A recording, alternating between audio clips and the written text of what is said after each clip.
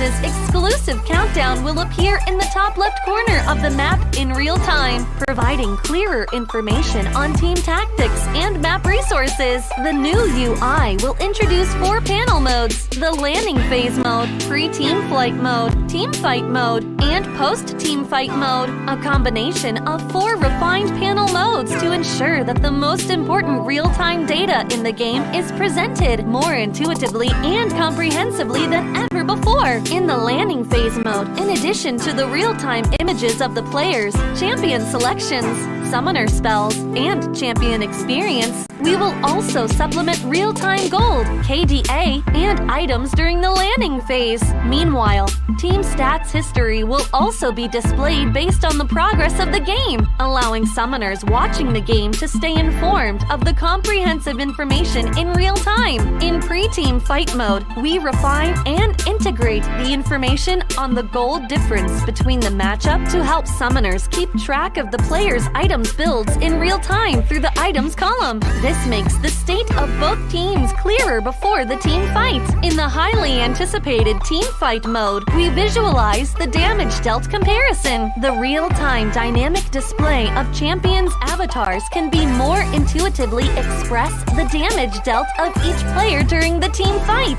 The closer to the red-blue intersection, the damage is higher. We maximize the screen space for exciting team fights and gameplays. After the fierce team fight, we integrate the damage comparison of each champion to help summoners quickly understand the damage difference between the champions in each matchup during the team fight. Depending on the different game situations, there are more diverse UI combinations waiting for summoners to unlock. Our comprehensive, intuitive, and comfortable UI design aims to provide summoners with a better, more informative, and higher quality viewing experience. The exciting first season of Wild Rift League Asia is waiting for you. Summoners, we'll see you in the Rift. There's something about games. What you doing there gives you real chills. There is one thing that can't be stopped. Feelings. And if you can feel it, it must be real, right?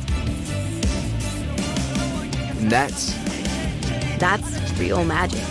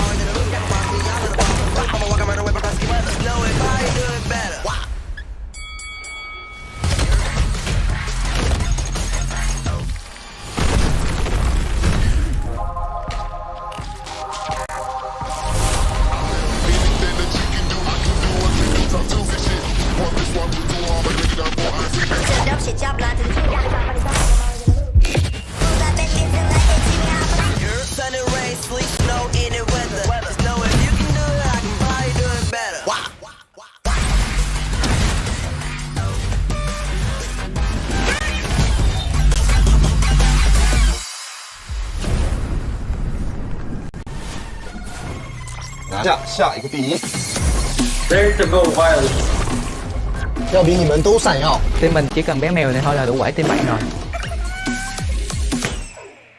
给点新颜色，小小。Let's go by。提起他的打野挥发，历经2个赛季的沉浮，终于是完成了自己的归宿。我说过我会回来的。任凭浪起。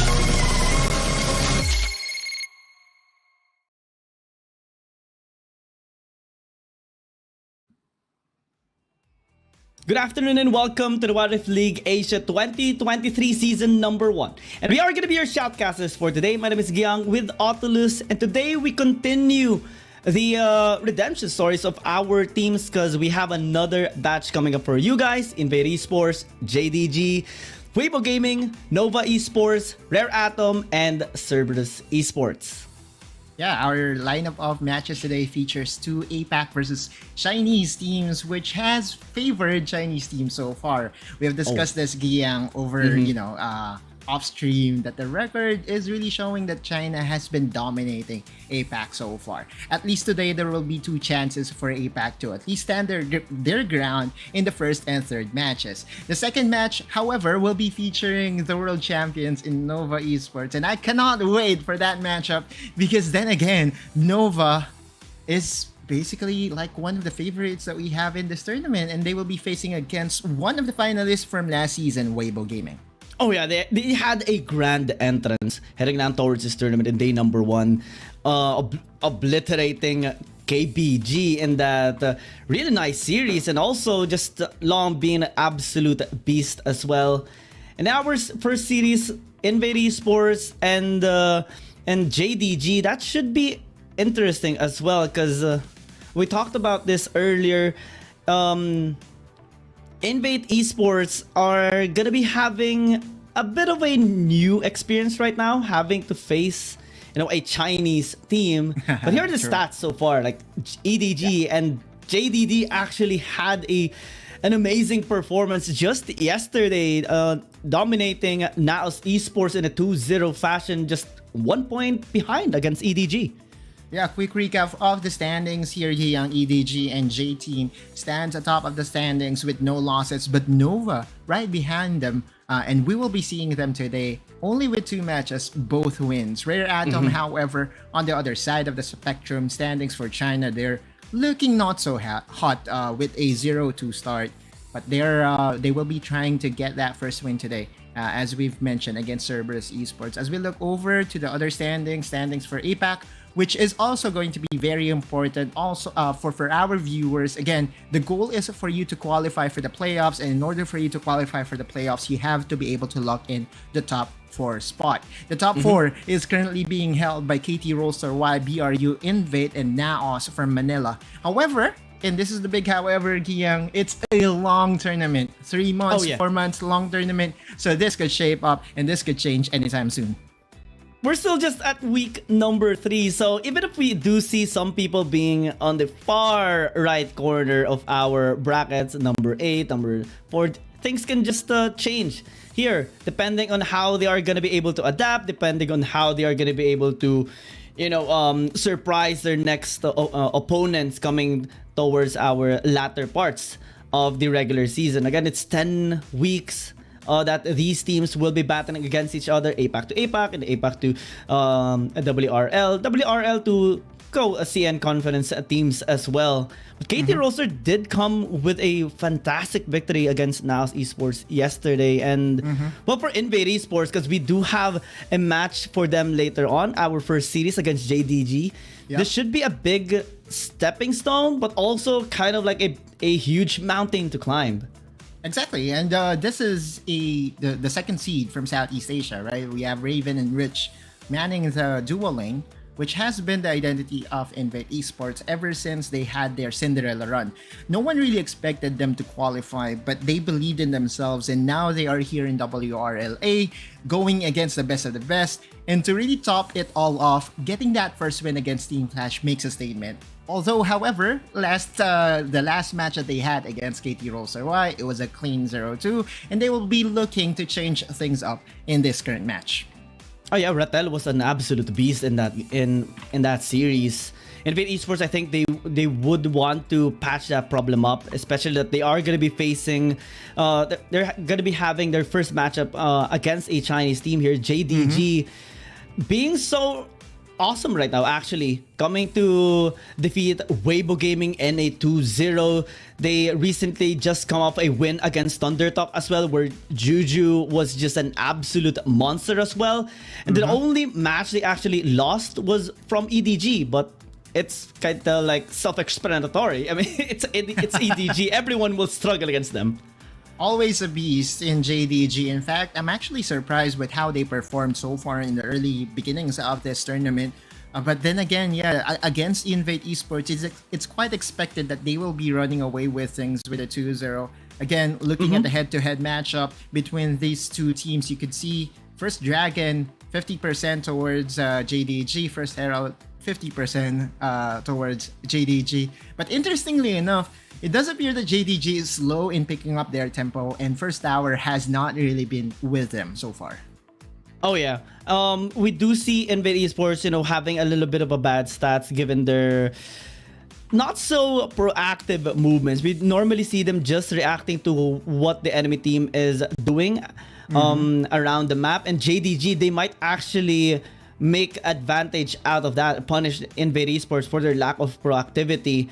And we have seen them really even making a couple of wins on that blue side pick. So that can be something that they are going to be looking forward to having as they go into the fight for side.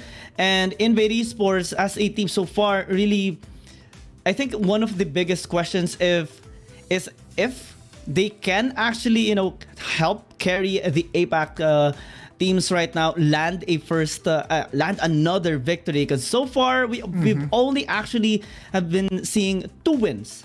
One was from Naos Esports against Rare Atom, and the other one was NGX versus Trace Esports. Ooh, PH Pride. PH Pride, definitely.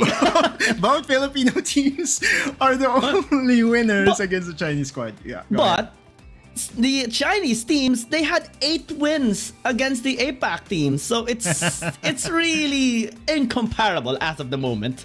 Right, I get what you mean. But let's look into the head-to-head here. We have Merly, the jungler from INV, going against Once from JDG. A lot of jokes are happening in the comment section whenever this player plays. They say that this jungler from JDG is a twice fanboy. And we'll be seeing that a lot here in the comment section. And another close matchup that we have to look into, Giyang, here is, of course, the Dragon Laner matchup. I've been saying this, or we've been talking about this matchup for long because, again, INV Esports really revolves their playstyle around their bot lane. Raven has been a steady force for them, and Juju, in their last game, has been an absolute menace. And we see it in the stats as well, despite INV Esports not really having that much of a win rate, only 50% so far. Won against Team Flash, though it reached game number 3, and then lost 2-0 against KT Roser. But Raven actually has been one of those players in INV Esports that has been really carrying the throne here, really just holding the door for the team, making sure at least they have a fighting chance against whoever they come across. Juju is an absolute beast. We've seen him, get the MVP once I believe, or twice already, with his amazing performance with a Zoe. So I think INV Esports does have some inkling that maybe, unlike other teams, they should at least ban away the Zoe here against Juju. I think for almost all China teams, Zoe cannot be let through. I would say the mastery that the Chinese teams have on that pick alone is just incomparable to how we are accustomed in seeing that pick with APAC teams. And Giyang, it's not just the Zoe, it's also the Camille, it's also the Aatrox. A lot of things has to be considered, again, when facing against Chinese teams.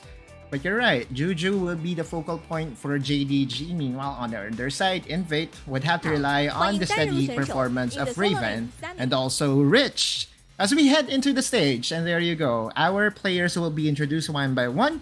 And as you may already know, the APAC teams will be playing online. Meanwhile, JDG will be playing on site. That's Tom Yum. I think that's a soup. That have you eaten or have you tried Tom Yum? It's a Thailand dish. No, I haven't. That's their version of sinigang, by the way. Oh, okay. And this is also the mango sticky rice. I know a lot about food. And that I think is why I'm being paid here. I'm going to analyze the food that is being shown here by JDG, but that's also another Thai cuisine. Well, let's look at this one. I don't know about this one. I'm going to have to ask the comment section what's the third one. But those are all Thai dishes, of course. I actually want to ask you at the very end which one is going to be your favorite, but I have an inkling it might be the one similar to sinigang. The Tom Yum? No, not really. I'm waiting for the Pad Thai. Because the Pad Thai supremacy, dude. Like, always rice noodles with Thai food. And also, I'm not really good with spicy food. This is like a crab. Yeah, that's a crab. Calamari? Not really the best for my blood pressure, by the way. So, no. Pass. I thought they were gonna be good. going with food as well. I was hoping to. We'll see. We'll see. And they will have a lot of options to choose from, right, Guiyang? Because there's a lot of Chinese food that is available to Southeast Asian food, to Southeast Asia countries, right? Like we have the dim sums, the dumplings, and all that. The hot pots, all those spicy food that I adore and love. The Sichu Malatang. What? I feel that the hot pot is more of like a general thing. Like almost everyone has it, except here in the Philippines, we are more into the samgyup era or samgyup flavor rather than hot pots. I'm trying to recall. Yeah, I think Sichu Malatang is the spice hot pot version of China. But really? Enough about that. I may be wrong on that because I just love that. I have a restaurant that I Hey, it's usually not go our to. fault. It's not our fault that we're talking about food. It was They JDG's started fault. it. Yeah, it was JDG's fault. They were showing a lot of this Thai cuisines. I didn't know the last three, but I'm pretty sure that the first one was tom yum and the second one was the mango sticky rice. I see Ton Steve from the comment section. Maybe you can help us out with the last three dishes. I haven't been to Thailand, so I cannot really share, my full expertise on the subject matter. But hey, you know what? We're being paid to talk about the game, so let's talk about the game here. And we'll see as to who's going to be the 1v1 player. I saw Doki as one of the players to go for the fight for side. And usually, actually, JDG sends out Sani. They tried to send out Feibai as well at one time, and he was really magnificent on the Yasuo. But for NBA Esports, it's going to be Rich actually here. He did have a wonderful performance using the Riven against Ratel in their KT matchup. And it actually helped them at least in picking up a side. So maybe they do want to have that priority in the side selection as they do send him out here. Hopefully, we do see a Yone once again though. That game was really entertaining. I know teams are really taking this seriously and want to get that priority inside selection. But as for me, and you can quote me on this, I feel, these matches are all for fun and we're just here to really enjoy the clamor of all these gentlemen going at it 1v1. So to me, if I'm, all in on having fun, maybe we can hope that, all these players would play the Vayne, would play something different like a Rakan, because yesterday we saw Brave going for the Gragas and going for the 100 IQ tanky build and goes for the sudden death advantage. So that's actually one way to look at this 1v1, that there is just there are just so many ways to win, and it's not just the standard, win by 2 or crush a tower. Sometimes you just have to out-sustain your opponent. And also, FYI, it also was the first win with the Gragas against the Akali, because we had a total of 3 Akali versus Gragas matchup. Usually it was a little bit unfortunate for the Gragas players, and all of which actually reached towards the sudden death. But now they pulled up a surprise there on the Akali, and now we're seeing Gragas versus Kayn probably here. Will Rich lock this up? I think it would be a not the best choice to pick up the Kayn, I think. But it's a fun one, right? Like if he will be able to win with Kayn, it's about sending a message here. Young Rich going for Kayn. I wonder how many minutes would it take for him to transform. And since this is going against a melee matchup, then it is expected that he will be the red Kayn instead of the blue one. But wait, they're switching things up, and Doki hasn't decided yet really as to who to go for. Does appear that he wants that Yone matchup into whomever. This is a blind pick, right? This is definitely not something that they can anticipate, making strategies for. So yeah, Rich is finally locking in the Kayn, which is interesting in its own right. So buckle your seatbelts, everybody, because this is going to be a fun one. Oh yeah, I do love really good Kayn players, and we don't really see that champion being used here in the competitive scene. It does make a lot of sense given, early aggression is the key so far in our current meta. But at least we'll get a chance to see it here in the fight for side. I mean, these players I think would be the best possible users of this champion. And let's see if Rich can actually, you know, pull up a surprise here against Doki.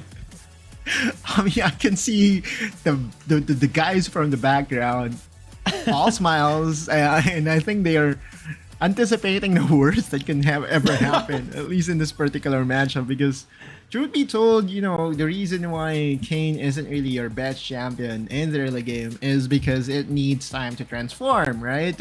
Red Kayn really packs a punch and can have the huge amount of sustain that you can use come sudden death. But the question is, will it not go punished? Because as we all know, you know, Yone can be very aggressive in the early parts of this 1v1s. Very irritating as well, especially with the amount of pokes that the Yone does have in a melee matchup. And Rich will, I think, even need to reach at least level 3 to have even the slightest capability to match, you know, the damage being thrown out here by Doki. Yep. Skills per skills. I think those are the things that we also have to look at. But the wave clear from Rich is actually very respectable. And I think Doki is not anticipating the amount of wave clear available to Kayn. I think the goal here of Rich is just to try to poke down Doki as much as possible, get the bar up for that red Kayn, and then, you know, when he transforms, then it's gonna be his time. He will have now the advantage against the Yone, theoretically, with the sustain. Let's see, because this is so far being a bully fest by Doki.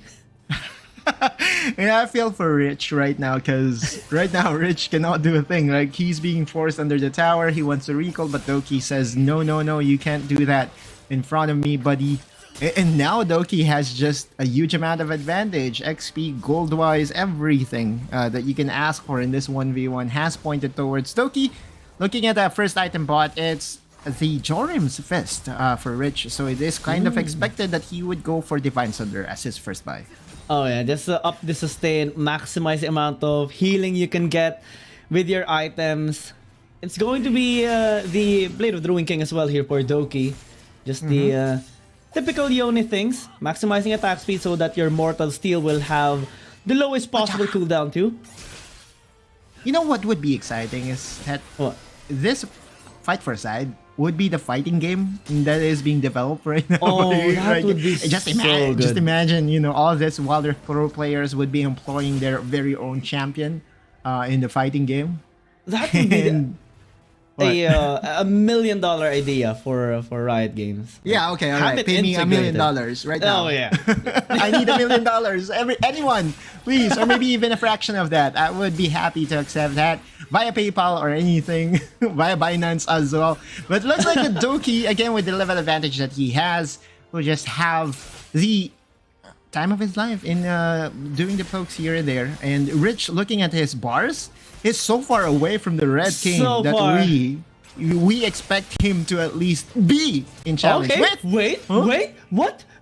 How? Okay, Doki did not expect that. Nearly died as well from the damage coming from Rich.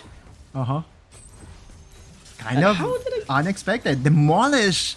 This is huge. Now he gets 300 gold, and this is smart from Rich, again support player from Invade, holding his own against Doki here. Doki though is close to level 5, so potential all in. The Fate Sealed would be denied by Rich by backing away wisely and safely. Oh yeah, he has to do it. Oh, never mind. Okay. Recall cancelled. Doki, you irritating man. It is necessary to at least for him to again shove the wave back into the tower. Maybe get a plate as well if he does get this cannon taken down quick enough. I think he will at least do some damage, but not enough to actually take down a plate. Which is so far still. 40% at like. Yeah, I expected this 1v1 would be over before he even transforms, right? Like, with the way things are going, Hullbreaker, a 1v1 item that presents you a lot of HP. None of those Divine Sunder as of yet. I wonder what this would do. There's a level advantage for Doki now, and there's a potential for Nolan. And it does. And Rich might actually be in trouble, tries to use the ult to stay alive, but what can you do, man? You attach yourself to a Yone that will just happily wait for you to go back. That's what you call umbral trespass to the cemetery or to the death, because there's really nothing that he can do. Doki just waited for him, and also another thing to consider that if you actually run the ignite, regardless of what you do, even if you are inside the body of the opponent, there would be enough grievous wounds to negate some of the healings that will be available. So nice thinking there by Doki to just pop the ignite and deny some of the sustain that is available to this Kane champion. It actually, DPS still works even when you use that Umbral Trespass. So it is usually kind of like unfortunate for some Kane players to use the ult a little bit late and just die while inside whoever they try to trespass. Rich gonna be trying to 1v1, but yeah. Yep. Definitely. Oh, never mind. Actually, stays alive. The ignite is a little bit late. So he stands strong. And the fight isn't over yet. There is an opportunity for Rich to outplay here. Level 7 to level 6 though. And Rich would finally become a little bit closer to the red Kane that we anticipate to have at least a better Still matchup far. against this Kane. Oh, Fate heal. That's it? And that Maybe? okay. Trespass? No! Oh, he wins! Oh! What? Okay. We saw smiles coming from Doki. He realizes his mistake and then, oh, okay, I forgot. It's a Kane. He can just ult. Yeah, and also he did not anticipate the amount of HP available to Rich, right? Demolish is going to get another set of gold for Rich. Oh, that is huge. Talk about being crazy rich. Rich is rich. Rich. Rich Kane. Almost, 649 HP remaining on Doki's tower. But if he shoved this wave, he can actually threaten for a game-ending push because, I mean, it's 954. We'll see, we'll see. Still not a red Kane. Oh, this is so hard has to be for cleared. Rich. Okay. Oh, that's that Ignite actually taking here for both of them. But Rich took more than Doki, so he has wants to to fall transform. back. He wants to transform, but he has to go back. And going He back, has to go back. and going back is so risky right now because the HP is just at 466 for the tower. And remember, you can win two ways in this 1v1. You go for the 2-0 or you go for the tower destroyed. Oh, the That's basically your cancel. win condition. No, though? Doki's just threatening. He wants to go back. There you go. He can transform. It's blinking red. The red Kane, Darkened Blade. Will he reach the tower though? Because Wait. Doki's just pushing. No, the It's cannon just minion is 400 here. HP. Bye-bye. Doki's like, okay, you go red Kane, but the game is gonna be over. Fate sealed to seal the fate of this game as Doki reigns supreme. The Kane definitely was exciting, but just a little tad late. It was super late, dude. Okay, so yeah, he was able to transform, and I think that was his win condition. But the win condition was easily denied by the amount of push that was done here by Doki. Again, first tower destroyed is basically one of the win conditions that we have in the game. So there you go. Fight for side goes over to JDG. They will be the first to choose. And again, so far, looking at the stats, they prefer the blue side. So it's expected. It is at least expected that they would go for blue.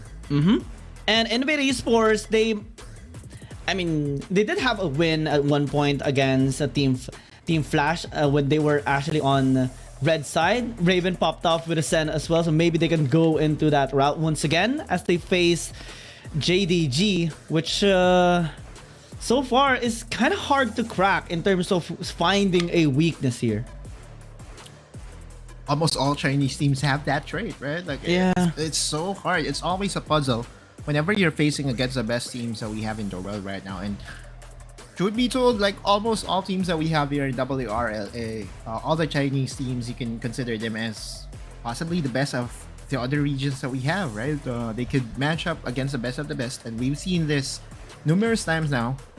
Like the Cerberus Esports squad that has been expected to present some challenge has been overmatched.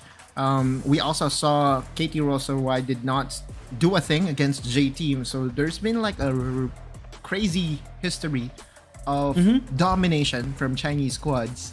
And I know that, the Philippine teams, namely Naos and NGX, was able to get a win against the Chinese squad. So, therefore, gods can still bleed. So we'll see if this is another matchup in where we will be seeing the Chinese squads bleed once more. They just have to crack the code. They just have to find that one weakness that they can actually exploit here from the Chinese teams. JDG, they are really good, but they still, struggle at some point, especially with the so far best team right now that is performing, EDG. So maybe they can try to take notes of that. Maybe if they fully utilize a Senna for Raven, that can be something that INV Esports can head into. But JDG, they will be the ones to at least ban away the Zoe. Even if they are mostly the ones who actually are using this champion, they still respect it 100% at the time. Correct me if I'm wrong, Giyang. They always prefer the blue side, right? For JDG, as we looked into the graphic earlier, right? Was that the win rate or the pick rate on the blue side? That was the pick rate, right? So this basically the first time that we'll be seeing JDG select red side. And it is against Invade. Again, the priority is on their side because Doki was able to win the 1v1. And then now, Bangkok's Invade Esports, the 3 bans from them is kind of expected. Now the Aatrox has been let through. One of the win conditions that you just mentioned is the Senna. But if this Aatrox gets left opened, it makes a lot of sense to prioritize this champion. I'm getting nervous about this Aatrox pick though, because last time we saw JDG match against an Aatrox was with their match against Thunder Talk, and they pulled a really fantastic burst lineup there. Feibai with the Akali, Juju with the Varus, and he even got the MVP in that match. Now they're gonna go with the standard here, just with a sustained Senna and the Gragas, good engage, good disengage, good sustain and scaling as well. But they will need to maybe try to have a big burst damage here to take down the Aatrox. I always think that this is the lesser evil of all of the poison picks that China has right now. Like, if you were to ask me which of the champions that that really presents a lot of threat would be better left open, I think that is going to be the Senna. Although it makes things a lot more difficult for you and your squad to perform, the normal Wild Rift, it is still better compared to the Zoe, to the Camille, that has really made lives miserable for APAC teams. And now look at the response here by Invade. They have selected 3 power picks. They are now left with their bot lane as their lane to fill. But always remember, guys, that this Jace has been played by KT Rolls Y as their Dragon laner, so this could still be a flex pick. I'm scared though of the draft that is being made here by JDG though. Their intention is to stall things out, pace themselves alongside with Invade Esports into the late game. But since they have the Gwen, since they have the Senna, they would have such a solid front line that they can work around it to take down the Aatrox the minute they start fighting. They have the Gragas to isolate the members of Invade Esports as well, so the follow-up will not be that easy for Invade Esports. They are targeting some of the mages that have a big impact as well heading towards this game, the Ziggs, even the Yumi respected. So no buffers here for the Aatrox, not much burst available here for Invade Esports. And speaking of burst here, Kian, looks like that we will have a Nautilus in the jungle, which has presented a lot of headaches for opponents because of the amount of burst, amount of lockdown that you could do on that champion. This is no surprises to everyone, right? We have seen this Nautilus jungle numerous times now. And also to remind our viewers, it's patch 4.1a. It's not patch 4.1b that is currently on live. Our players are playing on Tournament Realm, which means that we can still play on the previous patches, which is what's happening right now. As we look into the last picks here by Invade, that's going to be Galio, a very standard support champion, going against the Gragas of JDG. Quite reasonable. And now the Thailand special, or Southeast Asia special, of going for Corki. I love this draft coming in from Invade Esports, but JDG, this is very, very similar to the draft they actually used against Thunder Talk when they used Aatrox. They were on blue side at that time, but they have the tools, they have the burst. Nautilus, They have the Yone, they have the Gwen as well, just for the shredding power. And Invade Esports, they may have a lot of frontline power here. They may have the Galio for the saving grace. But the Aatrox will still remain vulnerable. If there is going to be even the slightest hesitations coming in from Invade Esports, their draft is just going to get exploited here. Exactly, and the viewer support rating is showing just that. 88% votes for JDG to come out on top in this fated matchup between the Chinese team, JDG, and the APAC team, Invade Esports. A lot of things can be said, and I just feel for the Jax. I feel that the Jax will struggle a lot in this matchup, especially with Senna being free to roam topside. One of the things to look at whenever Senna gets drafted is to how her influence would be on the other side of the map. Oftentimes we see the Gragas being left by himself, maybe even the Galio being left by himself on the bot lane, and the Senna would be supporting the Baron laner or maybe even the mid laner, and that's the biggest wildcard whenever Senna gets picked. We'll see how Invade would be challenging this, because one way to go at it is to go aggressive, and we'll see if Merly would be able to do just that. Because something that Azriel and Rich can actually do in the Baron lane, because, well, they are going to be trying to help out Azriel as well as much as possible from the bullying that Doki can actually do to help out Sani. What they can actually do is try to turn, because again, Gwen is scaling. Senna, despite being aggressive in the laning phase in the early game, still is quite vulnerable and squishy. Maybe they can turn things around, maybe they can force a fight, try to focus on to the Senna, which is relatively squishy, and to try to get that first blood, in which we have seen a lot of times already in this tournament, usually with the Nautilus pick, but the Jax and Galio still works wonders. True. If you lock down the Senna, then chances are you can really take that 1-0 lead. We've seen it from now, but oftentimes whenever that happens, they have the Ziggs that has immediate burst compared to the Corki. We all know that Corki also has a good amount of burst because it still is a quote-unquote AP champion, as we head into a very quick pause here, Giang. Again, a lot of things has to go well for the side of Invade Esports, specifically their jungle and mid duo, because they have a lot of responsibility here. If they cannot stop the onslaught of JDG with the amount of tankiness that they have, with the amount of crowd control, and with the amount of resources that they can easily get with their lineup, I feel for Invade. I feel that this is going to be a very, very hard one, very hard matchup for the Thailand squad. And Feibai is just such a I'm gonna say mechanically gifted, but almost going even beyond that, making a lot of outplays and a sizable impact in all of the games that they actually go against their opponents. He used a Kali before, he used even a Camille at some point in the mid lane, and when he is given such a really high mobile champion, he can make a lot of things work for the team, confuse the enemy team, and try to attract as much attention and provide that safety net as well towards his other allies. That can be his intention again into the game. Having the Yone just provides so much backline threat that, well, will threaten BluffX and Raven, because if you have Rich with a Galio, you can only protect a certain area with your hero's entrance, and usually Invade Esports actually goes in forward, and that leaves Raven and BluffX kind of vulnerable in the backside. For sure, that's been the case, right? Post level 5, Yona's ability to reach the backline would always be the threat that Invade has to solve. Then again, at least pre-level 5, the Jace would have the advantage. We saw this matchup, lane matchup. You could win hard on the Jace as a champion.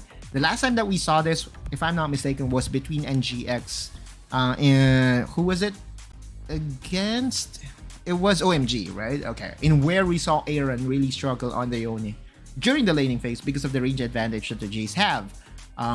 So that's a win condition that Invade could be looking at here. If they could win hard in the mid lane, transition it into a 2v2 win against the Nautilus, chances are Invade would have a better showing in this matchup. Because again, looking at the picks that JDG did have right now, the Nautilus jungle, it presents you early game burst. But come late game, it can easily be just said, it can easily just be another tank for the side of JDG. And looking at the damage profile, you have the Jax, you have the Aatrox, you have the Corki. A lot of damage available for Invade to shred this tanks that JDG has right now. But yeah, as we always say, when it comes to Chinese teams, they have a way to make this drafts work. Regardless of how tanky their team is, the damage will always be there if played correctly. Oh yeah. Yeah, they always find a way to land a check onto a opponent to make them shiver in fear and cause a problem onto them. If they don't find mistakes, they make it onto the enemy team. And INV Esports, they might be prone to this, especially in the early game. The burst is just so high on the JDG side, especially with the Nautilus.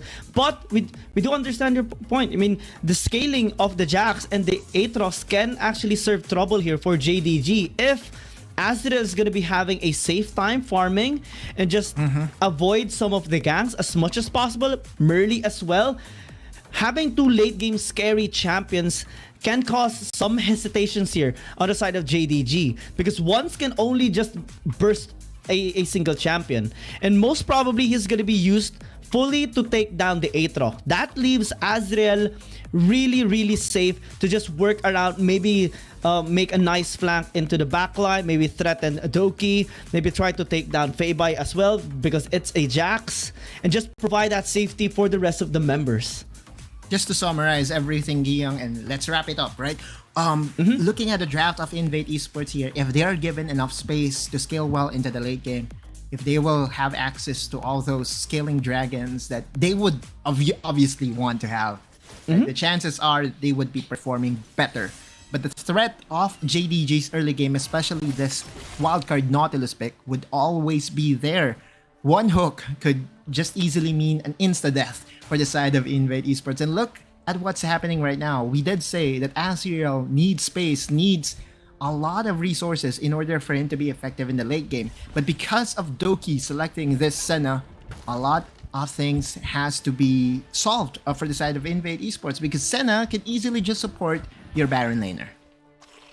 Rich is there though now, so maybe they can have a much better time. Though Juju here in the bottom lane is actually, zoning out Raven for quite a while there. And was interestingly denying some of the resources onto Raven. Here in the top lane, Doki just stacking up constantly. And that is the problem. Again, the range of the Senna just is so irritating. And they would need to maybe reach level 3 so that they can just turn onto Doki in an attempt. Yeah, they do it. Lots of damage. And Doki is vulnerable. Flashed in. Last embrace a little bit late. That's going to be first blood. Azrael, though, might be in trouble. Sani. No, the counter strike is just timed there. And 2 kills. Azrael, that is a big win. Now, here comes Merly, though. Just zoning out once and completely invade Esports. They got the best possible early game. I want to commend Invade, but that's more of a mishap for the side of the Chinese squad. I did not expect them to not respect the level 3 power spike that the Galio always has. Remember, one Justice Punch could easily mean that you would have your life bar turned to 0, because that's been the case, right? We have said numerous times that Senna is very squishy in the early game, and that's what you want. That's what you need if you're Invade. Oh, depth charge. Once they're gonna be flashing in, Juju will just take up that kill. And yeah, they were overextending in the top lane. That normally shouldn't happen. Especially that, there's the Galio there. So the Gust should attempt or naturally shove the way. But now Merly is here. They're just in trouble. Doki doesn't have any flash. He's just gonna get taken down. Big punish again by Invade Esports. And the dominoes have fallen just because of that one overextension that happened a couple of minutes ago on the top side. Now Doki has been the primary target by Invade Esports. Looking at the evolution of Invade as a whole, you could see that they know their win conditions. They know that they were winning top side, so they're going to just push and get multiple advantages on that side. Raven, though, on the other side, has to do better on the bot side and has to respect potential engages coming from the Nautilus. It's so easy to execute. One hook, even if it did not connect, depth charge would always be there to lock you up. So yeah, just more and more presence of mind, I would say, is needed here by the bot laner from Invade. Rich might need to help him starting now because the zone control of Juju is just so massive there in the bottom lane. And I think Azrael should have a bit of an easier time now. Just needs to be careful of the ganks coming in from JDG because they're going to be trying to shut him down. Doki is here just readying that last embrace once more to snare him up. Because Sunny, despite still being the early game, actually deals quite a bit of damage when he gets his stacks up. Yep, it still is a hard matchup for the Jax, right? Like, Jax versus Gwen, always Gwen favored just because you cannot really counter-strike the snip. Uh-oh, Sunny. He's in trouble. Actually, still goes in onto Azrael. They are not scared of Merly here right now. I mean, it's the early game. Yep. The 2v2 could favor the Jax, of course. He would have enough space created for him to attach himself to the primary targets, and that's the better outcome overall for INV Esports, because if it's just the 1v1, the Gwen versus Jax should always favor the Gwen. So far, so good for INV Esports. They're weathering the storm. They're making Azrael's life a lot easier, and now BluffX with the Hull Breaker should present some threat on the bot side. Yeah, and if you look at the gold, actually JDG is managing so well despite the kills and the assists that Azrael had in the top lane. Well, San is not so far behind, only 200 gold lead here for Azrael, and now JDG is just trying to defend this mid side since objectives have now spawned. They made their resets, and the Riftmaker actually is a big buy here for the Gwen. Maybe it's going to be having much more confidence against Azrael, especially in the consistent trades. But JDG, they want the scaling. They want to deny it from INV Esports as well. Feibai is here, does have the Fate Seal cast. Going to be used. Bluffing is very low, and they will get that dragon still. But Merly did get the RH, so at least it's a trade of objectives. I think that was so indecisive from the side of INV. Looking at the top side, Zanny was able to get a lot of plates, but Merly... Yeah, Zanny's taking very low. Merly's just chasing him down. No One hesitation. More. Has the Yes. S1, flashes in, just wants to get that last blow and does get it. Now Rich is in trouble here in the mid lane. A big answer. Double kill actually here for Doki. And the big swing for the JDG squad, yes. Merly was able to get a solo kill on the top side, but I feel there was something brewing in the mid lane that really resulted into a huge amount of advantage for the side of JDG. Let's look into the bot side and let's wait for the replay as to what really happened. How come 2 kills was gifted over to JDG? Because, again, that's what you don't want to do against the Chinese team. You cannot gift them free wins, free kills, and there you go. Just easy to execute. One hold down is enough for them to get that shutdown gold against the Jax here. And Rich and Raven does not have any opportunity. Wow. Look at the outplay by Juju. Mechanics-wise, China #1. Yeah, he's just so good. You give him you give him a damage dealing, a dragon laner, he's gonna do well. You give him, wow, okay, just Sunny just trims down the Jax without any hesitation, without any trouble. Mid lane will fall down. At least that is a slight win here by INV Esports. But JDG, they're just so scary. Yeah, and that's what we've been saying, right? 1v1 Gwen, especially in the early game, should win against the Jax. When we saw it there, even with the advantage that Jax, Azrael was able to get during the early parts of this game, he was easily targeted down, snip down by the Gwen user of the Chinese squad. And now JDG smells blood, is able to put through some pressure. Yes, they surrendered 1 tower, but looks like the JDG is in trouble here in the bot lane. Yeah, Feibai trying to make an outplay. They're actually bought enough time. They're waiting for him to get back, but still, that is a kill. 1 for 1, even almost a double kill there onto BluffX. Holding the return from the Soul Unbound for the last second, evading a lot of the Darkened Blades being thrown out by Merly, did result into a return kill. That was absolutely good for the side of JDG. And again, another display of the calmness, the mechanics that JDG does have in advantage as we look into the replay. Feibai, there is no way that he could get a 1 for 1 in this scenario, right? But we're talking about Feibai here. One of the win conditions, one of the star players that JDG have. And the Fate Seal would actually not attach to Merly, but look at the Soul Unbound. He was able to bait out the 3rd Darkened Blade coming from Merly and was enough to at least get a return kill.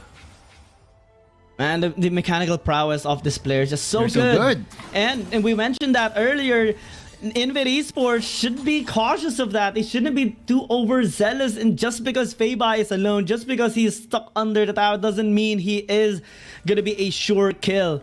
And with that experience, I think they're gonna be hesitating for the next couple of team fights, which It's is now 2k gold lead for the side of JDG, and the most amount of gold is actually being funneled to Merly, which is good if you are Invade, right? You want Merly on the Aatrox. He was your first pick, so chances are you want him to really do well. So far, Raven does not have any mana right now, so he has to go back very soon. And looking at the timers, it's 9 minutes.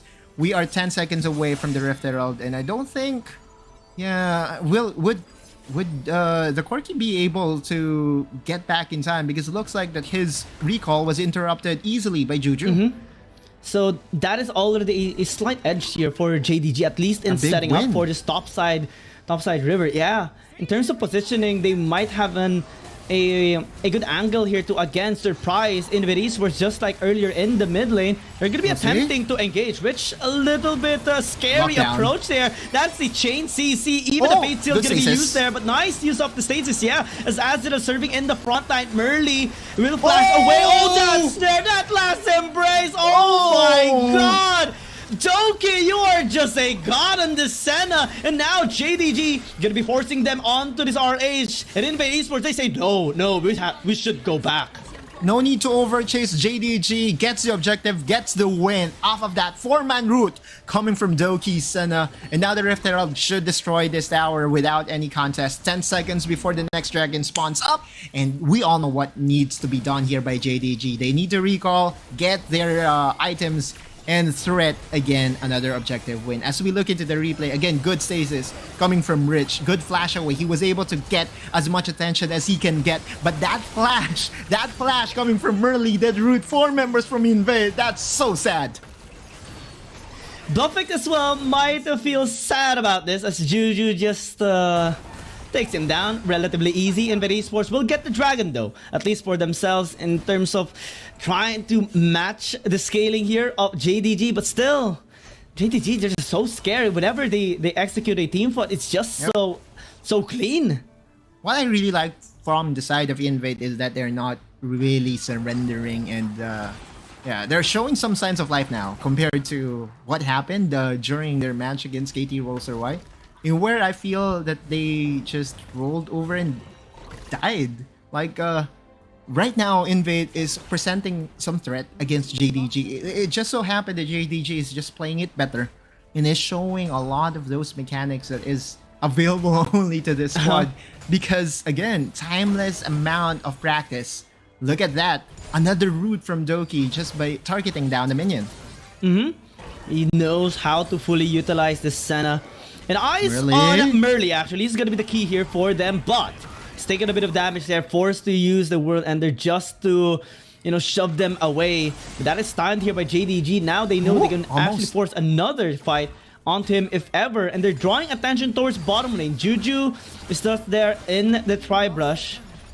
Easy. Nazrel, no contest. Easy pickings for the side of JDG. Now all the outer towers from the side of Invade is gone. Well, we all know how Chinese teams deal with this, right? Whenever all your towers is down, they would be selecting one quadrant of your jungle, would be invading, would be planting vision, and would be making sure that all your buffs would be for them to take. Now, Invade Esports, again, their win condition is for them to buy enough space for Merly, for Azrael. So far, that hasn't been done yet, and that was not allowed by JDG. Yeah, at most they're banking on Merly, but now, Sunny just becoming very scared. Azrael flashes, but to no avail. No chance to escape here. You have to feel it for Azrael, right? He needs enough space. And against the Gwen, one of the toughest matchups, 1v1, all those space that is being created by Invade for him was easily neglected, was easily just erased by JDG. Now JDG, with 1% advantage, can go for this strategy. Go for the blue buff of your opponent. Yeah, Rich is going to go in. That is a little bit questionable, because what can you do to JDG? At most, you're just going to be a target here. At least it stays alive, but now JDG is just setting up here for the topside river. Again, Baron is available. they can just easily take it as even force a team fight against INV Esports. They don't have the best objective taking composition just because their jungler is also a utility jungler. And so they would have to rely on the Gwen and the Yone by a whole lot. It's doable for them to rush down the objective, especially the Baron, but it takes a lot longer time compared to the Kha'Zix, all those other composition that is available in the game. But right now, there's really no need for them to force things and just go for those timely invades. We saw, again, from JDG, how they dismantle you by getting your objectives in your face, by getting that blue buff. The red buff, though, would be gifted over to Merly here on the bot side, but what would be the trade here? Because JDG is now threatening the Baron. I did say that their objective taking damage isn't really the best in the game, but JDG is still challenging this. Feibai is low. Rich gonna go in. Azrael is put there with the cast. Oh, that is just so good. Dawning Shadow gonna be forcing them to disengage. And now INV Esports, they want none of this fight. JDG is just too strong for them to actually handle. Even Merly, despite having such a good scoreline, just can't do anything. And the good part there is Invade really recognized that JDG does not have the best objective taking damage, and so they would be content in challenging for those 50-50s, right? If you're JDG, you would really have to be forced. You would be forced to go for a split. I think the better playstyle for JDG right now is to just have this split push 4-1 and have Sunny go 1v1 against Azrael, because it's easy to say right now that Sunny would win against Azrael easy in the sevens. Absolutely, no doubt in that. And we have seen so many times him just forcing Azrael to go back. Sometimes he even picks up a kill along the way. And JDG just having this stable, growing lead now over the past few minutes, ever since that fight, where they just turned it around. A mid-side fight as well. Just INV Esports, they couldn't come back in here in this game. I couldn't do anything. One good lockdown is what's needed by JDG. Oh, the setup, my favorite. That's so good. Again, the Dawning Shadow hits Raven, actually chunked down to 1/3 of his health. Now Merly can serve in the front line. That's the guy just being the sacrificial lamb here for INV Esports. But what can they do? Sunny is here just forcing them. Again, the Snip deals so much damage. They lose the Galio, they lose the Jace. JDG, they can just force them in this dragon now. I think the damage dealt by Raven in that team fight alone was -500, because he was not even able to do a thing, even able to lift a finger or, you know, throw a phosphorus bomb in the way of JDG. Nothing. Just by the amount of threat that JDG does have right now. Look at them. Snatches the Mountain Dragon, knows that they have the man advantage, and goes easily for the Baron. Merly is here though, so there could still be a potential steal.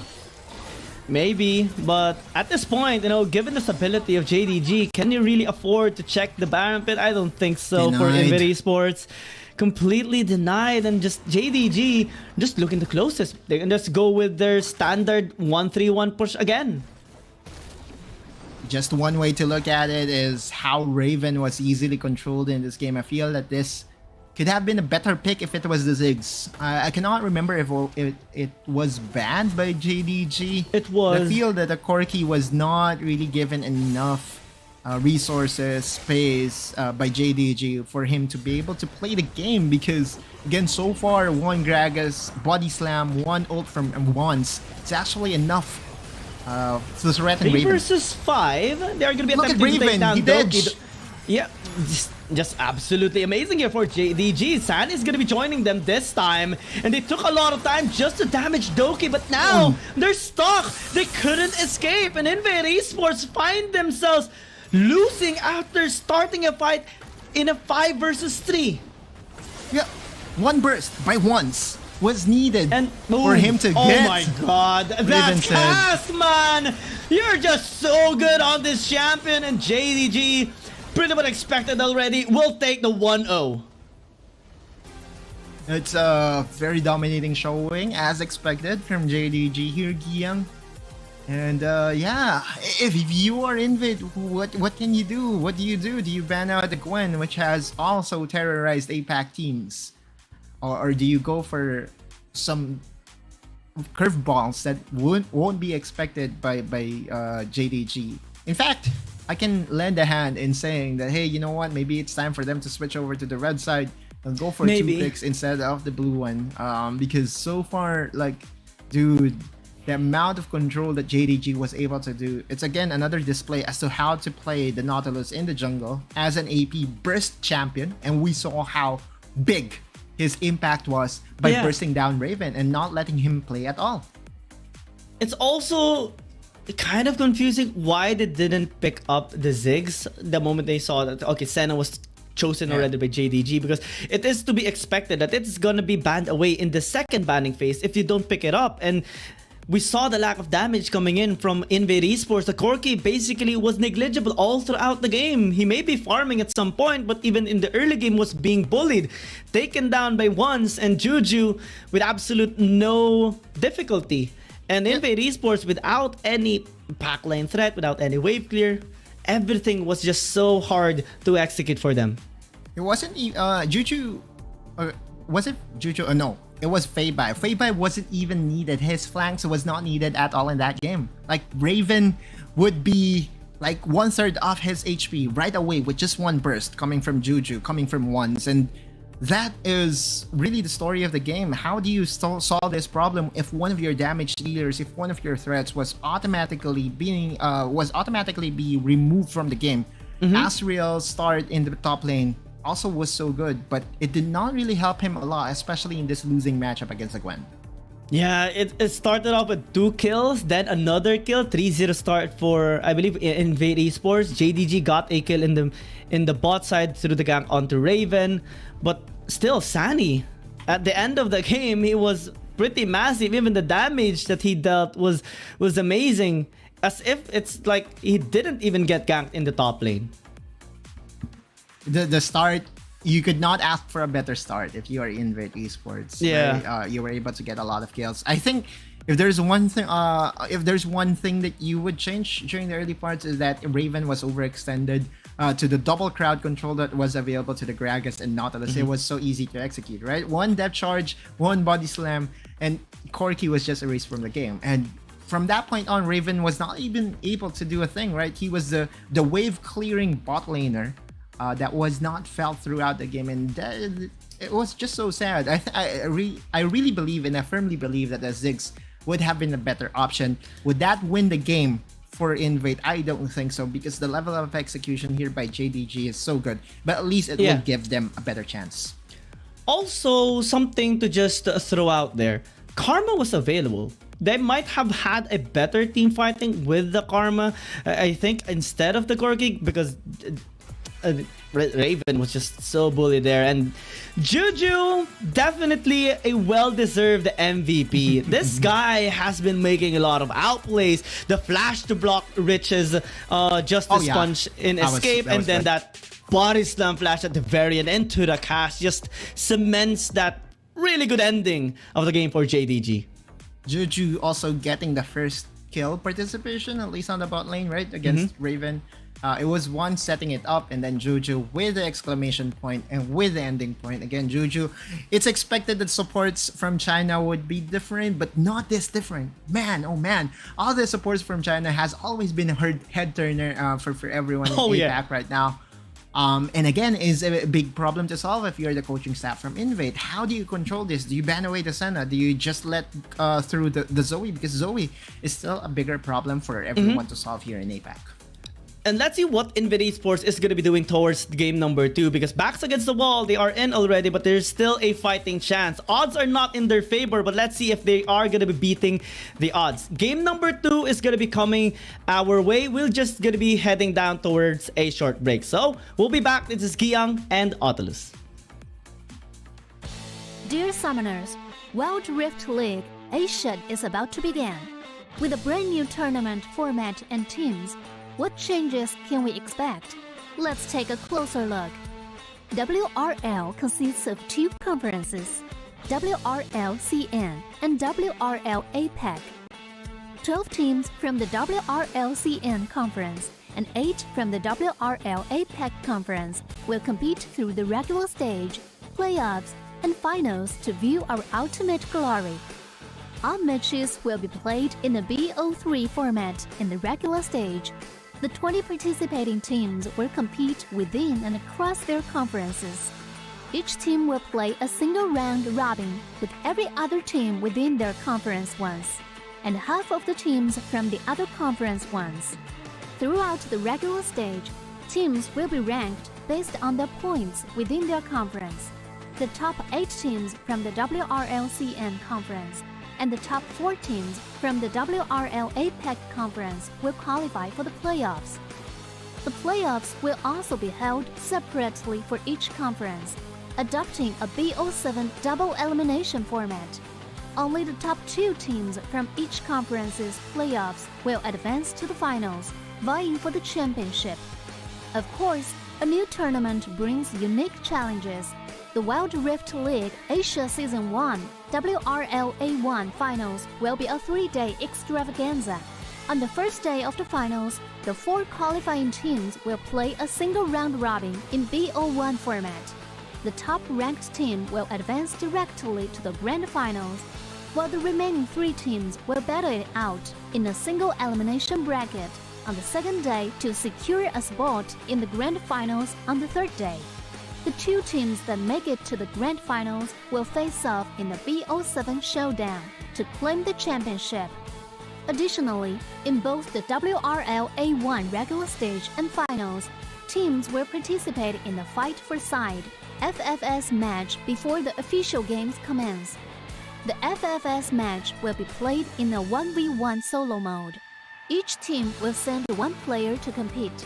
They will ban 2 champions each from the official weekly rotating champions pool, and then select 1 champion each for 1v1 competition. The winning team of the FFS match will earn the right to choose their side first. Wild Rift League Asia Season 1 regular stage will officially kick off on April 8th, with 20 top-tier teams assembled and ready for action. Who will climb to the summit and seize the crown? Let's wait and see.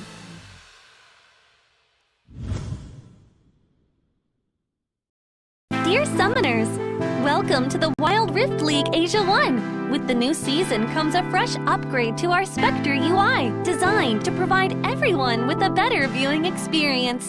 First thing is about the... And welcome back to the series of INV Esports versus JDG. So far, JDG has taken the first blow here against INV Esports, and well, let's see if they can finally crack the code here against JDG, because that game number 1 was just so bad for them.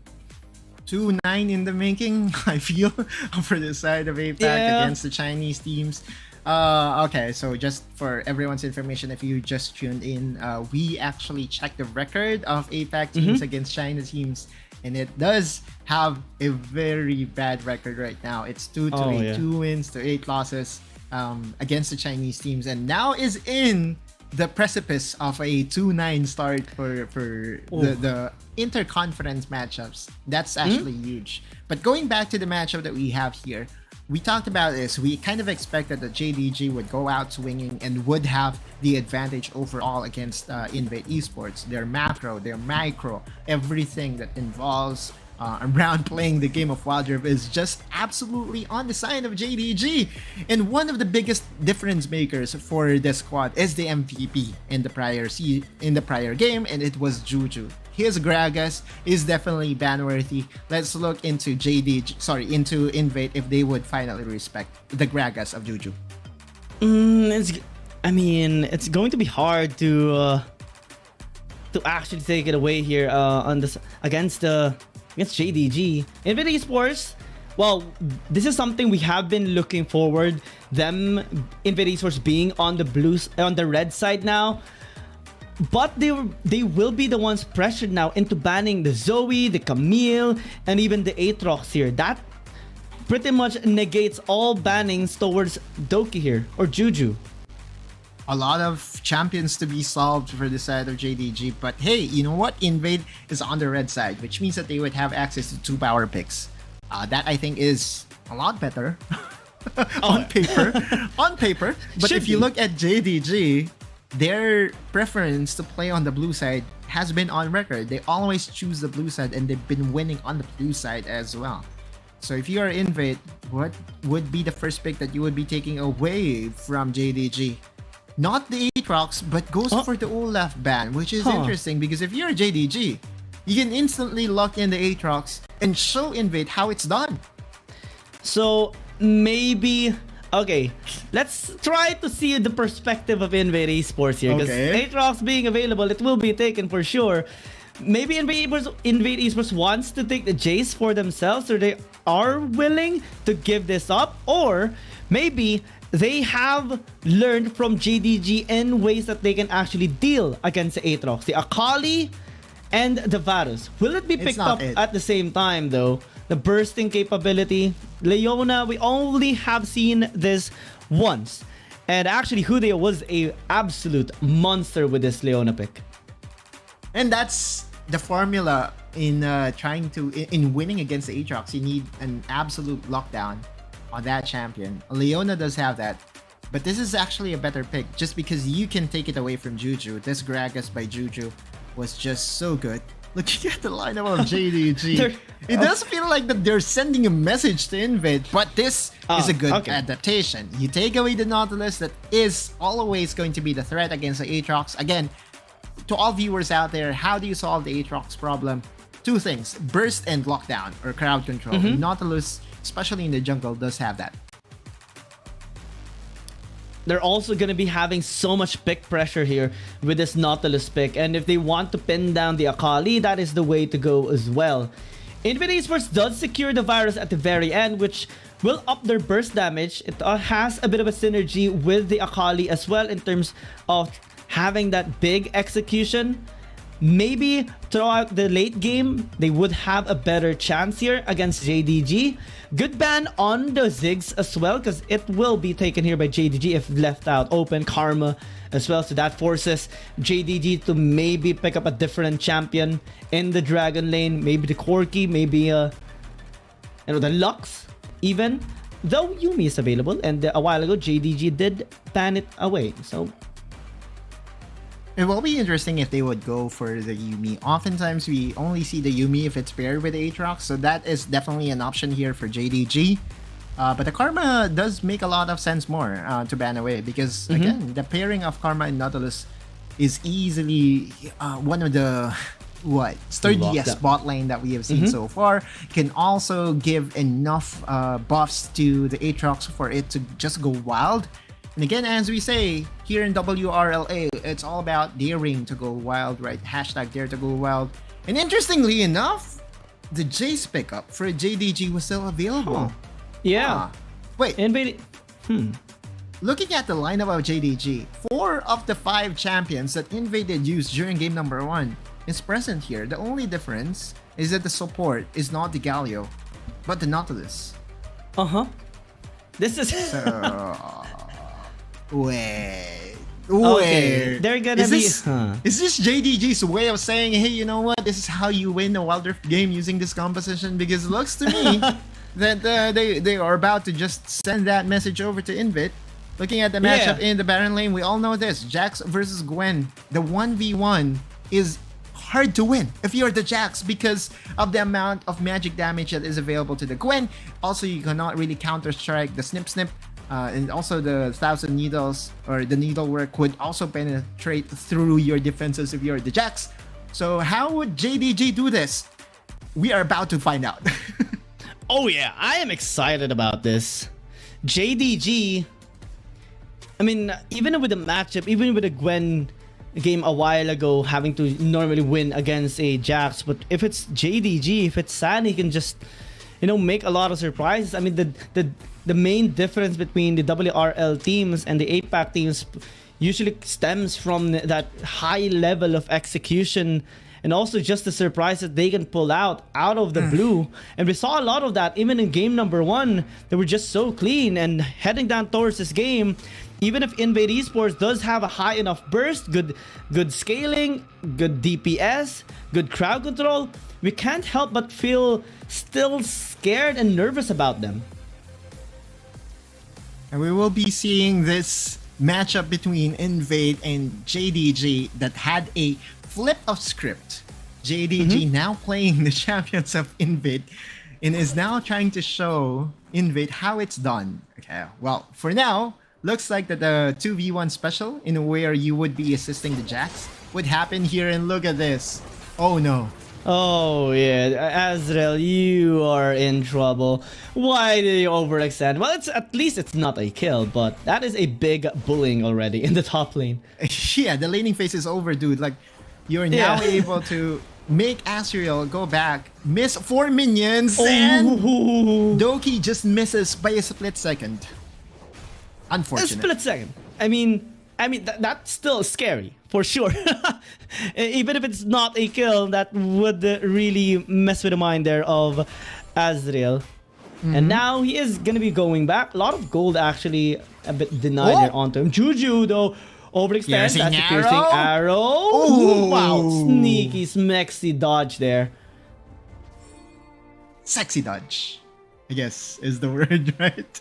Juju again just was able to sneak out and was able to dodge away that piercing arrow coming from Riven. But this 1v1 between Corki and Varus should favor the Corki just because of the amount of damage that is available to you. Raven's arrow would be hitting someone there. The Twitch. It was the Twitch, dude.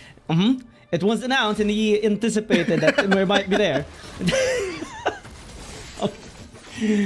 That's weird, but at least There was a Twitch there. Dude, trust. There was a Twitch. Oh, trust me, bro.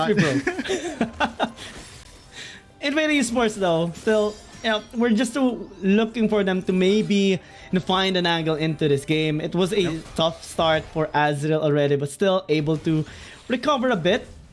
And theoretically, as we discussed, the Gwen should have the advantage against the Jax unless JDG does something here to change that matchup. Once it's level gonna 5 be once. Yep, and he's level 5. He was spotted by the ward, and the better decision, the wiser decision, is for him to just go for a clear on that ward and go for a cool recall. As we look into the stats by Sunny, he's one of those players that can make Jax work, huh? 100% win rate on the Jax, and definitely a bit of a scary stat to see here if you're in Esports. You'll be putting Like, a this bit is of interesting, pressure. Guillaume. How is it even possible that you can get 100% win rate on a champion that almost everyone is struggling to win with, right? Like, Yeah. That just doesn't happen that much. And that just shows how good JDG is in general. Well, almost all of their games have been, wins, except for their match against JDG. So, makes sense. A lot here for JDG. No mobility for Raven, so wisely he backs away. And at least, even if he doesn't have the best mobility in the game, Chain of Corruption misses. Oh, that is sad. That's okay. You know what it would hit? What? I'm not even saying it yet. The Twitch. The Twitch. Oh man. There's an invisible champion in the game right now, and I feel like the Twitch is being bullied right now. Oh no. No Chain of Corruption this time. Well, one more? Good dodge. Good dodge, definitely. That could have been... Oh! Whoa! Okay, Juju, really ambitious there with a flash, but in the mid lane, Doki might actually be in trouble. That's a flash by Bluff X, but the depth chart's actually stopped, and Feibai as well. Yep. Really massive on that counter. Yep, that baseball bat moment coming from Feibai was huge, but Sunny... Oh no. That's 3 people, my friend. Azrael is slow, but he shouldn't be chasing him down anymore. Wait, Sunny he's actually alive. stays alive. What is that? Once it's here, Merly was like, oh no. One more. Flashes away, but we'll just flash in here for once. Can actually secure a double kill if it does so. Gets it onto Azrael. That is a big turnaround. Clean pog, every adjective in the game right now should at least be said again with 4 ones, because looking at how he played that one out, getting that double kill, and now is even able to seal the red buff. Huge swing for the side of JDG. And again, it all started with Sunny, right? Like, if it was another Jax player, the Jax would be dead right in an instant. But it does appear that Sunny just knows this champion all too well and should be able to play it very effectively. As we look into the replay again, once the Darkin Blade 2 hits, the Darkin Blade 3 hits the target as well, netting a double kill for himself. That looks so good if you're ones. Definitely just getting technically free kills in that after INV Esports just went too deep trying to chase down Sunny. And you can't help but feel bad for them because they didn't even get that kill onto the Jax. And now they're down almost 2,000 gold here.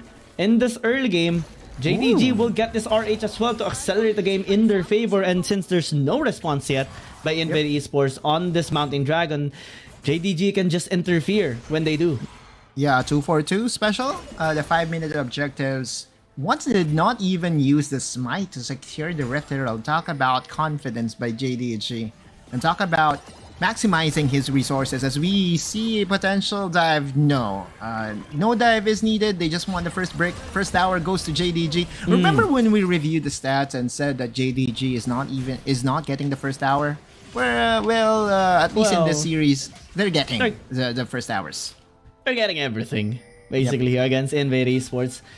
I don't sense a sign of even the slightest struggle here by JDG in this game. Even in the game prior to this, so far INV Esports has just been struggling against them, not having any chance at all to come back. And it has been like a slow burn against them, slow lead by JDG. Oh my god, that dodge. Juju is just so smooth.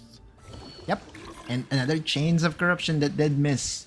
If you're Raven, it starts to have a toll on you, right? But now there is a potential catch. No chains of corruption means that there's one less thing to think about. And looking at the towers by JDG, almost all their towers are still standing strong in terms of health. And if you are Invade, what can you do? What do you do? How do you solve this big problem that JDG is presenting you right now? Because so far, the answer, or whatever answer that Invade has right now, has been, turned back into them in a piece of paper saying, nope, no answers for you, just as of yet.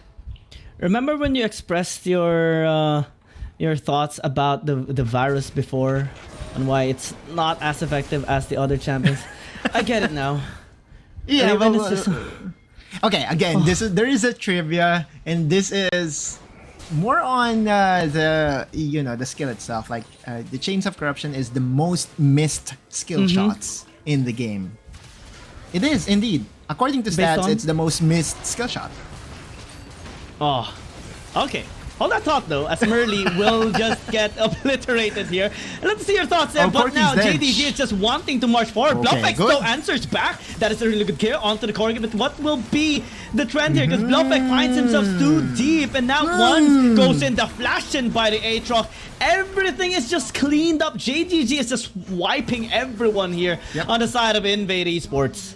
Let me tell you 3 champions that the Chinese teams are really good at maximizing.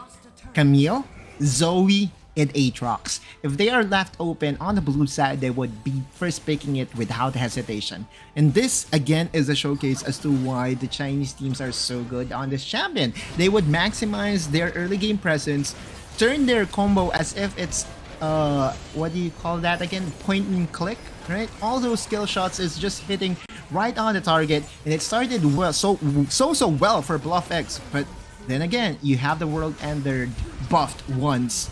There you go. One flash was enough to secure another multiple kills for once. 3k, make that 4k for him. Just so demonic on this Aatrox. Definitely a traumatic experience here for INV Esports. There's basically thinking right now, why did we ban Olaf and not the Aatrox? I don't know. You just... I also do not know, Gian. Like, we have to ask them right now and send them maybe a DM and say maybe it's a misclick because Zoo, like Aatrox, Camille, and Zoe. This should serve as a help to almost every APAC team out there. Those are the champions that you have. Wait. Cask. Oh, it's still. Well, it's JDG, man. Yeah, it's like that's another fine. day in the package office. was used, so now ones would have easier access to still get this Rift Herald regardless of the investment by Invade. Again, just going back to my point, one tip that I could give to all APAC teams, just ban away the Aatrox, Zoe, and Camille if you're on the red side, because those are the problem makers for almost everyone. Well, they banned 2 of 3. and this is the Yeah, output they have to ban of not 303. ban.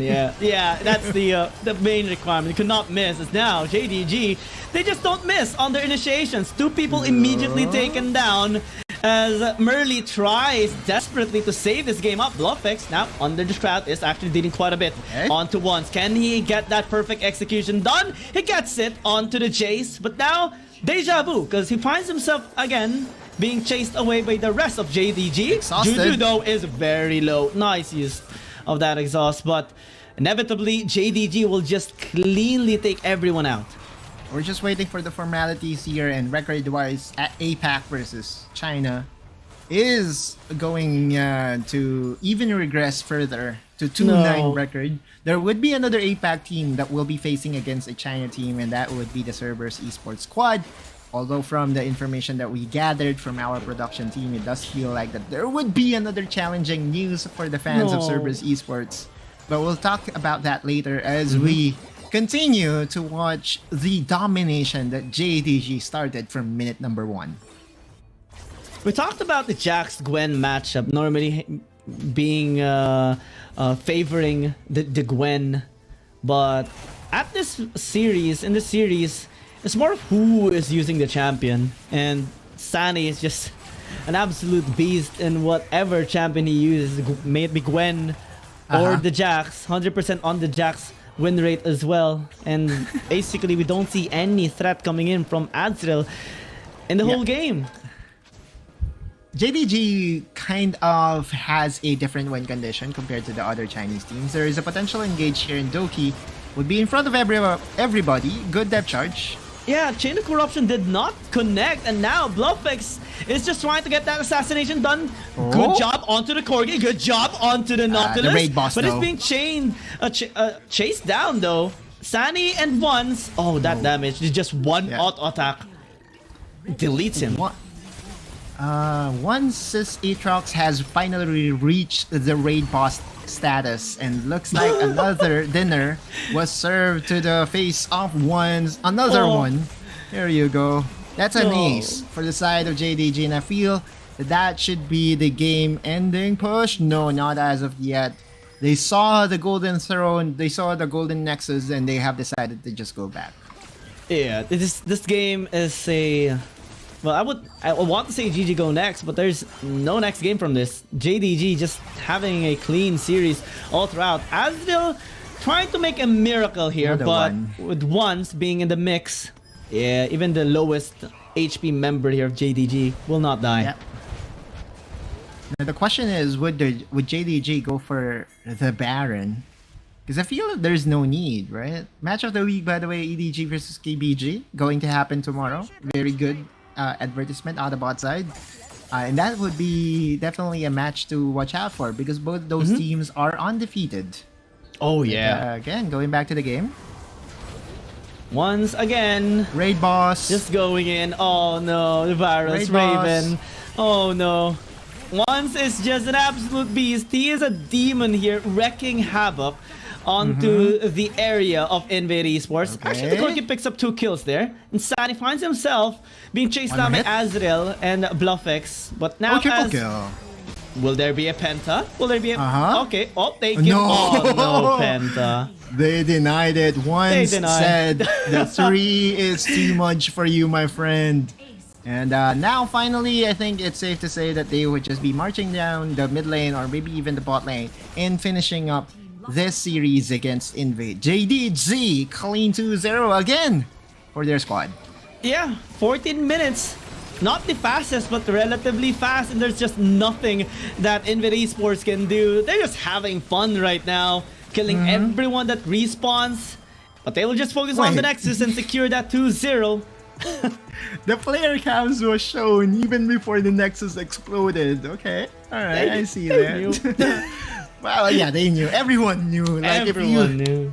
Like if you watched the whole game, you would be asking yourself, okay, so what can Invade do the next time? Is it because Invade was just clearly outmatched by JDG, or was it because JDG was just a strong team to really look out for? Again, looking at the record of JDG so far, we've reviewed them, right? And their most remarkable win was against WBG, and their only loss was from EDG.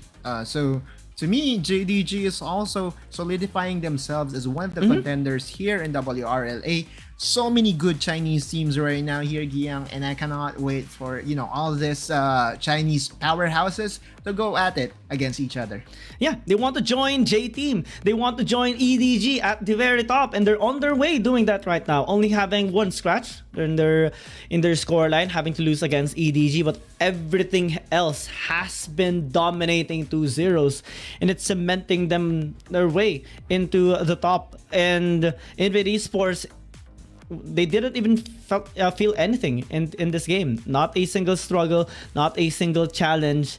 It was just a one-sided beatdown that they established here against INV Esports. And despite the picks, that INV Esports tried to draft in game number 1, and especially in game number 2, I mean, leaving out the Aatrox is just a big mistake against any WRL team. And JDG, they just showed why you should be banning it. Not only just to them, but basically to any WRL team. Exactly. Again, 3 champions, ladies and gentlemen: the Zoe, the Aatrox, and the Camille. If you cannot solve one of those, then chances are the Chinese teams would just steamroll your team. And looking at the stats, damage dealt here by ones.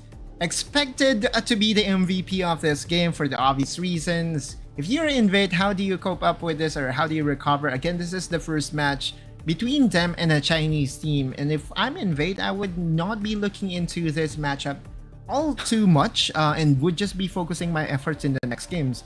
Those are what we call the go next. Better mental, save your mental, right? Do not really dwell on the hard matches that you would have to face here in WRL Asia, and just go for the winnable ones. Because again, if you're an APAC team, your goal is to reach top 4. But it's going to be a lot harder now for INV Esports, especially after this really bad of a loss, because having to lose 0-2 costs you more than losing a game number or a series with 3 games. And INV Esports, they lost 2 already of those. The only win they had was against Team Flash, and it reached game number 3. So in terms of having those plus points on your scoreline, isn't really looking that well for them as well. Every game counts though, Giang, and just the fact that INV was able to win against Team Flash at least helps them record-wise. Right? This is 2 losses in a row for INV Esports, and they would try to look to recover in the next few matches. But up next, we have an intense matchup. We all know this. We have circled it down just because we have the world champions in Long and Nova Esports facing against one of the stronger teams that we have in China as well, the finalist from the last WRL in WBG or Weibo Gaming. Who do you got? Who you got for this next matchup?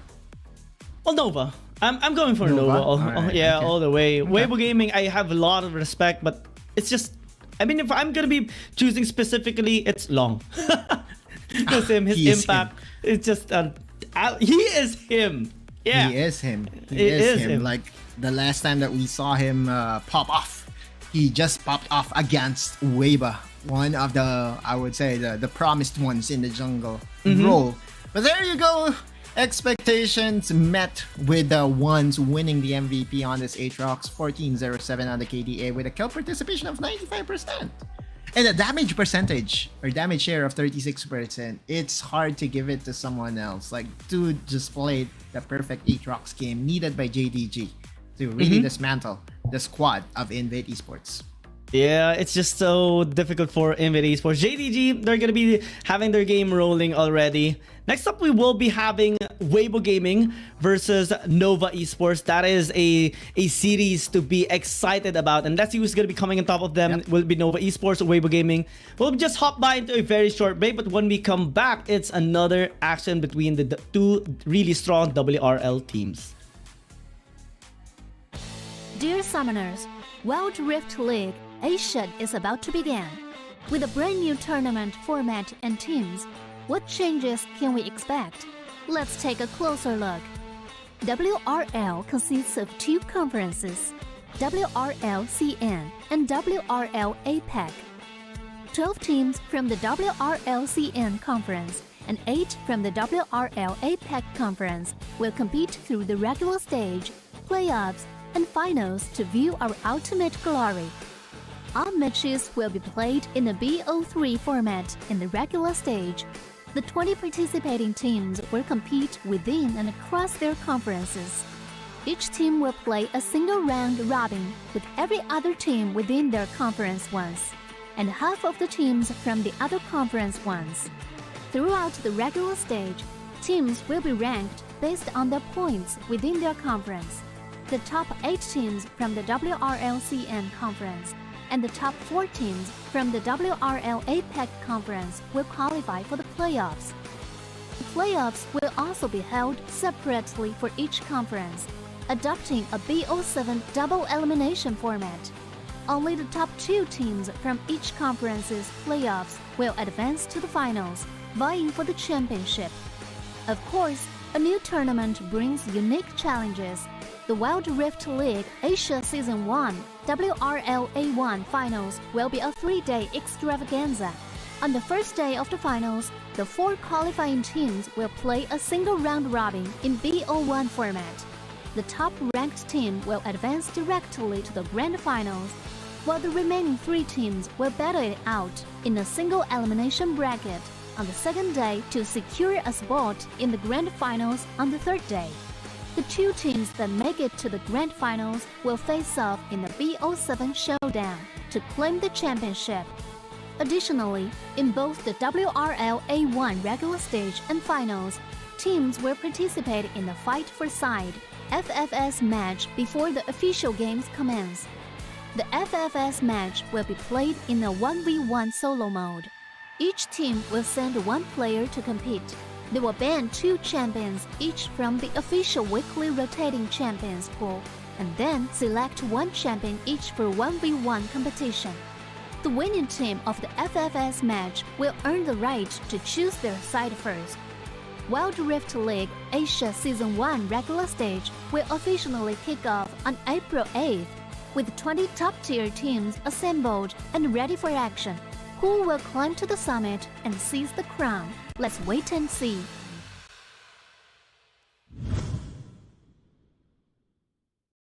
Dear Summoners, welcome to the Wild Rift League Asia 1. With the new season comes a fresh upgrade to our Spectre UI, designed to provide everyone with a better viewing experience.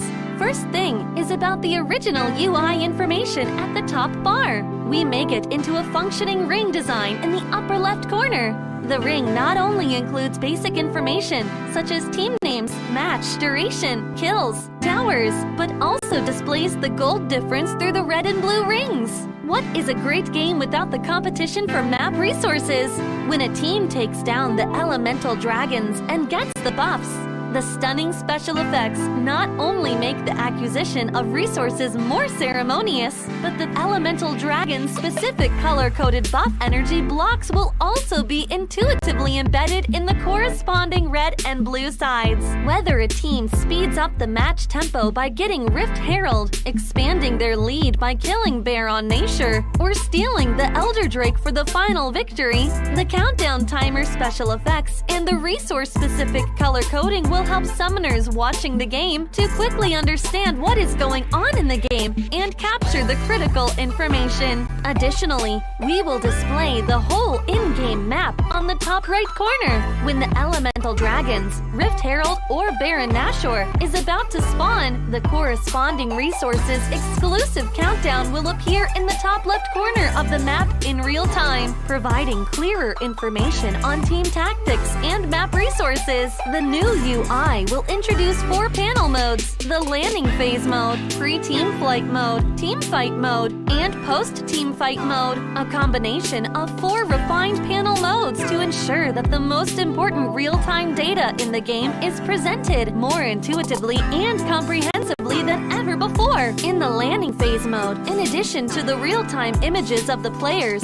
champion selections, summoner spells and champion experience, we will also supplement real-time gold, KDA, and items during the landing phase. Meanwhile, team stats history will also be displayed based on the progress of the game, allowing summoners watching the game to stay informed of the comprehensive information in real time. In pre-team fight mode, we refine and integrate the information on the gold difference between the matchup to help summoners keep track of the player's items builds in real time through the items column. This makes the state of both teams clearer before the team fight. In the highly anticipated team fight mode, we visualize the damage dealt comparison. The real-time dynamic display of champions' avatars can be more intuitively express the damage dealt of each player during the team fight.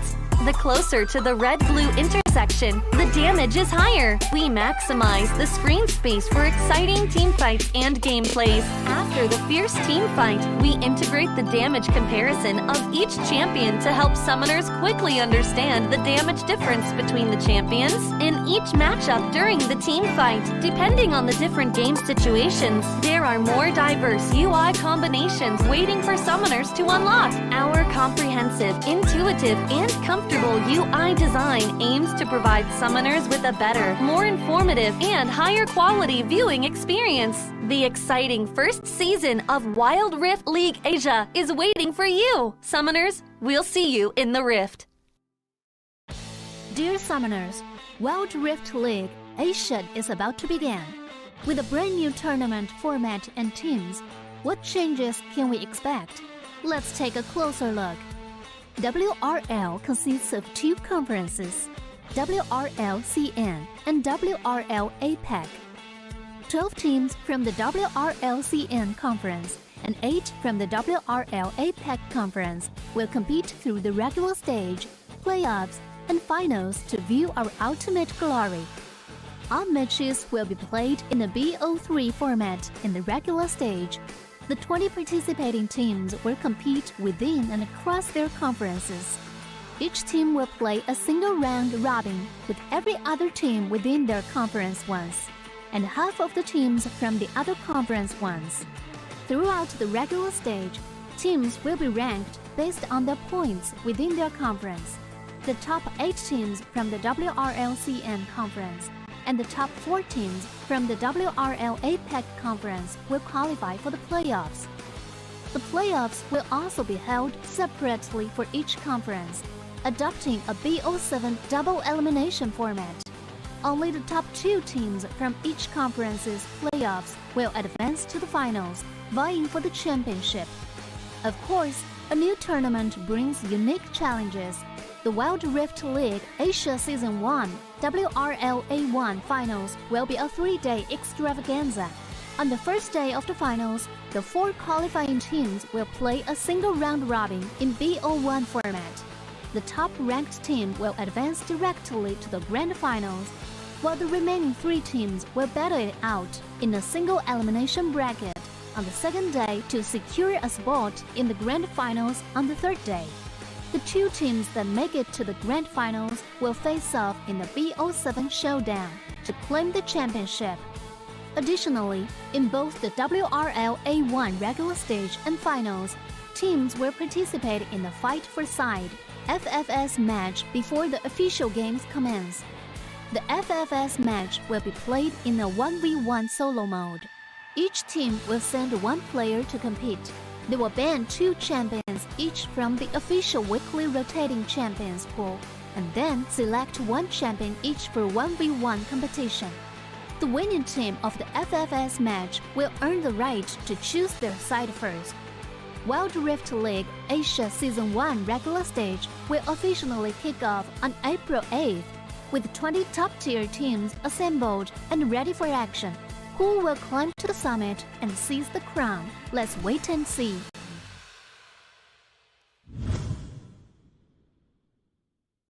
Dear Summoners, welcome to the Wild Rift League Asia 1. With the new season comes a fresh upgrade to our Spectre UI, designed to provide everyone with a better viewing experience. First thing is about the original UI information at the top bar. we make it into a functioning ring design in the upper left corner. The ring not only includes basic information such as team names, match duration, kills, towers, but also displays the gold difference through the red and blue rings. What is a great game without the competition for map resources? When a team takes down the elemental dragons and gets the buffs, the stunning special effects not only make the acquisition of resources more ceremonious, but the elemental dragon's specific color-coded buff energy blocks will also be intuitively embedded in the corresponding red and blue sides. Whether a team speeds up the match tempo by getting Rift Herald, expanding their lead by killing Baron Nashor, or stealing the Elder Drake for the final victory, the countdown timer special effects and the resource-specific color coding will help summoners watching the game to quickly understand what is going on in the game and capture the critical information. Additionally, we will display the whole in-game map on the top right corner. When the elemental dragons, Rift Herald or Baron Nashor is about to spawn, the corresponding resources exclusive countdown will appear in the top left corner of the map in real time, providing clearer information on team tactics and map resources. The new UI will introduce 4 panel modes: the landing phase mode, pre-team flight mode, team fight mode, and post-team fight mode, a combination of 4 refined panel modes to ensure that the most important real-time data in the game is presented more intuitively and comprehensively than ever before. In the landing phase mode, in addition to the real-time images of the players, champion selections, summoner spells, and champion experience, we will also supplement real-time gold, KDA, and items during the landing phase. Meanwhile, team stats history will also be displayed based on the progress of the game, allowing summoners watching the game to stay informed of the comprehensive information in real time. In pre-team fight mode, we refine and integrate the information on the gold difference between the matchup to help summoners keep track of the player's items builds in real time through the items column. This makes the state of both teams clearer before the team fight. In the highly anticipated Welcome back to the Wild Rift League Asia 2023 season number 1. And after the really dominating series of JDG against INV Esports, we will now move to one of the most anticipated matches as of today. It's gonna be Nova Esports, former world champions here in Wild Rift, going up against Weibo Gaming, that so far hasn't really gotten any wins against WRL teams. Yeah, which is surprising to me, right? Not almost, but all the wins that Weibo Gaming was able to get was against APAC teams. And we all know that there's really a disparity between the two conferences. As we look into the starting lineup, again, when looking at Weibo Gaming, we have to remember that they are the finalists of the previous season for WRL Season 2. So a lot can be said about this set of guys. And if there's one thing that we know for sure is that Chi in the Dragon Lane is always a person to look out for. Oh yeah, this guy is just an absolute beast in the Dragon Lane, getting multiple MVPs with his magnificent performance. 3, in fact, if I recall correctly. That is a lot for a single player to get MVPs. Is he the most MVP getters for the whole tournament? I'm not sure, but he might be. Let me check. I mean, I want. Okay, while we check if he is the person with the most MVP, I mean, it's still going to be a big obstacle for them, given the trend that is kind of set. That they haven't really won against any Chinese team. So Nova Esports, not only have they acquired multiple wins or be undefeated so far, but they also took down one of the strongest teams so far here in this tournament, coming day number 1. A really fantastic work against KBG, simply because of that intense performance of Long. I mean, so many Dragon Steals, so many last hits, so many initiations, all those efforts to take down that really strong team.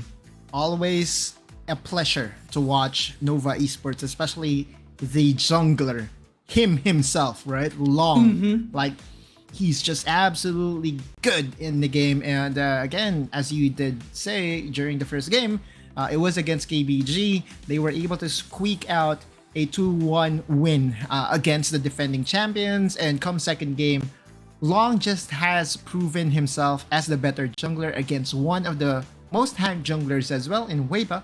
As we look into the team stats, again, Nova Esports, no losses as of yet. And there's been a variety of stats for Nova, but one thing that really has surprised me so far for Weibo Gaming is the amount of first towers that they're getting. Looking at the middle of the chart, first tower rate 83% for WBG. That's actually a very high number. Yeah, 83%, and we see them having higher stats on all three categories: first Dragon, first Herald, and first Tower here against Nova Esports. So that just shows how proactive they can be. It's maybe just the ending or the conclusion of the match that they are kind of struggling, especially if they get caught out, they get punished, and just lose their games. But it shows how effective they can be and trying to get those resources taken for themselves. Maybe they can channel that same proactivity into this game against Nova Esports, but this time no more mistakes, because it's really frustrating to see them struggle against the other WRL teams. And this matchup, we have talked about this as well, Fan versus Long. Yeah, well, Fan really struggled against Weibo. Sorry, not Weibo, but Weibo. Right? And this is an even bigger opponent to face against if you are a Fan. Yeah, I know that the numbers really is favoring Fan so far, looking at the KDA 7.22. But we also have to consider that there is another set of numbers that has to be looked at if you are Weibo Gaming. How is his numbers against the WRL teams? He said it best. There's been no win as of yet for WBG against the Chinese teams. And this is going to be, I would say, the heated matchup between in the jungle and would be the biggest question for Weibo. Would Fan be able to handle the pressure that Long provides in the jungle, or would this be another landslide win for the jungle prodigy of Nova Esports? And it would take a lot. He has to be very careful and carefully watch out for Long as well, because he just makes so many plays. He basically surprises everyone that underestimates him, and no underestimation should be made here on Nova Esports for sure. Remake as well. Well, we did mention Chi to have so many MVPs, but Remake, we just see so much good on his stats. 7.7 on the KDA, kill participation really much higher as well against Chi, and we see him just having a solid performance overall with his Senna, and even with the Karma performance against Trace Esports. We have seen the spotlight kind of being towards Long and Neon, but we can't help but feel the impact as well that this player provides. I feel that Nova Esports is the only team that really utilizes Karma so well, and it's because of Remake, right? Now for WBG, we have the most aggressive Varus player I've ever seen so far in WR Esports history in Chi. So it's kind of I would say, varying playstyle for both of this team, both of this player. Chi wants to deal damage and wants to be able to get those kills. Meanwhile, Remake would all be about playing for the team, going for the Karma, making sure that Long would be able to pop off those timely tethers, those transcendent embrace. I feel that Remake is undisputed the #1 Karma player in the world right now, at least so far in the tournament. Actually, one interesting thing to take note here is the supports as well, because I just noticed that Weibo Gaming, when they do get the win, it's either Chi that gets the MVP or Wake Up. And they're equal in the MVP points as well. 3 for Chi and 3 for Wake Up. So it just shows how really stable their Dragon Lane basically is, or the Dragon Lane end support. And maybe that can serve as their win condition here. Just be really proactive, make that outplays, make the necessary calls to take down Nova Esports. When they find an opening, they should not hesitate at all, because Nova Esports, being the good team that they are, able to take down Keep Best Gaming and have a dominating game against Trace Esports that 2-0'd Weibo Gaming. That just shows how big of a mountain this will be to climb here for Weibo Gaming. Right, and I did say this, right? If this was simple math, and where you can say that, yeah, you know what, Nova was greater than Trace Esports, WBG lost against Race Esports, is it safe to assume that Nova would win this with no sweat against WBG? We'll find out. This is a head-to-head matchup between the supports. As you said, Wake Up has been one of the stellar players for WBG as well, helping not just Chi but everyone from WBG pop off. But Yami is also a beast in his own right. I remember one of the clips that I did share, the winning play between Nova Esports against KBG did come from Nova's Yami on that Galio's Justice Punch. So when it comes to being as clutch as possible, this guy also takes the cake.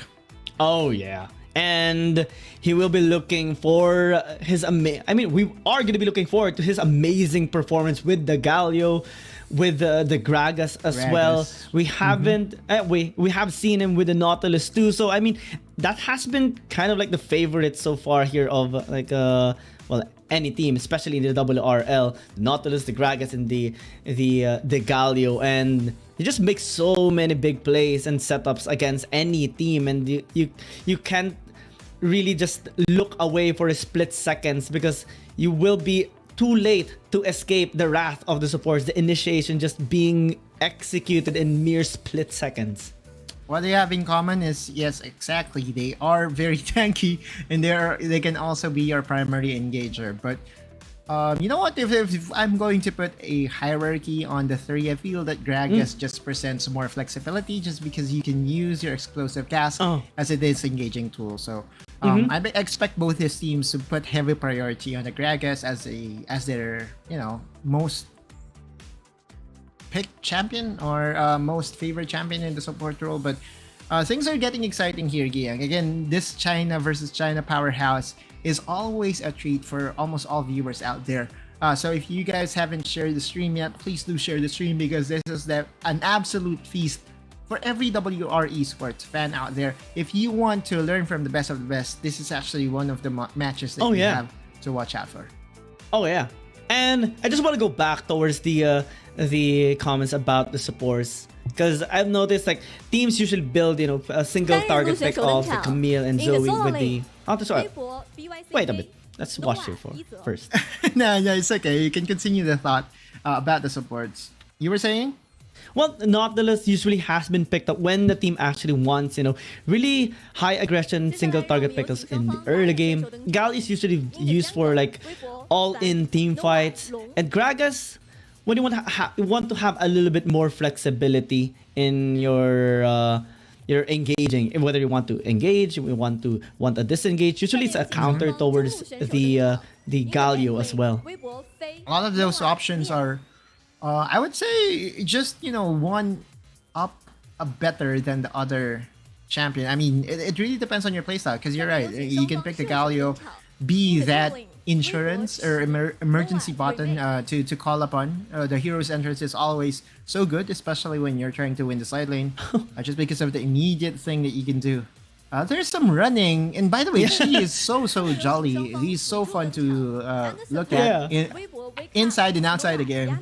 It feels like this guy is so I would say joyous and happy in his life, and that just goes to show that there's a lot of personality involved as we look into Yami's very cold stare to the camera. Oh yeah, we actually in our matchup a while ago, we did see Long versus Fan a while ago, and the look of Long there was just so cold and fierce. It's like it's giving a death stare into the camera. Always. Meanwhile, Chi would have the they're the total opposites, right? Like Chi would be all smiles, meanwhile Yami would be all business. There's going to be the 1v1 here, and the head-to-head would be between Faye from the Weibo Gaming and Neon from Nova. So again, for when it comes to fight for sides, I'm not too serious in this 1v1s. I'm the type of caster that would just rather watch the 5v5s, but this is also fun to watch, right? Yeah, we have seen Faye participate already in the 1v1 against Race Esports, and it was a Pantheon versus Pantheon, so that was really fun. Right, and the one thing to note about Pantheon is you won't be able to really utilize your ultimate, right? The ultimate is just going to be there for armor penetration, and that's about it. But I believe most of these Chinese teams would just be talking to each other and setting up a how should I call this a champion for them to use, like a mirror matchup, because truth be told, a lot of these players are most likely friends with each other and would be happy to go for a mirror matchup. We look into the bans. Will there be a ban? Okay, Gragas is being banned here by Faye. Neon responds with a Caliban, so at least they're taking this seriously, because again, if you look at the standings, both these teams wants to have the upper hand. We even saw yesterday some people, lending out their, what do you call that, like toys, the hammer and stuff, and pretty much from other teams. They're just having fun. Some people, some of the players actually made a really nice post onto each other as well, and that just shows, that just lightens the mood in this highly competitive, really high pressure tournament as it is. Faye actually gonna be going with what worked for him, the Pantheon, and Neon as well, because he used the Yasuo as well against Trace Esports at the time against Wind, and won it for their side selection. Shouldn't Pantheon win this automatically, right? Like with the amount of burst, with the amount of crowd control and damage mitigation as well that is available to the Pantheon. On paper, I would select the Pantheon to win this 1v1, but I could be wrong. There could be an outplay waiting to happen for Faye, because again, when talking about Yasuo, this has always been the wild card champion in this 1v1s. Can easily overperform to the delight of all the mechanical players that we have out there. I do yearn for really good Pantheon players, because ever since the Pantheon was changed, like in the PC version of this, there has been kind of like a debate. Yeah, same. Level 3 Dragon, that was so possible before in the PC version. I can't help but wonder if the Pantheon was the old version integrated into Wild. That would have been so OP, especially the crits and the sync. This sure hit spear is the OP one. Yep. The lesser your health, the better it is for Pantheon, be it his health or be it the opponent's health. So there is definitely what we call the execution threshold. But yeah, this 1v1, again, the winner would be getting the priority as to who would have the side selection. But this 1v1, to me, on paper, just looks to me that Pantheon should win this out. But yeah, we'll see though. What's your thoughts on this 1v1? It should be one side as well. I would say Pantheon is one of those champions that is just really strong against a 1 versus 1 melee matchup, and it has been even a counter to a Yasuo even before. And the spear is just so irritating as always. It has a relatively low mana cost, and you can just pretty much negate any damage that comes from your front. So that just really counters any intention here of the Yasuo. Right, a good mix of damage mitigation, and it's easier to execute just because of that point and click stun, right? Remember when I said that there's this skill that Chinese players have on the Aatrox that makes it feel that all those Darkin Blades are point and click? Well, guess what? Pantheon has an innate point and click skill, and that's basically the stun. Now, Faye is half health to Neon's half health, and this is where you want to be at if you're the Pantheon, right? Because the burst would be available for you in this low health scenarios. And look at the crits, 104. Jeez. Look at that. And well, at least the shields is helping Neon here. Actually, Faye is quite low. Nice nice mobility there. Nice switcheroo towards Faye. He will be forced back to the tower for sure, or back to the base rather. And at least here in Wild Rift, I mean, there's like something new to the ultimate. Did you know that here in Wild Rift, the ultimate of Pantheon is called Grand Starfall? And in the counterpart in League of Legends PC, it's called Grand Skyfall. So there is like some mix-ups with the names, and also because of the armor penetration that is added onto the onto the skill. My question is, Why? Though, like, what could be the? Oh my God! Never mind. Let's hold that thought for a moment, because the burst. I mean, Neon, you can not be below 50%, or else Faye will just hurt even more. But yeah, that's kind of like my question. Maybe, like, Why? I preference? cannot answer. I cannot Yeah. answer it for you. You can you can actually ask the devs as to why they changed the name from Grand Skyfall to Grand sounds really Starfall. nice though. Grand Yeah, Skyfall. well, I guess the main reason behind that is because there's like a small change between the two ultimates. Like Grand Starfall does not have or the PC version does not have the built-in armor penetration, and here in Wild Rift there is at least something to add to your 1v1 skill. By the way, I really like this pickup from Faye. This armor penetration item, Youmuu's Ghostblade, really just gives you immediate burst threat towards your opponent, and it looks like there's going to be an all-in from Faye against Neon. Oh yeah, Wind Easy, Wall right? will not Whoa, help level you, five. buddy. But Whoa. oh my God, whoa! Neon just completely outplayed him there. Exactly, like those are what we call the outplay moments coming from the Yasuo. And had it been that his level 5 was not available to him, I expected Faye to really just walk away with a win there. But Neon found the opportunity, found a window, and with that level 5 power spike that was not expected at all by Faye, Neon gets the 1-0 lead. Yeah, Faye cannot stay too long in contact there onto Neon, or else he will just get trimmed down and get taken out. Pantheon strives on really short trades, going in and then out, escaping, especially with your damage blocking skill. But if Neon is going to be able to land in the strike consecutively, that's not going to be looking good here for Faye.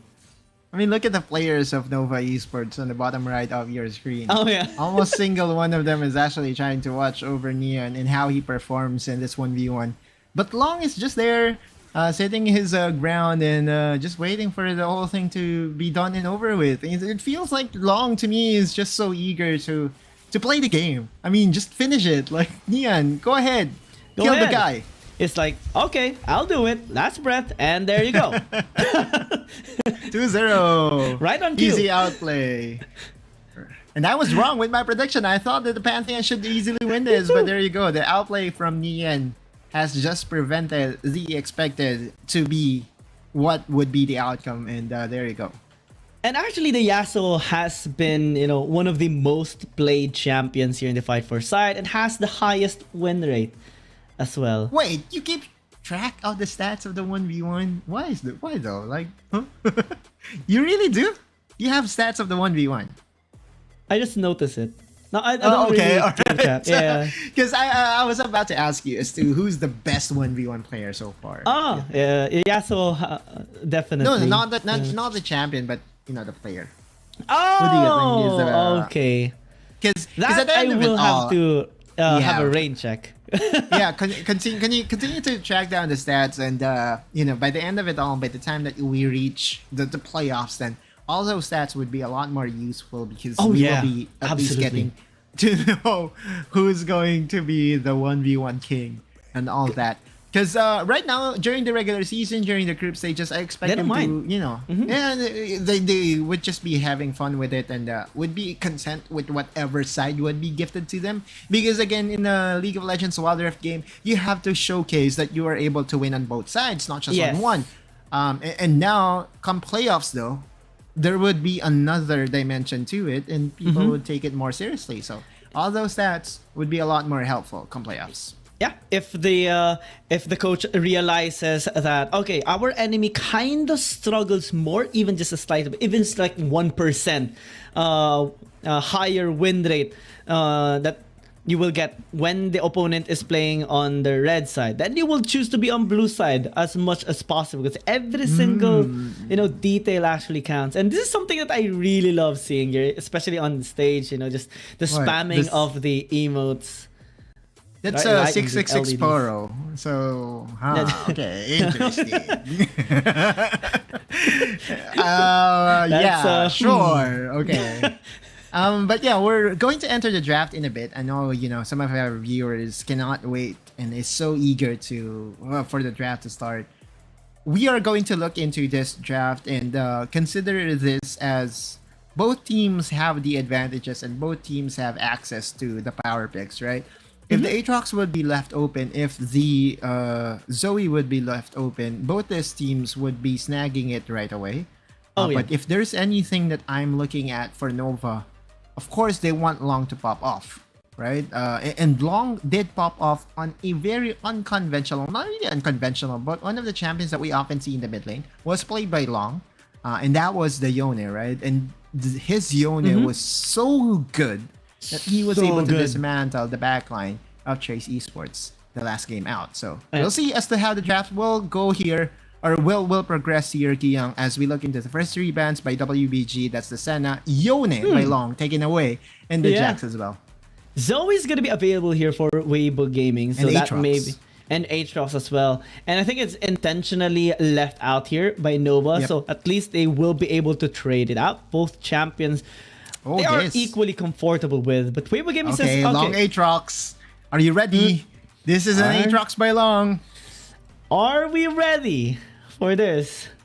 Both champions we discussed to be one of these, or like the strongest champions, or fully utilized by the WRL teams available here for Nova. But they do prioritize the Nautilus, and this has been something that I've noticed in the WRL teams. When there is a Zoe, they always prioritize the Nautilus.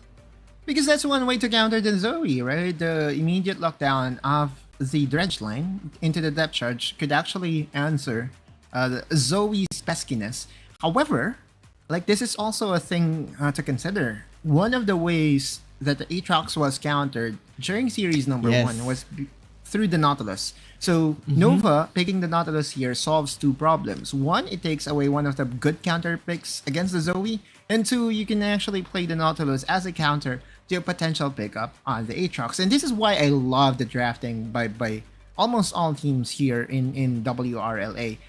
Looking at the draft in just one go is not going to cut it, because most of the teams would try to bait it out. Okay, are you going to really play the Aatrox into our Nautilus? Are you really going to do that? Because if you are to do that, then sure, Nova would be happy to challenge it with ultimate lockdowns. And looking at the 3 picks by Nova Esports right now, all these 3 has a lot of crowd control in them. Oh yeah, and so much aggression as well. Nova Esports now with the Renekton just says that, okay, we will be very aggressive in the laning phase.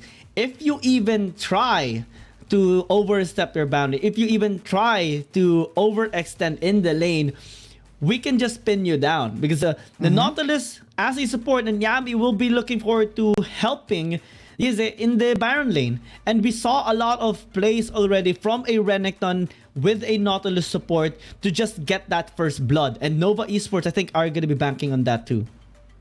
A lot of power picks available for both squad here, Giyang. The Jace, the Aatrox, the Zoe. So this is going to be a bloodfest for everyone to see. This game number 1 is all about who's going to show a better set of cards, right? A better power pick that would be warranting a respect ban come game number 2. The second rotation of bans from Nova, they want to remove the Akali, they want to remove the Varus, and that Varus is a good respect against Chi. Oh yeah, Olaf gonna be respected here as well, just in case, you know, Nova Esports would want to pick this up for long. And it does make a lot of sense. This player has had such an amazing performance with the Kha'Zix that helped them actually take down KBG in that day number 1 and have just one of the best performance so far here in this tournament. But we cannot just really forget why they even have, or why would they even will have the Lee Sin skin for Nova Esports. Long is just so good with this champion, and he will get his signature champ. And it's just a shame that this happened a week before the release of Nova skins. The release of the Nova skins would happen on April 28th, and had it been, you know, a week later, then we could have seen Nova utilize, or Long utilize, his very own skin on this champion. A lot of early game aggression available for Nova. The Nautilus, the Lee Sin, the Renekton. It's a perfect pair, right? Especially in the Baron lane. If you have a Renekton that can easily lock down an opponent, the Sonic Wave combo by Lee Sin is so easy to execute. But this is a good response by WBG. one of the, I would say, safer champions to go with in the Baron lane in the Gwen would be locked here by WBG. Meanwhile, Nova is content to play scaling, goes for the Corki as an insurance come late game.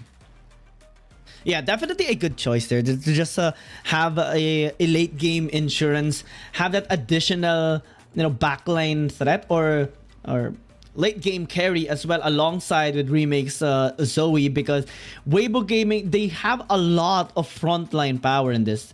The Ziggs of Chi help them so much in some of their games, and with him right now using this champion can be a little scary here for Nova Esports.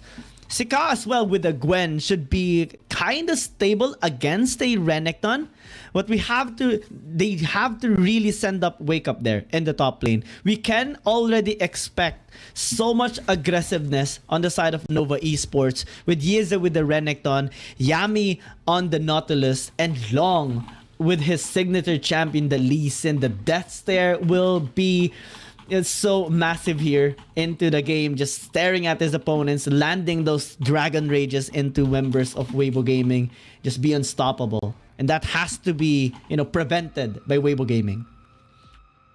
A lot of things to uncover here, Giyang. Nova Esports versus WBG, the highlight match of the day. Two of the powerhouses that we have here in the Chinese. Get their hype up. Seatbelts ready, everybody, because this is going to be an explosive fiesta between the two Chinese teams that we have here today. Oh yeah, not just one seatbelt, make that two seatbelts, just like in roller coaster rides. You have to be prepped, because these teams are just looking for that really good win towards today. Nova Esports, it's hard to take them down. They have taken down so many strong teams already. And if we talked about the Trace Esports analogy earlier, so this is a big redemption story here for Weibo Gaming, for sure. The odds are not stacked for them. It is against them as of the moment. Yeah, I'm just not ready to crown them as winners right away. Although it has always been the case, right? If ever Nova plays, it always becomes the favorite in any matchup. As we look into Faye utilizing that level 2 power spike, but immediate exhaust being used by the Corki. By the way, I just wanted to point out as well that Corki or the Lucian is a good matchup towards the Chase because of the range that would be available to you come laning phase. On the top lane, though, we all know this. Renekton is going to struggle against the bullying, the pokes of the Gwen. Ooh, nice damage actually dished out there by Yeze.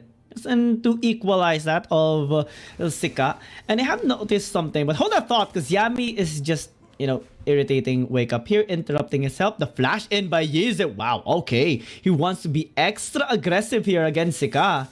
And, well, he is able... Oh my god, that is a surprise that we have been talking about. He's burning to death, but able to stay alive. Now, Yami says, I want to get this kill for you, and I will. And now, Nova Esports find themselves getting that first blood. And we have anticipated this, but Wake Up says, I will not let you escape. I will get that kill. And he gets the double even. Yeetze overstepped his boundaries. He thought that he could just burst down and Wake Up in an instant, but we have to give credit where it's due. Wake Up all of a sudden just decided to go for violence and gets the flash engaged. Now, Long has been chipped down so low. And yeah, Wake Up is just... Oh, man. He woke up and chose violence, dude. Like, look at this. Yeah.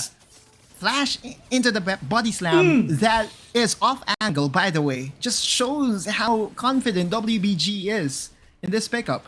And just because of that, yeah, there was a kill that was awarded to Yami. But a 2-for-1, you would take that every day. Actually, was a little bit surprised there to see Yeze go back in. I mean, he does have a little bit of a heal, but it's only to like one champion. There's no minions nearby, so you don't really have enough healing. And Wake Up was like, so you go back in. I'll just bonk you up. Right, and another thing to consider is that Renekton's burst is relative to his rage amount, so he has to consider that as well. I don't think he has 2 bars in him. And with that shakeup, the early game, at least a small advantage was awarded to WBG. It is very exciting to always see the support players pop off as we see a very aggressive engage again. Yeah. One sleepy trouble bubble will serve Jube here. But on the top side, it's deja vu moment, as this time it's going to be Sika that gets the double here in the top lane. This is a disastrous start for Nova. 5-2 in terms of kill counts and relatively power, I would say, priorities for both sides. WBG wants to play top side, meanwhile Nova smells blood on the bot side and was able to get that kill. By the way, just want to highlight that was Long flashing in and knowing perfectly that he can go in without any punishment.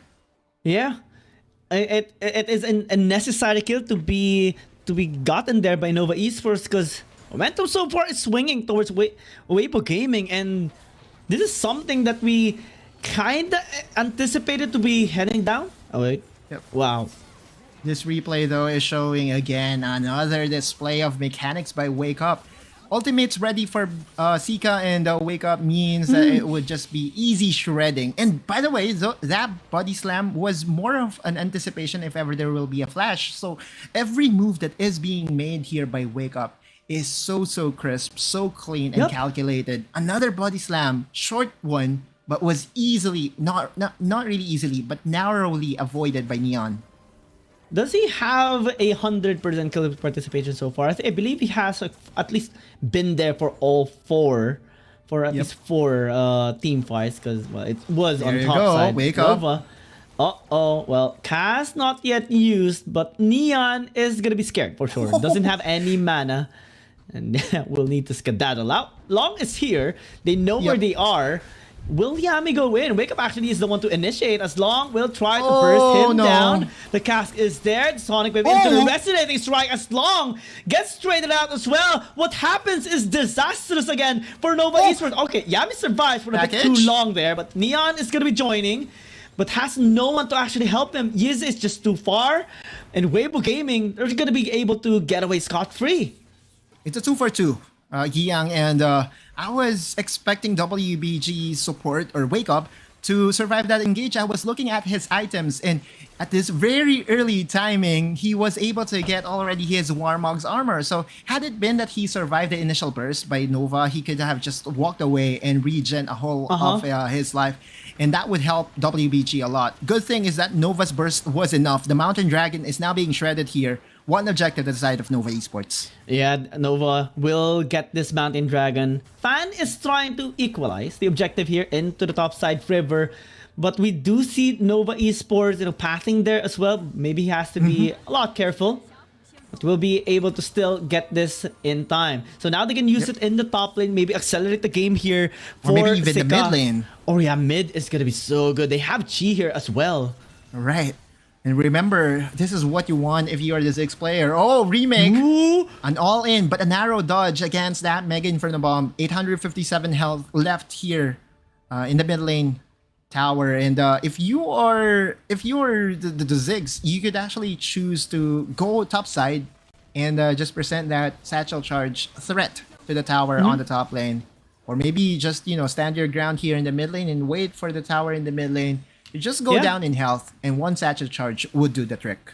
So that's 2 win conditions already here by Weibo Gaming, at least in this early part of the game. And Nova Esports find themselves a little bit inefficient, especially after that unfortunate happening in the top side. Now Long is just looking for that re-entry, looking for that window, that angle that they can actually turn this game around this time in their favor, because he's the one that has most kills. It's going to be doing a lot of damage here onto Sika, but might need to respect him as well. Yami joins in, has the depth charge, but gets slowed down and find themselves a little bit on the back end as Wake Up is just here. He's spotted. He's spotted. Everyone joins. Everyone clams in and will just get the kill onto Wake Up. Big punish. Uncharacteristic of Wake Up to have that mental lapse of him being spotted in that vision. Of course, he doesn't know, right? But if you are the support, at least you have to have that mental advantage towards your opponent in knowing which bushes could have the vision ready. But good punishment from Nova overall. And look at the turn of tides. They were even able to get the tower at the top lane. Good thing for Weibo Gaming was that they were able to get the trade on the bot lane. Let's look at this replay. Oh no, Zoe problem happening once again. And this time is haunting WBG. This is why Zoe is nerfed for patch 4.1b. His burst is just so massive. And the trim down, the 5-10% trim down on the damage on the Sleepy Trouble Is Bubble needed. and Battlestar is necessary. Yeah. Yeah, it's definitely needed. But we are still playing on patch 4.1a for So it's everyone's still there. information. Exactly. So this is on the tournament realm, and all our pro players are not playing on the current patch that is live right now. Patch 4.1a is where they're playing at. So this is still the scarier Zoe version. Now, a lot of things to consider right now in this lull state, because in the next few seconds, there will be another objective that will spawn up. That will be the Rift Herald. But if you are Chi, you're just waiting. And here you go. Wake up, engages. Yeah, big opportunity again, but it's Yami. He is able to at least survive for that and has the Warmark to get his HP back up. And now it's up to Remake with those Sleepy Trouble Bubbles. Eyes on him all the time, because Weibo Gaming, if they don't check him in time, if they suddenly get hit by the Sleepy Trouble Bubble, it's already a -1. There could be a potential dive here bot side. We all know the burst that is available to Long. However, are you really going to pursue this? Because looking at the timers, 30 seconds left before the Rift Herald spawns up, which could be used by WBG to just even further their advantage right now. It's currently at a measly 1,000 gold though. So yeah, things could just be looking up for both sides, because it still is very much even, Giyang. This 1k is very negligible, especially against the world champions. Oh yeah, Nova Esports even caught up a while ago with just that 1 kill onto Wake Up in the top lane. Okay. It's just that Weibo Gaming has been, trying to be as efficient as possible. Wake Up again initiating here, just serving as a front line. Where's the pokes? And Where's the Fan pokes? is just waiting there for the opportunity. They do get Yami here, but I think it's gonna be a necessary trade. It's gonna be worth it for Nova. Yeah, sacrificing one buddy in turn was able to secure the Rift Herald for their squad. But if you're WBG, you're happy with that, because in the next 20 seconds there will be another objective ready for you to take. And Chi, by the way, was already able to get down the tower in the mid lane. Look at the vision wards, or the ward that has been placed here by WBG. Almost all entry points to the dragon has a vision ward available for WBG to see. Now this package, what they would be doing right now, WBG would just wait for this to expire, and then they will be engaging with their pokes as well. They have Pryo on bot side river. Oh no, Remake though.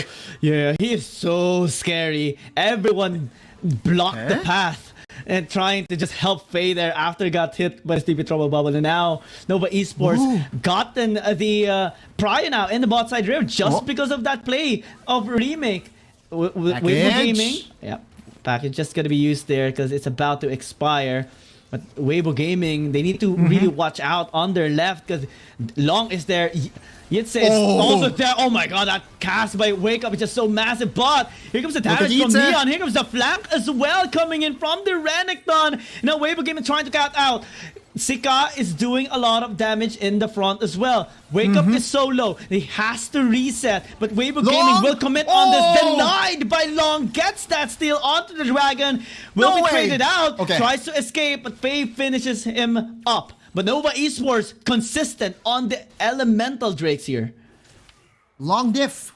Dude, time and time again, Long would show up, would snatch away these objectives from the opponent. And that's 2 objectives already, or 2 dragons available already for Nova Esports, which means that a 3-for-3 dragons win condition would always be there for them. Yeah, I know that Long surrendered this live, but those are the clutch plays, sacrifices that you want to see from your jungler time and time again.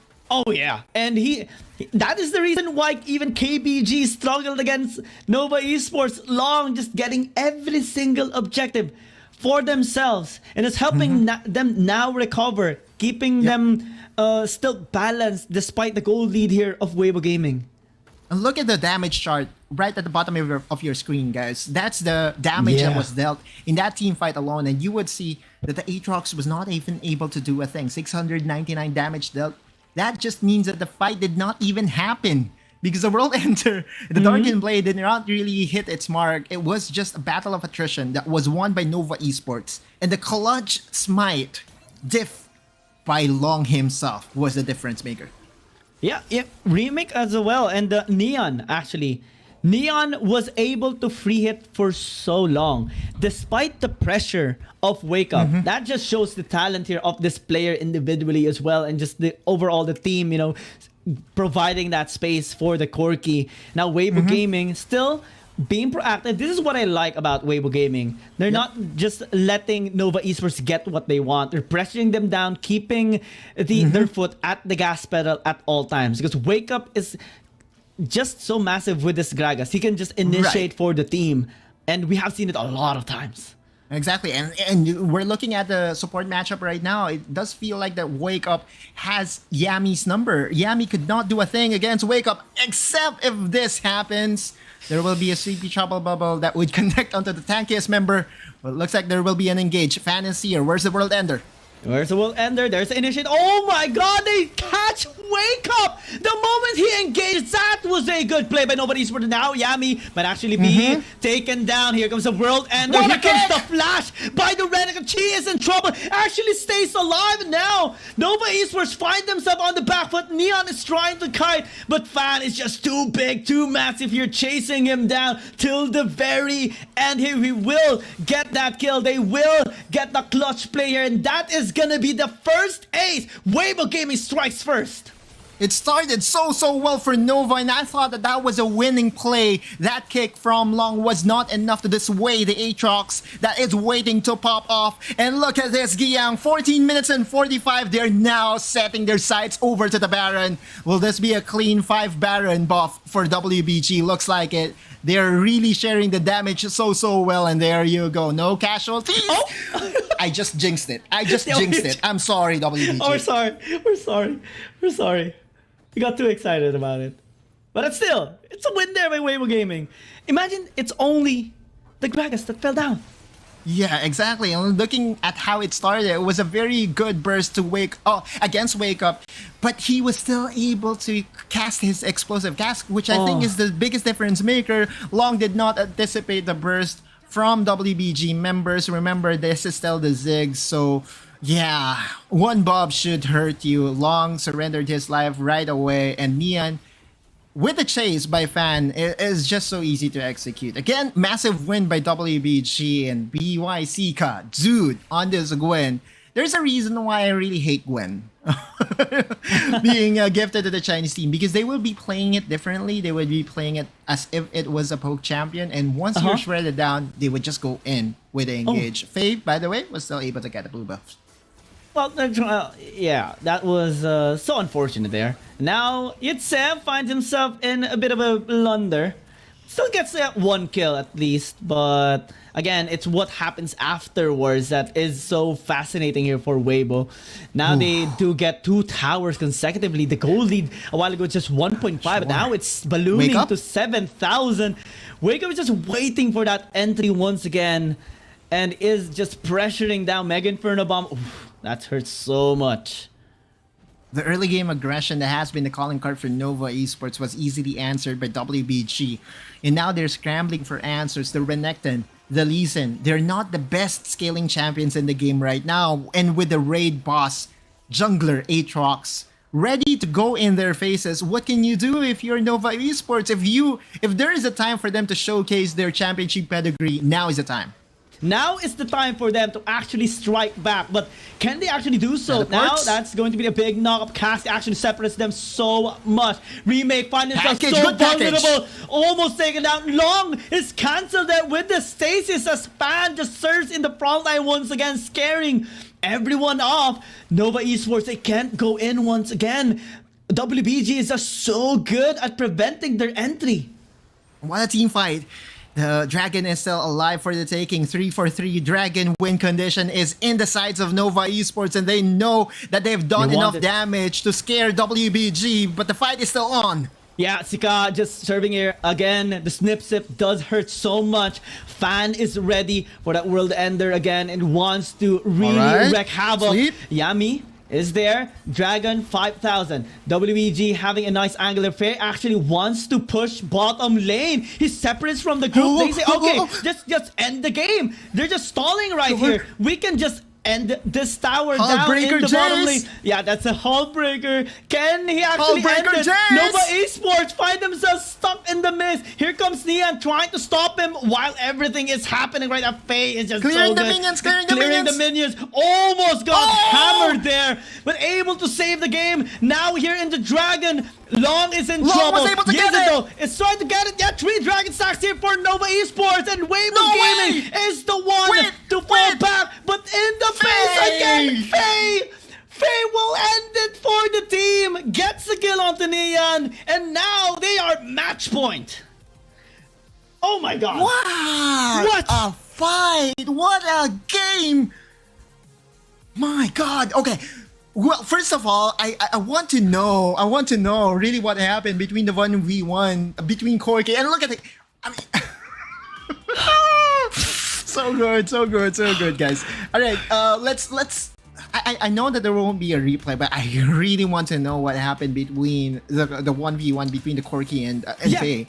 Yeah. Right? Because he was in the position to defend. However, Faye was still able to penetrate through, was able to get that kill against the Corky, and was able to finish the game. Hullbreaker Jace, we all know this, can really be that split push threat, and WBG with a clutch call to just go for the push and end the game in that instant. I want to see how he got the kill there onto Neon, because he was able to shove him away. Then suddenly he was dead. Maybe it was a shock blast, a surprise shock blast from the Jays. We don't know. We'll never know. But it was just a brilliant match here by Weibo Gaming. They lost in that fight. Nova Esports should have gotten that best win condition already. 3 dragon stacks, but Faye just says, okay, take the dragon. We'll take the game. I really thought that, Nova Esports was already out of the pictures right at that point in the game, because their champions are not really built for the late game. But their team fighting has just been their best win condition almost every time. Long was able to get another objective for themselves, and if Neon was able to successfully defend the tower on the bot lane, then I would dare say that Nova Esports already had that in the bag. It just so happened that Faye, clutch shot call from WBG, and I believe almost single member of WBG has to be stoked with how that game went, because if it progressed with 1, 2, 3 more minutes because of a 3 dragon win condition by Nova Esports, it could have turned to the favor of Nova. But yeah, dude, none of that is needed anymore if you just finish the game. Yeah, the trust that they gave onto Faye was massive in that game. And to think that he even was able to clutch that out at the very end was just so pivotal in that match. I was so nervous because it was already an almost ace by Nova Esports. They got the dragon, they got the kills onto the members of Weibo Gaming, but Faye just landed that last push into the base. The moment we saw him actually splitting up, we knew what he was gonna do. Yeah, I was looking at the map and I remembered right away it's a Hullbreaker Jace, and you know what Hullbreaker is good at? Destroying your base, right? So I cannot wait for game number 2. I know that there is a potential for this to just be a sweep for Weibo Gaming, but there is something in me that shouts, there is this fan in me, Wild Rift fan in me, that wants 3 games of this, because dude, this is an absolute treat for every WR Esports fan out there. And if you are not watching right now, you are missing out, because this is the highest level of WR Esports in the world right now. Oh yeah, and we talked about the analogy earlier, the factor of Trace Esports, winning against Weibo, and Nova Esports winning against Trace Esports. But now it's being demolished right now. That performance by Weibo Gaming was just so good, and Faye really deserving of this MVP. 306 as well in the scoreline, really high kill participation, but that decisiveness to push bottom lane the most, and the time that Weibo Gaming needed it the most was just so pivotal. I think if by the way, he I hesitated for a split second. Oh yeah, what? Yeah, I just checked the stream that we have right now. I just look at the replay. It was actually the decision by Neon to teleport onto the 2v4 matchup. he thought that the Faye wouldn't proceed with the push, and that teleport towards the dragon by Corki really cost them game number 1. Like, dude! Okay, I know, you know, the Nova Esports support staff would be fixing this right away. They would be chalking this one as a learning experience and move on to game number 2 real quick. Okay. Yeah, we will be definitely looking forward to that game number 2. Can Weibo Gaming clinch this up? That is to be shown later on, but we will be hopping by a short break, and when we come back, we'll proceed with the next game. Dear Summoners, Wild Rift League Asia is about to begin. With a brand new tournament format and teams, what changes can we expect? Let's take a closer look. WRL consists of 2 conferences, WRL CN and WRL APAC. 12 teams from the WRL CN conference and 8 from the WRL APAC conference will compete through the regular stage, playoffs, and finals to view our ultimate glory. All matches will be played in the BO3 format in the regular stage. The 20 participating teams will compete within and across their conferences. Each team will play a single round robin with every other team within their conference once, and half of the teams from the other conference once. Throughout the regular stage, teams will be ranked based on their points within their conference. The top 8 teams from the WRLCN conference and the top 4 teams from the WRL APAC conference will qualify for the playoffs. The playoffs will also be held separately for each conference, adopting a BO7 double elimination format. Only the top 2 teams from each conference's playoffs will advance to the finals, vying for the championship. Of course, a new tournament brings unique challenges. The Wild Rift League Asia Season 1 WRL A1 Finals will be a 3-day extravaganza. On the first day of the finals, the 4 qualifying teams will play a single round robin in BO1 format. The top-ranked team will advance directly to the grand finals, while the remaining 3 teams will battle it out in a single elimination bracket on the second day to secure a spot in the grand finals on the third day. The 2 teams that make it to the grand finals will face off in the BO7 showdown to claim the championship. Additionally, in both the WRL A1 regular stage and finals, teams will participate in the Fight for Side FFS match before the official games commence. The FFS match will be played in a 1v1 solo mode. Each team will send 1 player to compete. They will ban 2 champions each from the official weekly rotating champions pool, and then select 1 champion each for 1v1 competition. The winning team of the FFS match will earn the right to choose their side first. Wild Rift League Asia Season 1 regular stage will officially kick off on April 8th, with 20 top-tier teams assembled and ready for action. Who will climb to the summit and seize the crown? Let's wait and see.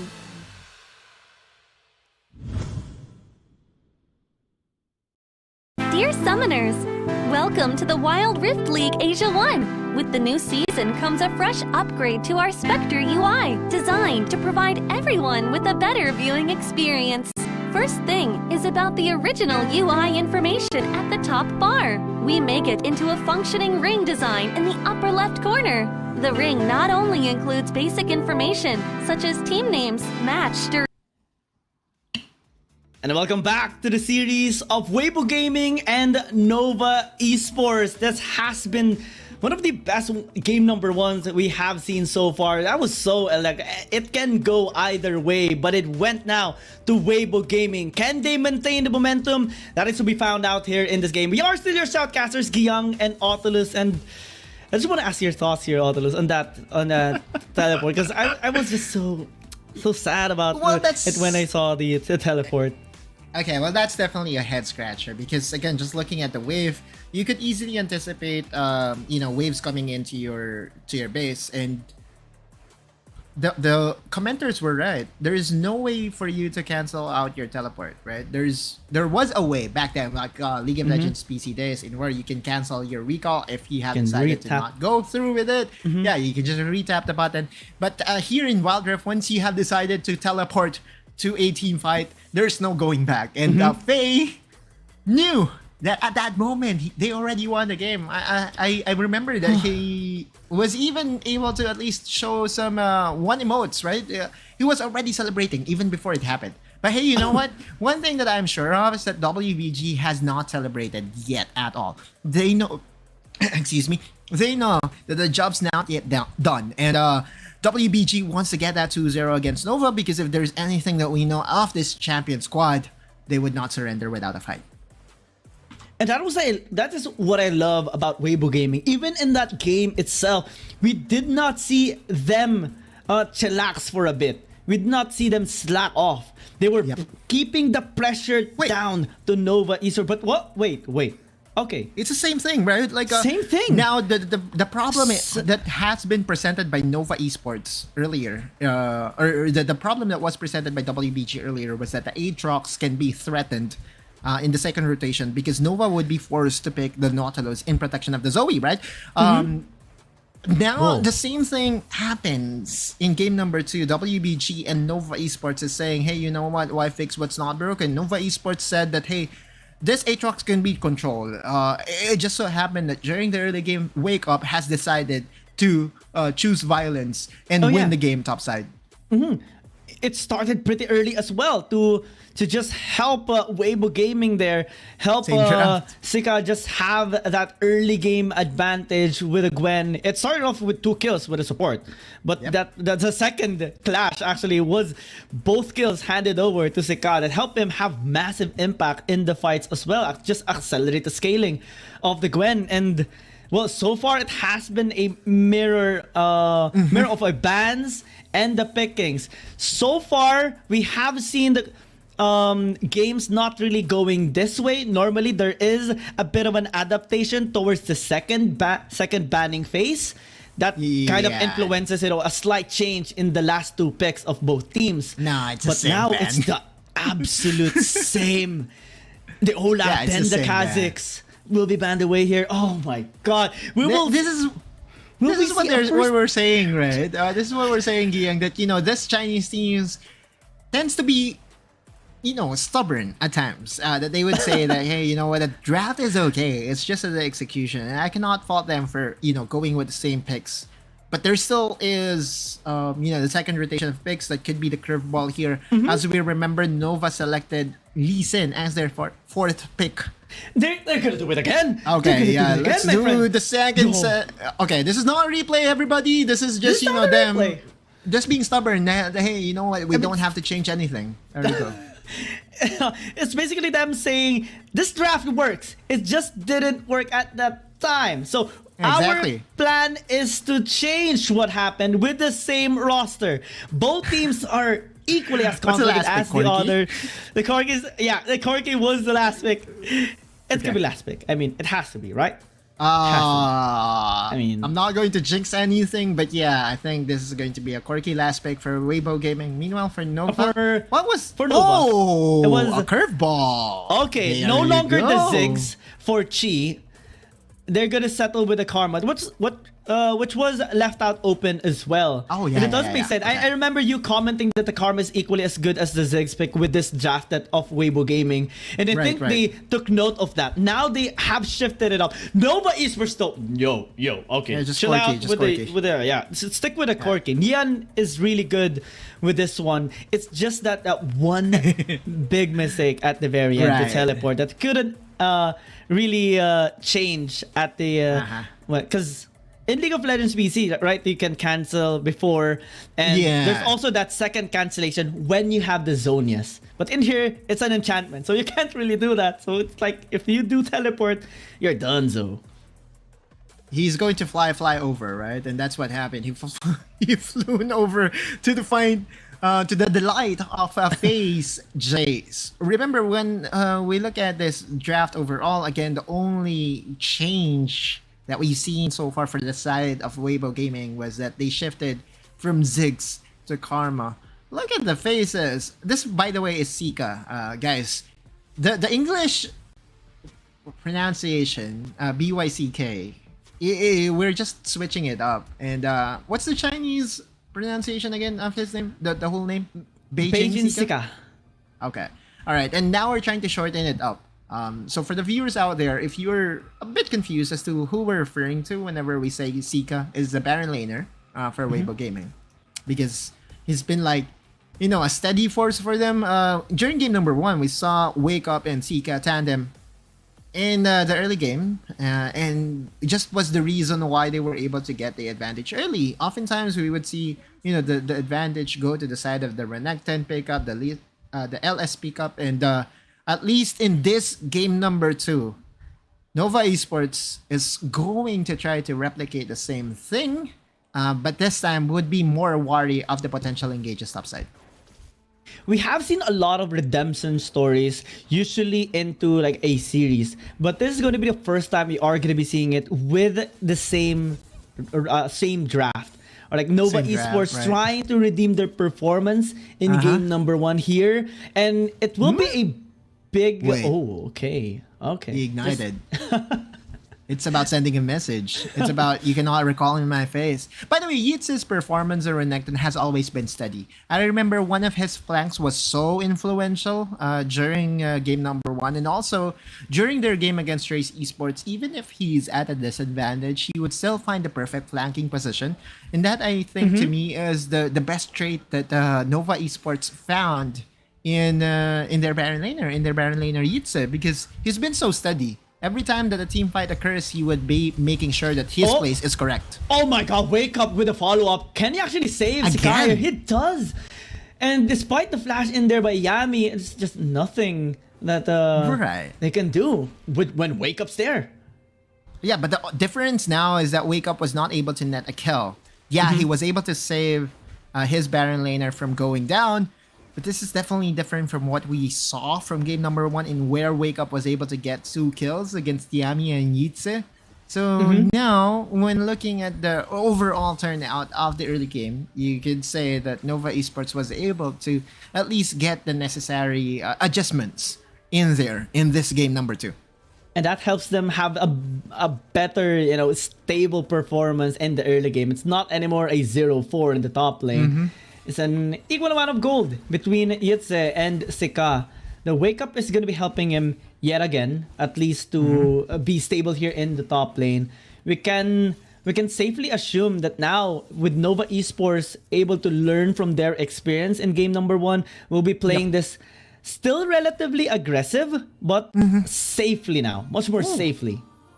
A lot more different, exactly, during the early phases. Because if you don't surrender those early deaths earlier, I feel that Long would have, more space to work with. Earlier, we saw his kill bot lane that was made possible by the Zoe, of course, but that's not as easy to do now because it's the Karma. We all know that Karma does have defenses in her. Shields, mobility as well, to thwart off any dive attempts by the opponents. But we'll be seeing, Long trying to replicate his success during game number 1. He's pathing bot side, so there could be something that would be done here. But on the top side, though, yeah, it says being zoned away. Sky's actually doing such wonderful work bullying out this Renekton.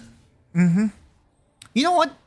Renekton has been one of my favorite champions, and Yeats's play on this champion is an eye turner as well. So he really is a master of this champion, and I really love seeing him play as the Renekton time in, time out. Although, this has been his champion for 4 straight games now, I believe. And almost every single one of those games, Yitze has really made me realize that Nova is content in giving him this champion. His flanks earlier in game number 1 was so massive as well, and I think it impacted heavily on the fights as well towards Nova Esports. But now Yami finds himself in the bad spot, able to recover still, especially with the flash and dredge line. But we are starting to see Weibo Gaming again attempting on those fights. Yeah, but there were vision available for Nova Esports now, deep in the jungle of Weibo Gaming. there's really a huge amount of adjustments that was done both sides, and relatively quiet, but Yitze is now finding his groove on the top side. Remember, earlier, Yitze was on the back foot against Sika, but now Sika is feeling the pressure of the lane bully Renekton of Yitze. We're looking into the next objective to spawn up in the next couple of seconds, but Wake Up is here. Is there going to be an engage? They're deciding against that.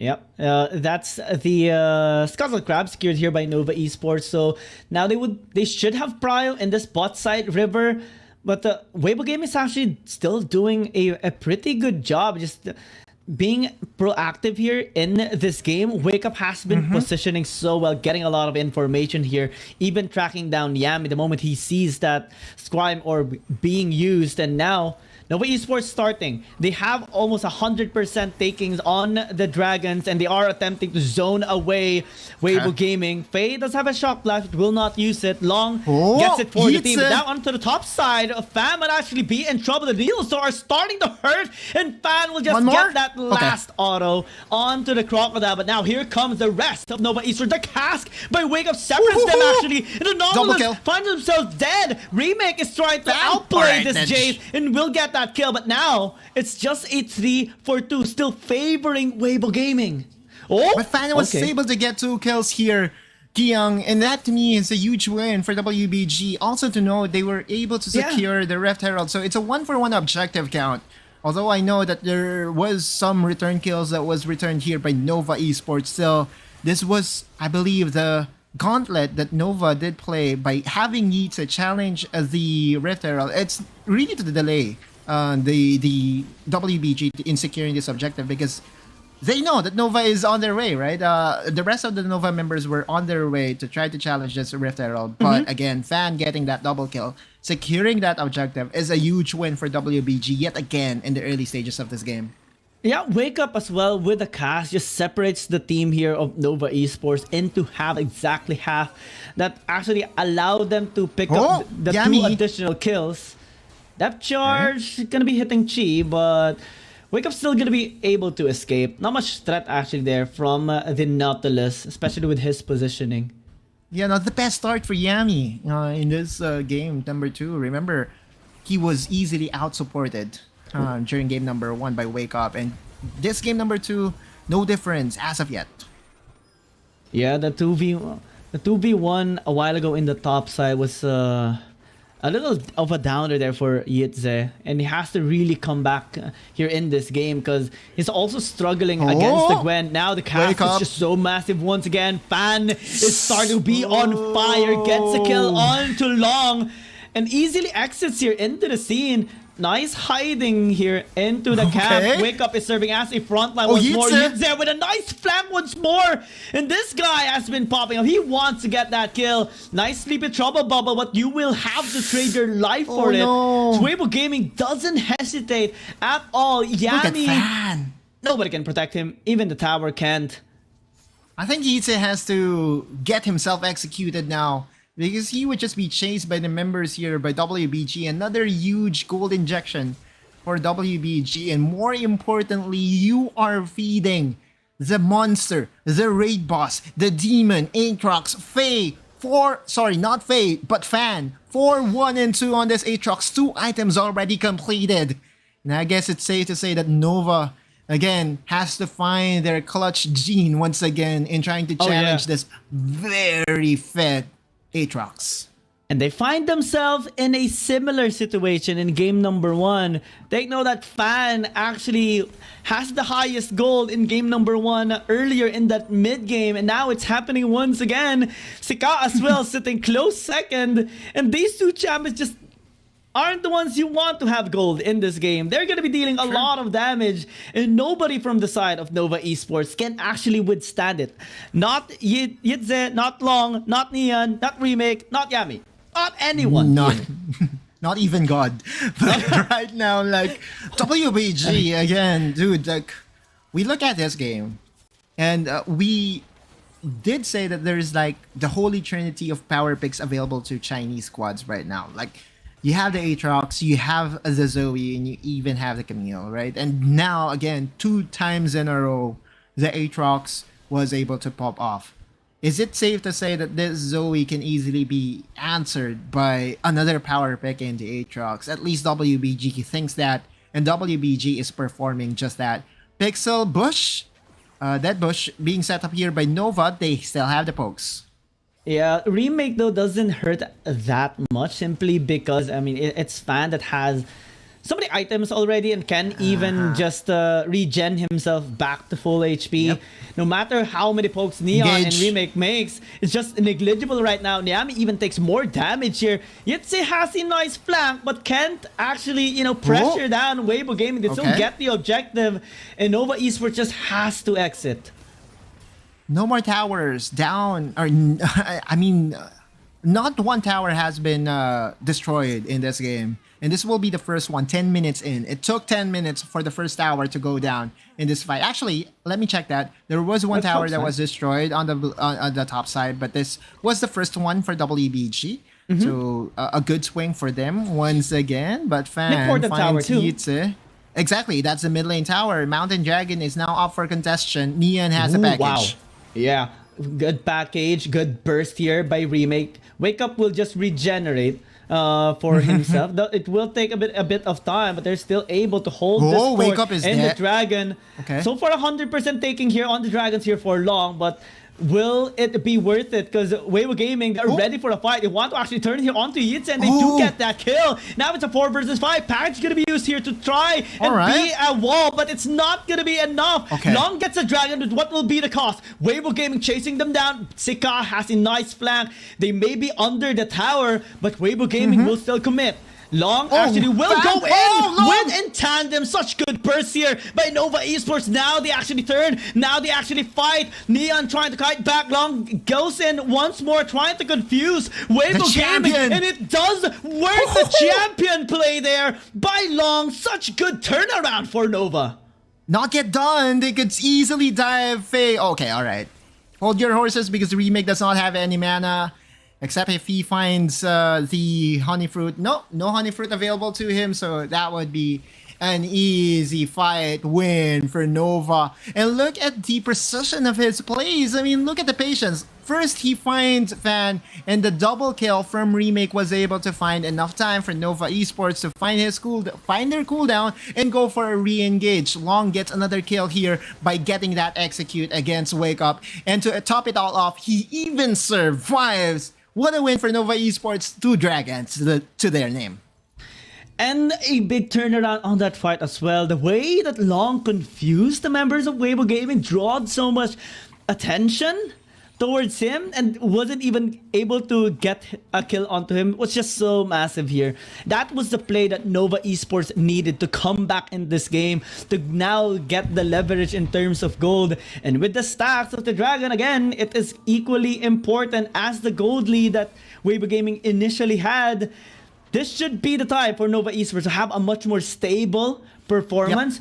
Towers are well secured. No more, you know, Jace pushing into the side lanes so far, at least in this 12.5-minute mark. And Nova Esports should be a little bit still careful. All those 50-50s, especially when it comes to Dragon takedowns, has always been Long's calling card, right? It feels like it's not a 50-50 when against Long. He's always so good with his might, and he will make sure that to make use of his Dragon's Rage to dissuade any attempt of Fan getting that Dragon. So again, the next objective will be the Infernal Dragon. A good lead so far for Nova Esports, expected off this early game. The composition that they have, but more importantly, they crawled their way back into the game. Yeah, Yami gonna be going in. Neon not gonna be hit there with the cast, so now he's able to just free hit on the members of Weibo Gaming. Now here comes Sika. Low HP members, but the flank by Yitze actually stops him for a bit. Big paddle star as well coming in from Remake and forces them so back into the base. Faye just throwing some shock blast there, but not much pressure actually. Nova Esports still got that tower, and now Wait. No way. No way. What? If they get this, remember at 14 minutes, this Baron is easy to shred down. No jungler in the area and an easy secure for the Baron for Nova Esports. Wow. So they got 2 kills in the mid lane, forced the other members of Weibo Gaming to fall back. They realized, okay, they're gonna be resetting. Not much time for them to actually go towards the Baron, and they took it after taking the tier 1 tower. Such efficiency in this red side team. This is just one of the reasons why they should be really respected here. If you give them any breathing time, they will abuse that. They are always the favorites in any matchup, or at least would be a contender. I did not see the numbers as to how many votes Nova did get during the fan vote or the viewer vote, but I kind of guess, you know, a lot of fans of Nova Esports wants them to perform this good or this well, and so far so good for Nova squad. With this Baron available for them, they can set up a 1-3-1 split push here, Giang. But they're still paying enough respect to the lineup of WBG, and they're not overcommitting. Look at their patience. Look at their discipline. They're waiting for all the waves to push in before they make a play. Yeah, they're setting up here for mid lane, and the Baron is just so good. And actually, the poll a while ago was relatively close, about 60 to 40. And no, that is just a huge turnaround on the polls. Where people are starting to think that Weibo Gaming can actually take down Nova. And that's something that Nova is trying to prevent right now. This is the best possible time. They really want to get this win. They are ahead. They have the Baron. They have the push. They have Yitze pushing into the top lane, but being chased away by Faye. Sikado needs to be really safe, really needs to fall back right now, because he can just go in once more. And while that's while everything is happening, Dragon again being taken by Long. And that's a third dragon. In game number 1, yes, they were able to get the third dragon in exchange for their Nexus. But Nova, this time, there's no split push. There's no backdoor being attempted by WBG. And so they will just be methodical in their approach, and they will be taking another objectives for themselves. Wow, so much efficiency. 4 minutes Baron, and then all outer turrets cleaned out after 2.5 minutes. That is just, well, Nova Esports. Also the discipline, right? Oftentimes when you are ahead of your opposition, tendencies are you would be full of emotions and would rush your players. But looking at how Nova did it, they just waited for their lanes to push out and played the right way in playing Wild Rift. And that's the reason why they're the defending Icons Global Champions. And there's the reason why come April 28, ladies and gents, if you are a fan of Nova Esports, you can get their freshly minted skins. Oh, especially the Lee Sin by Long has his own skin. Oh yeah, I love that Lee Sin skin. It looks so good, the design. And and I'm not really usually a fan of purple, but the design of that for Long is just so good. Okay, well, Wake Up. Cask, a little bit off there for Wake Up, but still kind of recoverable here for Weibo Gaming. Baron is going to be up. Neon does have the package. We'll be setting up here. Yummy! Oh, the flash in! Yummy is just so good here. Neon still free hitting. Fan. We have a look at this Aatrox as he's the one to serve here in the front line. Sikado dealing a lot of damage though, but Yitze will pin him down with a follow-up of Neon as well. That turns the fight into a 4 versus 5. So disadvantageous here for Weibo. The push over by the package was what was needed by Yitze to really deal the killing blow against one of the members of WBG. Sika down means this is a 4v5. Nova is making sure that they won't be, is making sure that there won't be a 50-50 and wants to secure advantages vision-wise here before they start the Baron.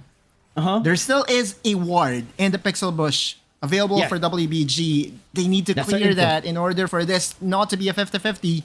Fan is here. They don't have a red trinket here. Look at that ward. Very valuable. Yeah, they know that they are just there. But 5,000 is remaining here onto the Baron. They actually are going to be committing it. But now, World Ender popped up. Here comes the cask again. Oh my god, that was so beautiful from Wake Up. Teleporting coming as well. No way. They got Neon. That is a big kill. Can Long get this still? Can he make the proper outplay? Goes Golden. Will he get it? The answer is no. It's going to be Fan here. And the cleanup comes through. Remake is here just outside the Baron pit. Cannot hold down the fort here for Nova Esports. Long No goes way! in with a Dragon's Rage, gets the outplay, gets the burst here by Yitze. They do trade up the Baron, but they get most of that fight. I think that a lot of that has something to do with Fan preemptively using his stasis, and he was not able to dish out the damage that was needed by WBG. Now Nova with 4 people alive with against just 1 member. Remember though, Sika does have access to the Baron empowered minions that can easily help him defend the towers, defend the Nexus. WBG on the precipice of losing game number 2. Long death timers though. Can Sika and Wake Up actually defend? They got the tower already into the top lane. Sika's actually really mad. Dragon Rage was forced there just for the disengaged. Man, it's starting to be really scary. Look at that damage. And there will be an Elder Dragon open for the taking long. No. Once this red buff, he will be spotted and will be forced away from this objective. Teleports coming in. They're committing onto this. Weibo Gaming, they want to force Nova Esports. They just recalled, but look at the HP of this Elder Dragon, already trimmed down to 9,000. Here comes Yami. Neon forced to use that Valkyrie already. No exit way now. No exit utility. They turn here. Yami just serving the front line. Yitze as well. Who will get Sika? this Elder Drake? It's gonna be Nova Esports. Actually get it. They get the turnaround. They get the team fight as well. And Weibo Gaming, it's only the Karma Live. You cannot win smite fights against Long himself. What? He is him. Yitze trying to dissuade G's attempt to recall, execute is there. Nova Esports extends this series. We're going to a game number 3. Long is just an absolute god. Godfist Lee Sin, played by the Lee Sin god. Nobody can outsmite him. 4 out of 4 dragons. There was a Baron that was gifted over to the Jays, but you would say that, hey, you know what, Long, it's saying that, hey, you know what, that Baron does not count because he was able to terrorize almost all members by WBG. Again, that smite fight in the end, the Elder Dragon, and we all know this, Elder Dragon wins games. The impatience by WBG to go for that 50-50 flip that hasn't really gifted them any any positive outcome, because all the 50-50s, especially in the dragons, has always been Long's dragon. So yeah, you cannot win smite fights against the guy himself. And the only reason why he actually wasn't able to get the Baron a while ago is because his stasis was just too long. And the Weibo Gaming managed to burst down the Baron just in time. But that Elder Dragon fight, the timing, I didn't even see this mic coming. It's just that suddenly Nova Esports got in it and they used it to their utmost advantage. And now, the game is still going. The series is still rolling. Nova Esports is still kicking in this game. At one point, Fan was so ahead, like 1k ahead of the second richest member in the game. 4-1-2 or 4-1-4 KDA, not a problem for Nova. They just microed this Aatrox out of the game. Crowd control left and right, kicks by Long, and again the execution available with Yeats' damage, Neon's damage, and Long being able to really control the tempo with his mites was the reason why. Look at the kills by Fan. At one point he was 4 kills and it did not even increase by one. I know the term. It got nailed at 4, I guess, is nailed. What I want to say. Hammered at 4. Meanwhile, Long was just making so many big impacts into fights. Outplays in the bottom lane, plays in the top lane, and that dragon, Elder Dragon steal just cemented the victory there of Nova Esports. Man, I cannot wait for game number 3. Can't win against Long smites too. Like, if you are WBG, you have to accept the fact that, hey, you know what, Long would have the advantage because as a Lee Sin, you have access to the Sonic Wave resonating strike combo to add to your total damage when it comes to smite fights. So there's that additional couple hundred damage available to Long. And we're also talking about the best jungler in the world right now. So yeah, add 1 to 1, it just multiplies by a lot. in favor of Nova Esports. The championship squad shows up once again and forces a game number 3 here, Giyang, and I cannot wait for game 3 to start.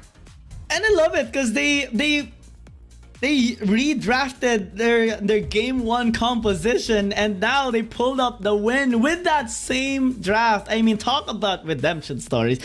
I mean, we can say that they might be too, overzealous at times, too confident at times, but it turned out so well in this game. Nova Esports, they're just maniac. They're crazy, man. They're crazy. Yeah, they are indeed crazy, and I cannot wait for the next game, because if there will be any switch of sides, will we be finally seeing Long on the Aatrox?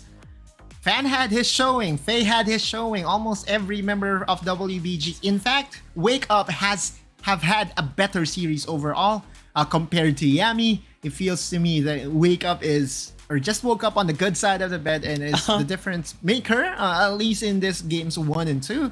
But on game number 3, it will be an all new game altogether, and we have to wait and see again as to how the game will turn out, because if Nova would be getting the early game leads once again, if the Dragons 3 Dragon win condition will be there for them, chances are it will be a 2-1 in favor of Nova Esports. I mean, at this point, if they go to game number 2, which side are they gonna be on? Are they gonna be letting out the Aatrox once more, Gwen as well? Will Long go in with the Lee Sin once more? Because we'd see a lot of respect towards his champions, the Olaf, the Kazakhs being banned away. So much respect just handed over to him by Weibo Gaming, but it's not enough.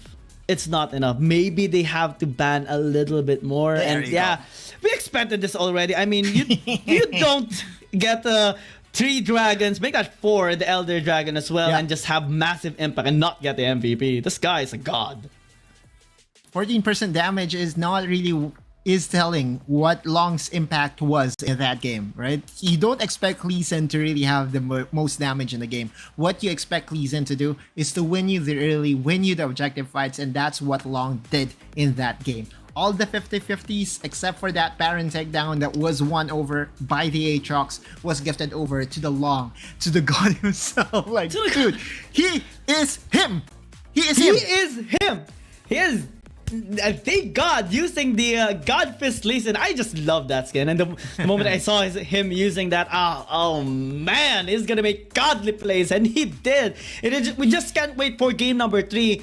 I mean, this has been a really long series. Weibo Gaming winning game number 1, Nova Esports, pushing us to game number 3 with the same draft they had in game number 1. Let's see who's gonna be finally reigning at the very top. Will it be Weibo Gaming or Nova Esports? But until then, we're just gonna be helping by into a very short break. You're watching the series of Nova Esports and Weibo Gaming, and we'll be back after this. Dear Summoners, Wild Rift League Asia is about to begin. With a brand new tournament format and teams, what changes can we expect? Let's take a closer look. WRL consists of 2 conferences, WRL CN and WRL APAC. 12 teams from the WRL CN conference and 8 from the WRL APAC conference will compete through the regular stage, playoffs, and finals to view our ultimate glory. All matches will be played in the BO3 format in the regular stage. The 20 participating teams will compete within and across their conferences. Each team will play a single round robin with every other team within their conference once, and half of the teams from the other conference once. Throughout the regular stage, teams will be ranked based on their points within their conference. The top 8 teams from the WRL-CN conference and the top 4 teams from the WRL APAC conference will qualify for the playoffs. The playoffs will also be held separately for each conference, adopting a BO7 double elimination format. Only the top 2 teams from each conference's playoffs will advance to the finals, vying for the championship. Of course, a new tournament brings unique challenges. The Wild Rift League Asia Season 1 WRL A1 Finals will be a 3-day extravaganza. On the first day of the finals, the 4 qualifying teams will play a single round robin in BO1 format. The top-ranked team will advance directly to the grand finals, while the remaining 3 teams will battle it out in a single elimination bracket on the second day to secure a spot in the grand finals on the third day. The 2 teams that make it to the grand finals will face off in the BO7 showdown to claim the championship. Additionally, in both the WRL A1 regular stage and finals, teams will participate in the Fight for Side FFS match before the official games commence. The FFS match will be played in a 1v1 solo mode. Each team will send 1 player to compete. They will ban 2 champions each from the official weekly rotating champions pool, and then select 1 champion each for 1v1 competition. The winning team of the FFS match will earn the right to choose their side first. Wild Rift League Asia Season 1 regular stage will officially kick off on April 8th, with 20 top-tier teams assembled and ready for action. Who will climb to the summit and seize the crown? Let's wait and see.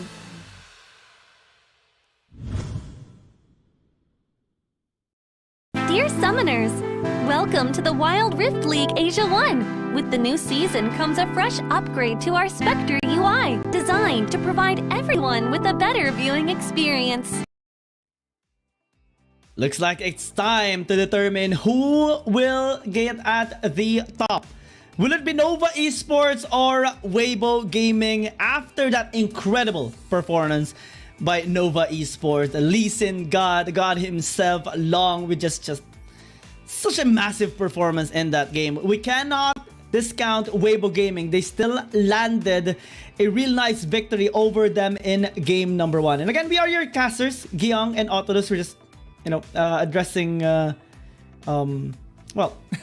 I'm still here, bro. I mean, can you hear me? I'm still here. Yeah, I'm still here. Yeah, I hear you. I Okay. think, and I can also see myself on VMix. It's moving. There. Oh, okay, all right. I tried to reconnect and finally, yeah, I was able to hear your intro, and I'm sorry about that, but yeah, everything's back to normal, and let's not take away what really is happening right now, Kian, because this has been a treat for every WR Esports fan out there. Nova Esports, WBG, now with the flip of sides, and we are already in the first rotation of picks. Zoe has been locked in by Nova, and that's already going to be gifted, of course, to Remake. Now the Jace and Nautilus has been locked by WBG. Is this going to be an Aatrox finally for long? Yeah, because Weibo Gaming had the hold on the Aatrox and even the Gwen twice in a row. And now it's the time for Nova Esports to get their hands on this demonic champion to wreak havoc into the world ender. And we saw the performance a while ago of Fan on this. Game number 1, really massive. Game number 2, not so much. And now it's time for maybe Long to use this. Maybe Neon. Galio. Not the Gragas, which is interesting because oftentimes we see Nova Esports or not really Nova, but WBG go for Gragas in this scenario. But Nova is switching things up. They want the side lane emergency button that is available to the Galio.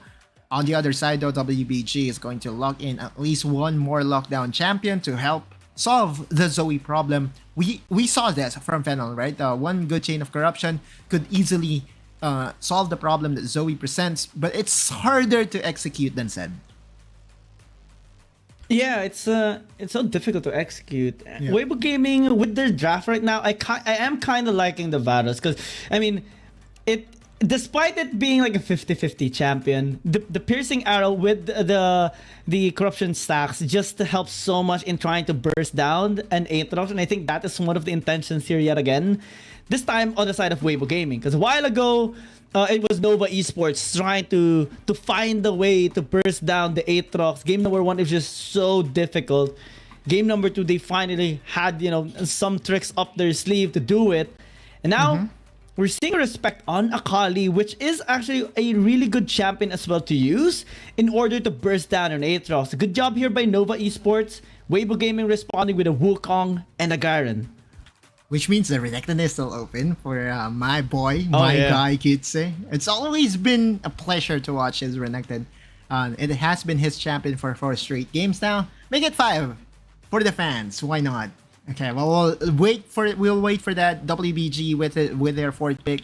It will be a Gwen, which, okay, I think it's easy to say now, right? It will be another Renekton showing for Yitze. Oh yeah.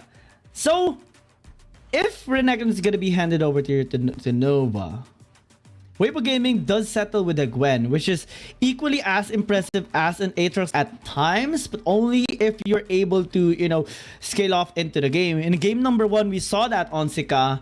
Game number 2, we saw it a little bit on the late game. And, well, the Z pick is going to be interesting. This can be a dual purpose if ever. Because this is a champ that can burst down an Aatrox. At least to help out burst an Aatrox. And since they banned away the Akali now, this should deny Weibo Gaming in that one additional burst champion. And they're looking for a jungler indeed. So WBG would not have access to the Z, but would go for the Kha'Zix instead, which is also a champion that can lock down. Not really lock down, but can easily get the damage done against the Aatrox. It is, however, the Aatrox of Long. And to me, almost every jungle champion in the game right now has always that big asterisk that when played by Long would just evolve into another breed. Oh yeah. Wait, what's this? What does the stat say? Is this the first showing of Long in the Aatrox in the current season? I know that you keep track of the stats, but you can actually check that real quick for us. He has played a lot of Fiones and Kha'Zix. Yep. First time actually to pick up the Lee Sin in the series, and first time as well with the Aatrox. Okay, all right. Well, this is a pleasure to watch, not just for the viewers out there, but for us as well. How effective will this Aatrox by Long be? I expect it to be a demon. I expect it to be a god because it is Long himself. But let's not celebrate yet, and let's just wait for the game to commence and watch it by R2Ice. With R2Ice. Oh yeah, this is a treat for everybody. Let's see who is gonna reign here in this game. Will it be Nova Esports or Weibo Gaming? Keep your eyes on the screen at all times because this is as explosive as it gets. Game number 1 to the side of Weibo Gaming. Game number 2 to the side of Nova Esports. Will this be the reverse sweep? That often does not happen, right? We've seen a lot of 2-0s in this WRLA. And now we are gifted of a 3-game special between 2 of the powerhouses team that we have in the game. But one thing to note, Nian has elected to not go for the Corki versus Jace, but rather go for the Zed, which is going to present some threat against the Zed, of course, during the early phase because of the range advantage. 3rd time in a row, Yitze going against the Gwen, and this is why I love watching Yitze on this champion. He's going for unorthodox starts, goes for the Slice and Dice level 1 skill, and goes for the Rootless Predator level 2 skill. None of those call the meeks to really get the lane priority. Kraken Slayer as well as his key spell here, or keystone, against the Gwen. So I mean, it's going to be interesting as the damage is going to be a little higher with that keystone, and well, pretty much standard stuff yet again on top side as both supports just gonna be helping out. Earlier game number 1 we have seen Wake Up just do massive work, but now the attention drawn here towards the Nautilus is really high, but Sika still fighting back. Snip does hurt, Dredgeline does not, and that actually allows Yami to stay alive. It misses by a pixel, dude. Like, had it connected, it would have been resolved into a kill once again for WBG.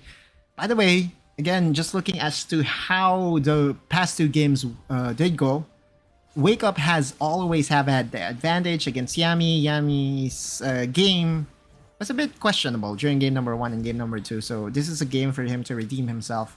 But the main attraction always, if we're looking... oh no... Oh, Faye, you cheeky boy. Sag moment, Sag moment. When it happens, it just basically tells you out of the game. Not Long though, because Long knows that it's just one objective and he can take 1 kill off of the opponent. to really replace that Scuttle Crab.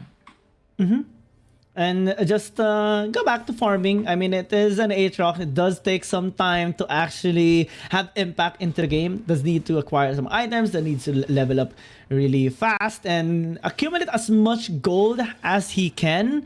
Since that Fan, when he was using the Aatrox, he was actually sitting at the very top of the gold charts. And that should be the goal of Long as well.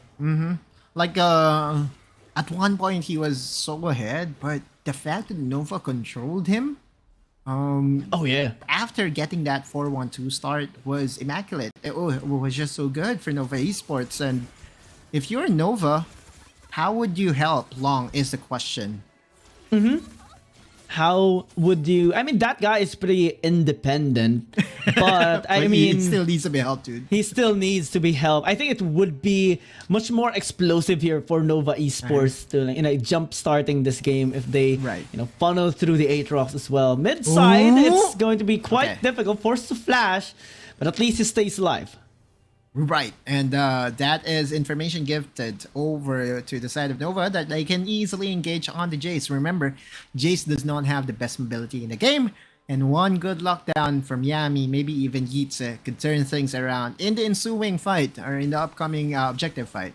We could see that the jungler from WBG is already on the top side, who just wants to make himself present in case there will be a dive by Long, and here comes Long. There could be that engage that we're waiting for. Yeah, Justice Punch into the Shield of Duran, and everyone actually just goes in. The flash of Yitze as well. It's a massive wake up, just burns to death there, and that is just the timing so good here for Long.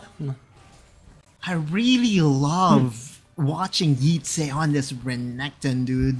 To me, okay, I'll be honest. I was asked of my, my best 5 players after week number 2, right? And I when we did not know to vote for the APAC players, I voted for Yitze as my best Baron laner just because of this. Like, look at this Renekton. It's so smooth. Slice gets the rage needed for that empowered rootless predator, and it was what was needed by Nova. It seems easy to execute, but believe me, it's not as easy as it seems. Yeah, he turned back first. That kind of confused Weibo Gaming if he is actually, gonna be committing or not, and then flashed in. It was so beautiful. It caught them off guard. Now, well, Weibo Gaming is starting this dragon, and Long does have, so far 100% dragon takings in all of the games. So maybe he wants to keep that streak up.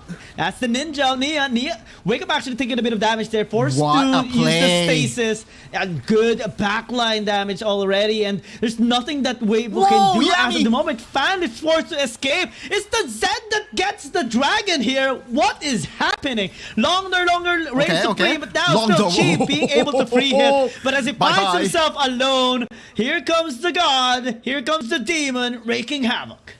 I think what really started that fight in the favor of Nova Esports was the decision making by the Zed to be the Shen, not really the Shen delivery system, like the Galio delivery system, going in with a death mark.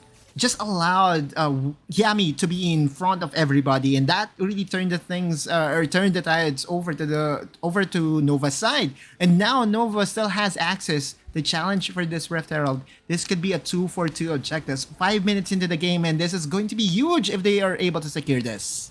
Yeah, they're already posing themselves. Wake Up has been, struggling a little bit more into this game. No longer does he have the Gragas. The Nautilus, so far, not on point here for him. He has been the target always. Yami. Here comes the taunt. Here comes the burst, and the support is dead immediately. They do get the trade, though, onto the Gala, but here comes Yitze again on the back line. Fan just gets deleted into this map. No chance to actually get the steal. Still Long, reigning supreme, but nearly gets taken out. Here comes Remake, here comes Yitze with a surprise triple kill already with the emote even summed up, and oh my dear lord! Okay, Remake just from 13 miles away lands that panel star. We can list it down to Nova now, huh? Like this is already a Nova game. It's 6K goal lead in 7 minutes. No. And then we are going to look into the replay real quick. Okay. First of all, Wake Up again, being in front of everybody, was engaged by Nova Esports. And with no access to stasis, it was an easy pick-off for Nova Esports. Look at Yitze and how he uses this Renekton. Just wait for the rage and goes for the flank. One call the meek, one auto attack was what was needed by Yitze. And to top it all off, remake again on the Zoe. Thumbs up. Thumbs up. And definitely a wonderful experience, but it's not so much right now. Into the top side, as Wake Up is just helping Sika secure that kill. And that is a necessary pick-off here for Weibo. Good way to control and stop the bleeding for the side of WBG. Yitze was a bit overeager and was a little bit too forward to his liking. But looking at the net worth though, remember when you said that, you know, Aatrox, the fans Aatrox was at the top of the goal chart during game number 2? Well, guess what? In game number 3, Long's Aatrox was able to do the same. And now Long, with the Dragon secured by their squad, this is altogether a different game already, right? Because earlier today, when we saw Aatrox by Fan popping off, the Dragon was not to their side. Yeah. And this time, it's just everything here. Now, actually, just basically every objective taken here by Nova Esports. All RH, all Dragon secured. Even Neon got the Dragon a while ago. It's like, I got you, buddy. I got you, Long. I can just help you secure these objectives for ourselves. They have the best possible conditions now in the game. 5,000 gold, even 6,000 a while ago at 7 minutes. It's just that right now, Weibo Game is still being very proactive and trying to look for ways to actually come back. Long is level 11. He's trying to chase down Fan. And there's again another vision available. Another good snipe by Faye. That's twice in a row now that he did it. All right, like, okay.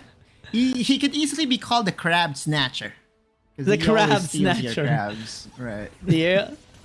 Wants the secret formula. Okay. Sleep. Right. Almost there. Almost. Wait. But now Faye actually just get died here in under the tower. Bye-bye. Does still have... never mind. He is in trouble. Oh, no. He is... actually, he's trying to escape. Yeah, he does. Wow. Able to outplay. I see you. All right. That's a good outplay and one way to control the bleeding. It has really haunted WBG so far. Yitze, though, a different beast in this game. It is making BYC alive so hard. It says aggression is just unstoppable here in this game. His flanks, even on that RH fight earlier, getting the kill onto Fan and then just flanking yet again towards the two members there of Weibo Gaming. Just so good. Now Dragon. Exactly. This is what Long wants for dinner. Always, right? Like 7, 8 dragons already secured by Long in this series. Is this going to be the 9th one? Yami doesn't care if Wake Up actually initiates on him. He just needs to like proc that shield run. Okay, just go on to me. And I won't even care that much. You can just, initiate and we'll follow up. We'll even be glad for you to close the distance because we won't hesitate at all. Fan is just completely zoned away. Here comes Yami once more. Yitze as well, flashing in onto Chi. There's no escape. There's the assassination though. Kazik actually popping off. As Fan wants the resets. They want to get that kill. Neon as well has been bursted out. This is the chance. Weibo Gaming, they just sneak right through. Long is still here though. Going in, might be needing to be a little careful. Finally. Denied onto the steal. You're no longer the Jungle King. It's the first time in this 3-game series that the Dragon went to the side of WBG, and it's because the fight started in the favor of WBG right away, right? An overextension by the members of Nova Esports. They were overeager as we look into the replay here. Yitze trying to go for the assassination play against Chi, but he was so ready, and again, as the Varus, if you are able to survive that first encounter, that first engage, you can still dish out damages of arrow or hail of arrows as we look into the final seconds of that team fight. Not anymore because WBG has decided to get the second objective in a row. Rift Herald summoned here in the mid lane would mean the WBG has crawled their way back into the game. Yeah, after picking up 3 members on Nova Esports, they got the Dragon, they got the RH, now they trimmed down the gold lead of Nova Esports. A while ago it was 6,000, now it's just 1K.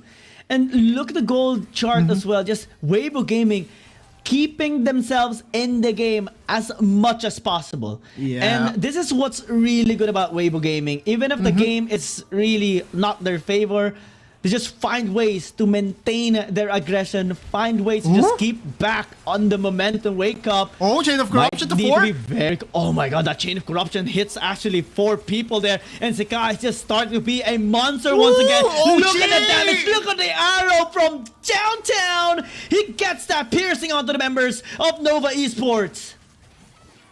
The last time that we saw Chi on the Varus, he was the MVP, back-to-back MVP.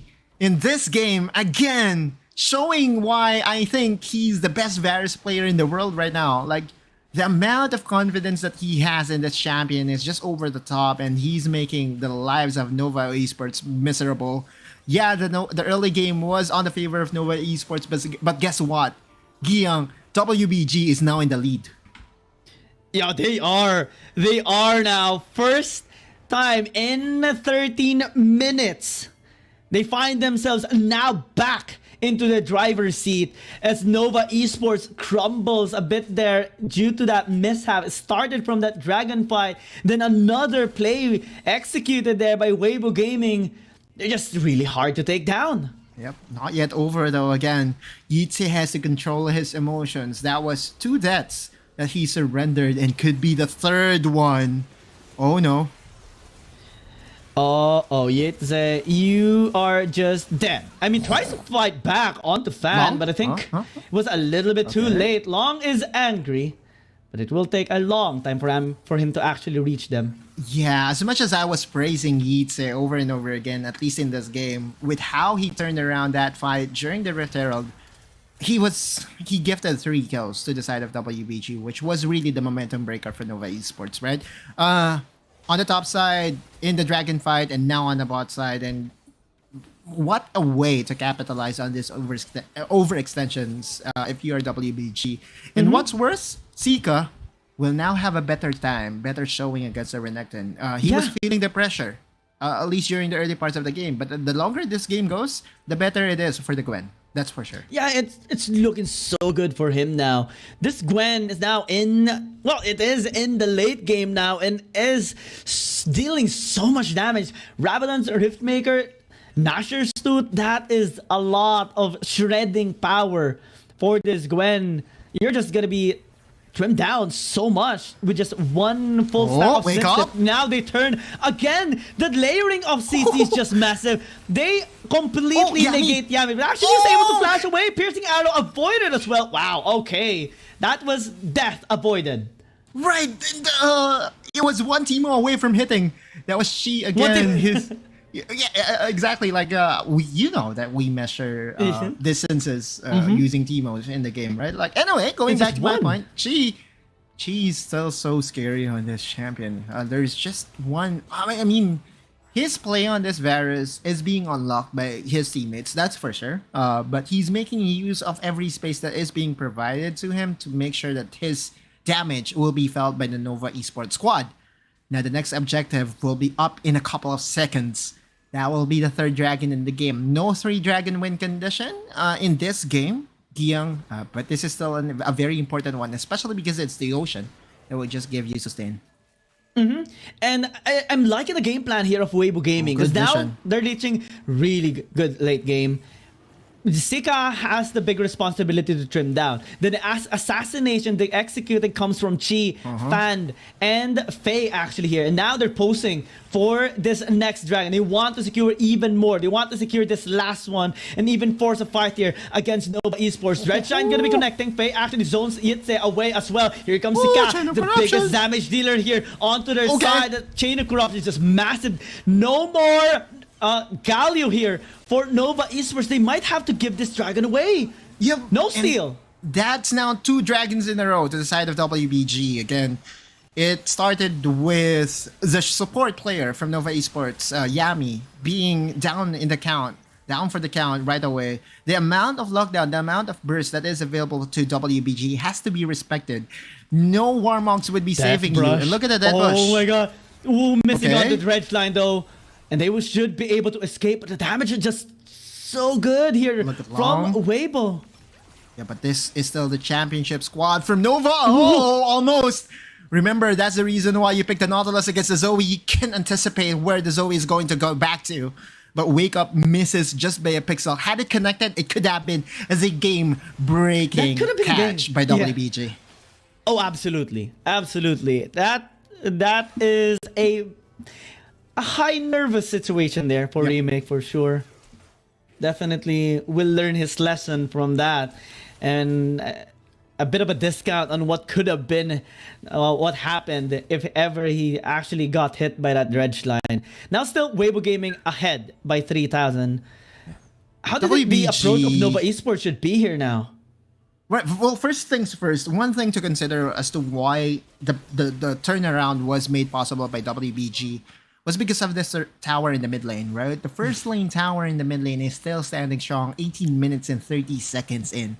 And that was what has given WBG access to go for this counter plays, because Nova does not have direct access to the jungle of WBG.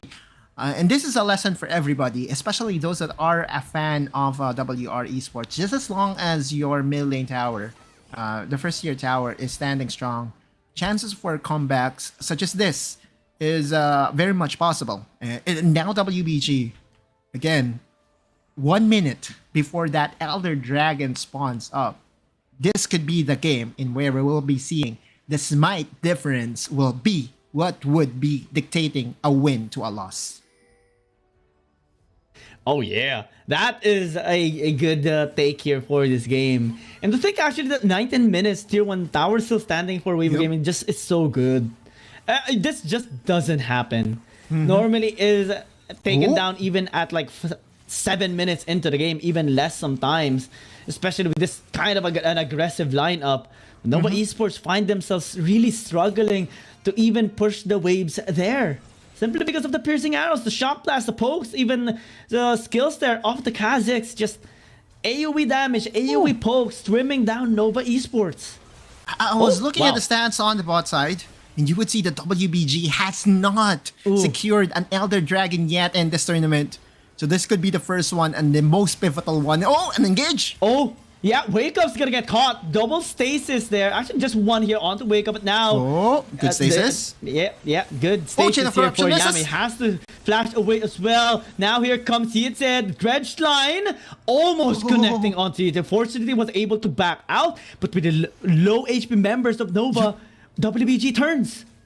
Continue to poke them away, whittle down their HP, and now Long is less than 20% HP. How can he challenge this? The smite fight should favor WBG now. Yeah, they're going to be trying though. Itze still is here. Blast Cone is available. Fan knows that they are there. They have a ward in just a little bit outside the brush, but Long still is little clear. With the vision, can they actually go with the steal? Damage being done there by Nia just to show Wake Up.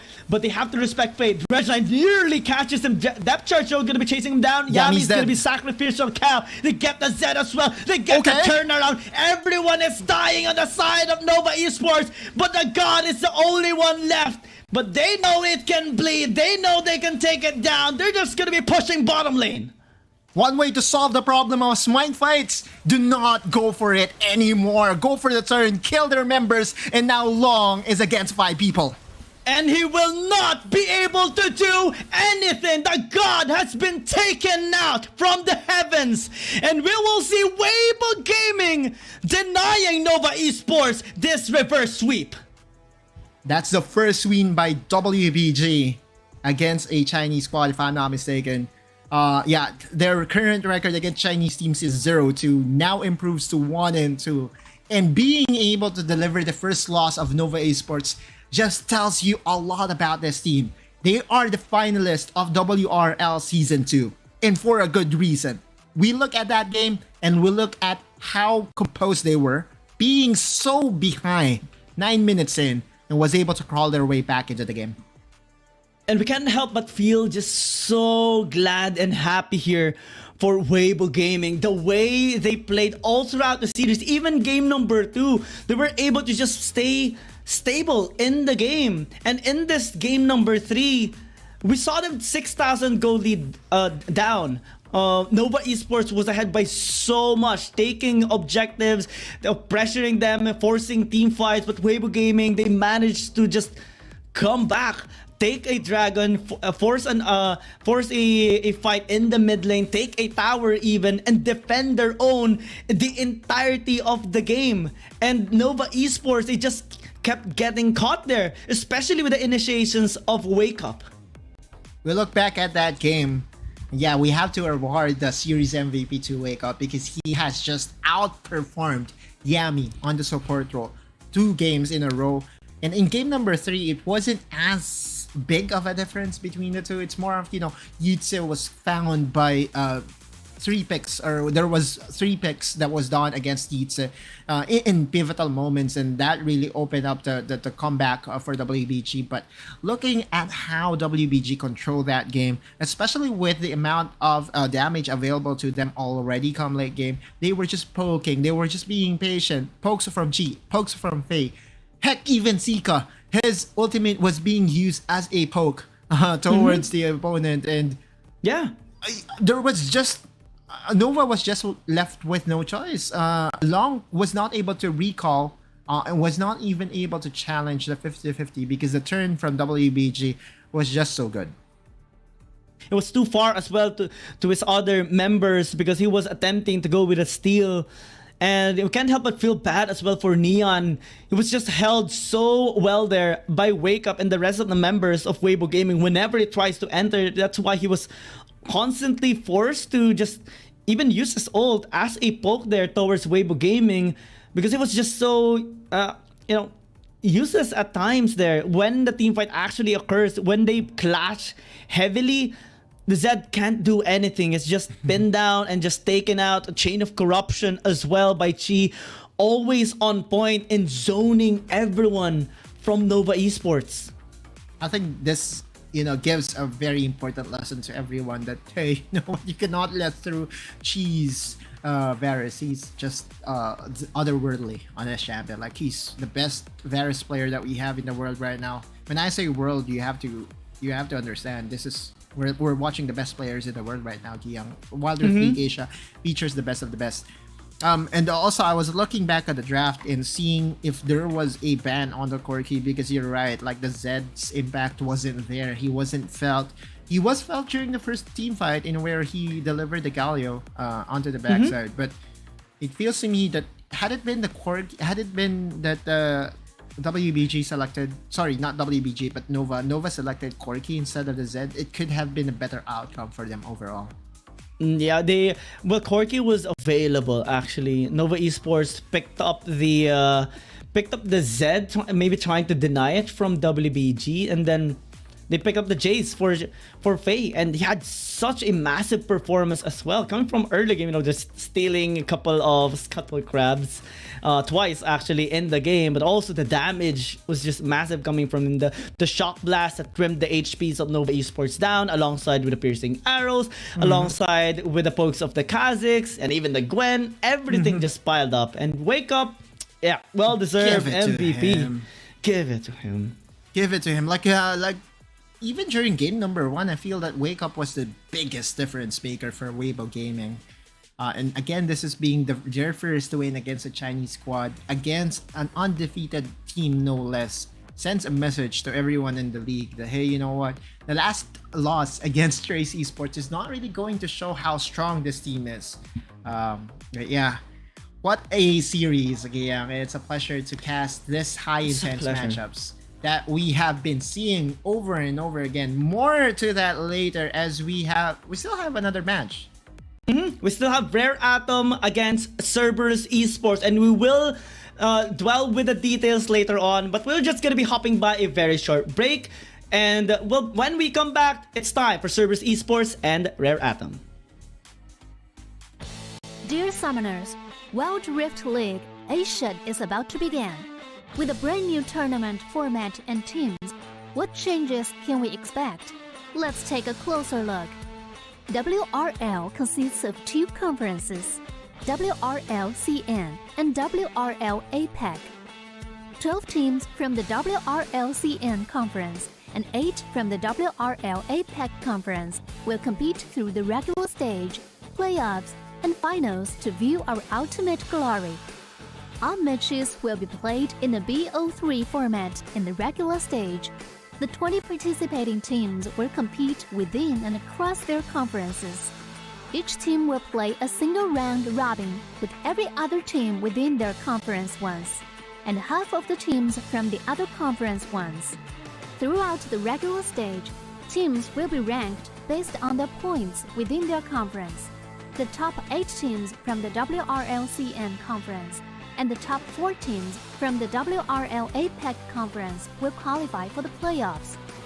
The playoffs will also be held separately for each conference, adopting a BO7 double elimination format. Only the top 2 teams from each conference's playoffs will advance to the finals, vying for the championship.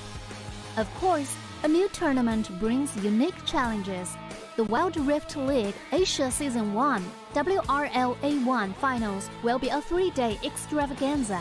On the first day of the finals, the 4 qualifying teams will play a single round robin in BO1 format. The top-ranked team will advance directly to the grand finals, while the remaining 3 teams will battle it out in a single elimination bracket on the second day to secure a spot in the grand finals on the third day. The 2 teams that make it to the grand finals will face off in the BO7 showdown to claim the championship.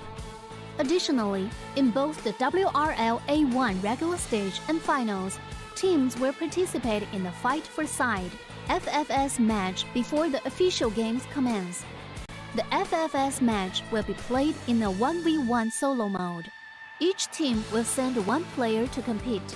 They will ban 2 champions each from the official weekly rotating champions pool, and then select 1 champion each for 1v1 competition. The winning team of the FFS match will earn the right to choose their side first.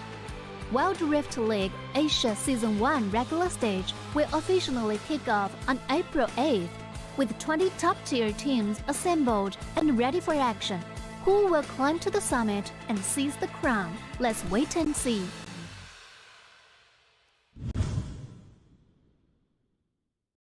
Dear Summoners, welcome to the Wild Rift League Asia 1. With the new season comes a fresh upgrade to our Spectre UI, designed to provide everyone with a better viewing experience. First thing is about the original UI information at the top bar. We make it into a functioning ring design in the upper left corner. The ring not only includes basic information such as team names, match duration, kills, towers, but also displays the gold difference through the red and blue rings. What is a great game without the competition for map resources?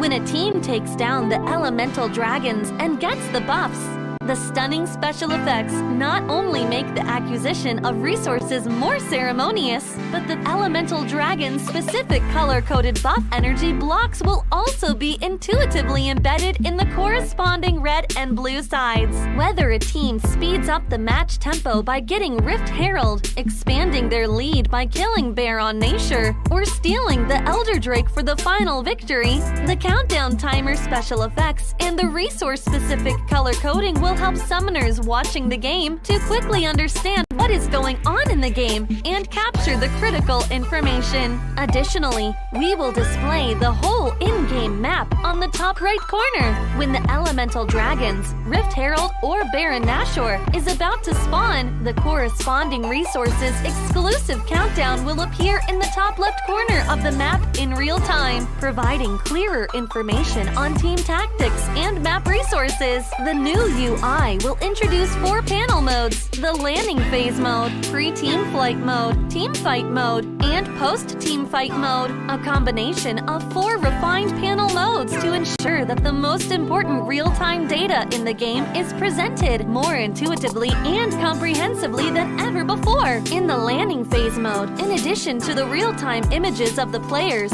champion selections, summoner spells and champion experience, we will also supplement real-time gold, KDA, and items during the landing phase. Meanwhile, team stats history will also be displayed based on the progress of the game, allowing summoners watching the game to stay informed of the comprehensive information in real time. In pre-team fight mode, we refine and integrate the information on the gold difference between the matchup to help summoners keep track of the player's items builds in real time through the items column. This makes the state of both teams clearer before the team fight. In the highly anticipated team fight mode, we visualize the damage dealt comparison. The real-time dynamic display of champions' avatars can be more intuitively express the damage dealt of each player during the team fight.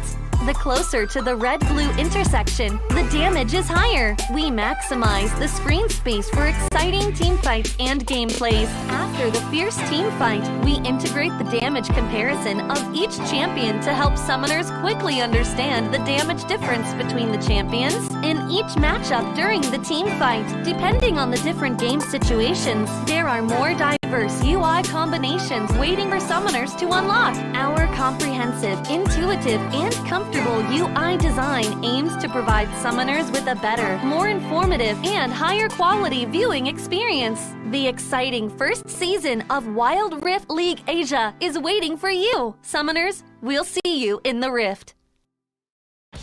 Dear Summoners, Wild Rift League Asia is about to begin. With a brand new tournament format and teams, what changes can we expect? Let's take a closer look. WRL consists of two conferences, WRL CN and WRL APAC. 12 teams from the WRL CN conference and 8 from the WRL APAC conference will compete through the regular stage, playoffs, and finals to view our ultimate glory. All matches will be played in the BO3 format in the regular stage. The 20 participating teams will compete within and across their conferences. Each team will play a single round robin with every other team within their conference once, and half of the teams from the other conference once. Throughout the regular stage, teams will be ranked based on their points within their conference. The top 8 teams from the WRLCN conference and the top 4 teams from the WRL APAC conference will qualify for the playoffs. The playoffs will also be held separately for each conference, adopting a BO7 double elimination format. Only the top 2 teams from each conference's playoffs will advance to the finals, vying for the championship. Of course, a new tournament brings unique challenges. The Wild Rift League Asia Season 1 WRL A1 Finals will be a 3-day extravaganza. On the first day of the finals, the 4 qualifying teams will play a single round robin in BO1 format. The top-ranked team will advance directly to the grand finals, while the remaining 3 teams will battle it out in a single elimination bracket on the second day to secure a spot in the grand finals on the third day. The 2 teams that make it to the grand finals will face off in the BO7 showdown to claim the championship. Additionally, in both the WRL A1 regular stage and finals, teams will participate in the Fight for Side FFS match before the official games commence. The FFS match will be played in a 1v1 solo mode. Each team will send 1 player to compete. They will ban 2 champions each from the official weekly rotating champions pool, and then select 1 champion each for 1v1 competition. The winning team of the FFS match will earn the right to choose their side first. Wild Rift League Asia Season 1 regular stage will officially kick off on April 8th, with 20 top-tier teams assembled and ready for action. Who will climb to the summit and seize the crown? Let's wait and see.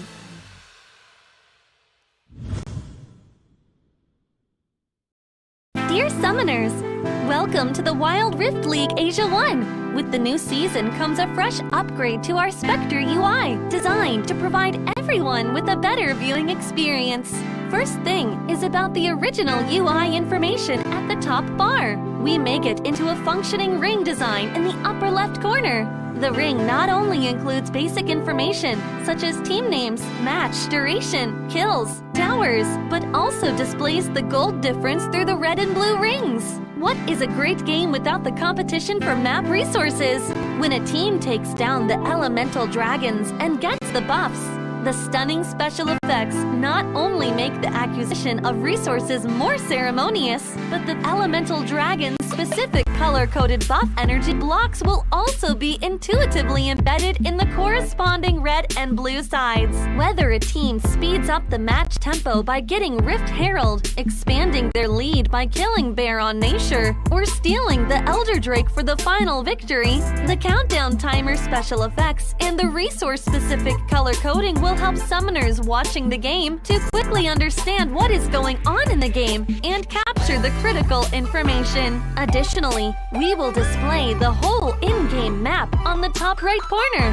When the elemental dragons, Rift Herald or Baron Nashor is about to spawn, the corresponding resources exclusive countdown will appear in the top left corner of the map in real time, providing clearer information on team tactics and map resources. The new UI will introduce 4 panel modes: the landing phase mode, pre-team flight mode, team fight mode, and post-team fight mode, a combination of 4 refined panel modes to ensure that the most important real-time data in the game is presented more intuitively and comprehensively than ever before. In the landing phase mode, in addition to the real-time images of the players, champion selections, summoner spells, and champion experience, we will also supplement real-time gold, KDA, and items during the landing phase. Meanwhile, team stats history will also be displayed based on the progress of the game, allowing summoners watching the game to stay informed of the comprehensive information in real time. In pre-team fight mode, we refine and integrate the information on the gold difference between the matchup to help summoners keep track of the player's items builds in real time through the items column. This makes the state of both teams clearer before the team fight. In the highly anticipated team fight mode, we visualize the damage dealt comparison. The real-time dynamic display of champions' avatars can be more intuitively express the damage dealt of each player during the team fight.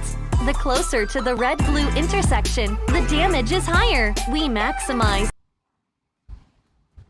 And welcome back to the Wild Rift League Asia 2023 Season number 1. After that incredible performance by Weibo Gaming, now we are going to be moving forward to the match of Cerberus Esports versus Rare Atom. Again, another APAC team going to be challenging a WRL team. It's going to be tough, but let's see if how Cerberus Esports is going to handle this.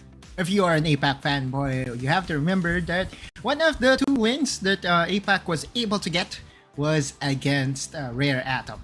It was now Esports that drawn first blood against this Chinese squad. However, we're looking at the lineup of Saigon Cerberus Esports, and there is one important person missing. That is the jungler. For Cerberus Esports, Meliodas still won't be able to play, and it will be Y1, the Baron laner, taking his place in the jungle.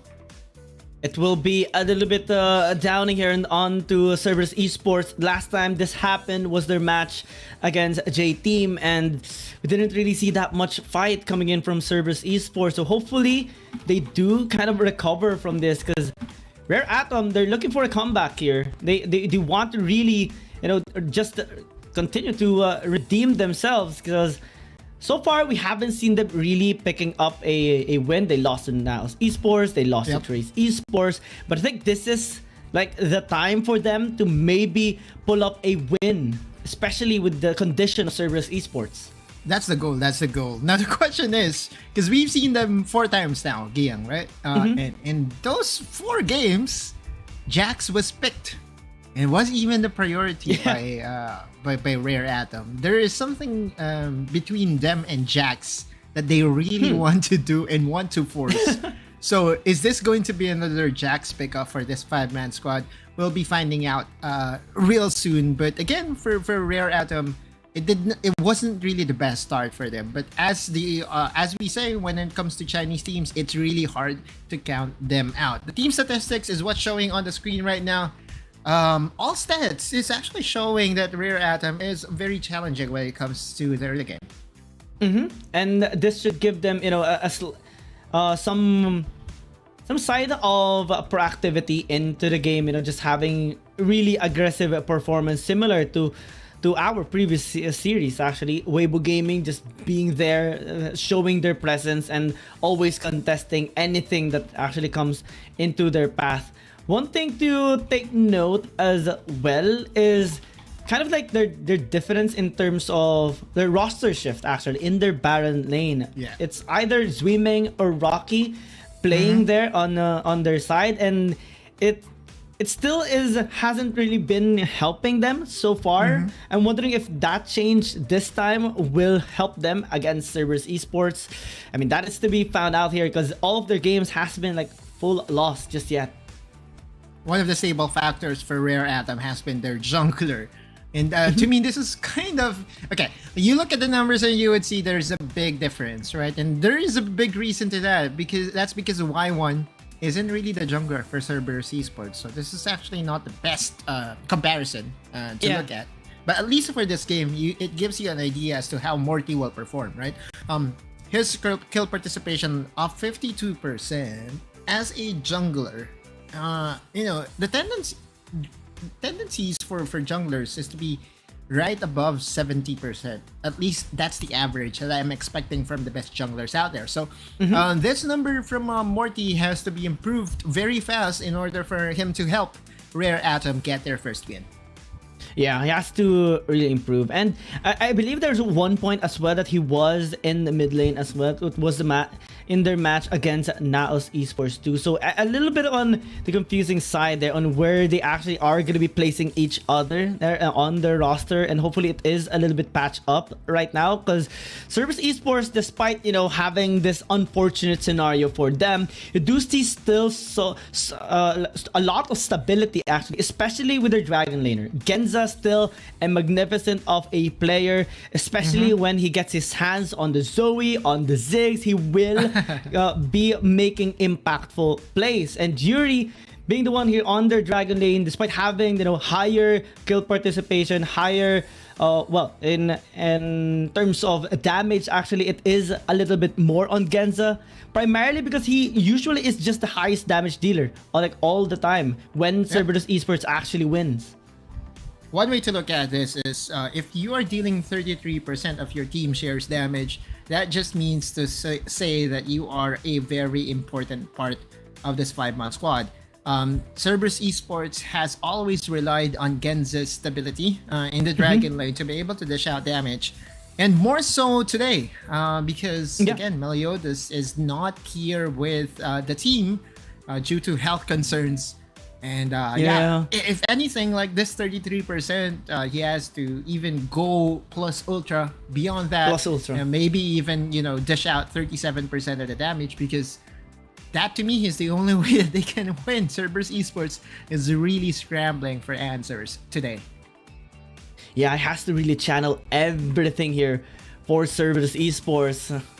It's really unfortunate for Meliodas to not be here, and we saw that Y1 rather in the jungle last time, pulling up the Lee Sin, pulling up the Wukong. Taku was their Baron laner at the time as well, and we didn't really see them, having much impact in their game. So that's something that I'm kind of concerned on their match right now against Rare Atom, because when they battle against JT, though it's JT, but still, the games were fast, 18 minutes, 15 minutes, and it's just a one-sided beatdown. And hopefully the momentum isn't really going down at the side of Cerberus Esports, because they're just looking for this way in. Again, they're just looking for an opportunity, an opening that they can finally get their groove, despite, a bit of a burden having, this situation right now in terms of the roster.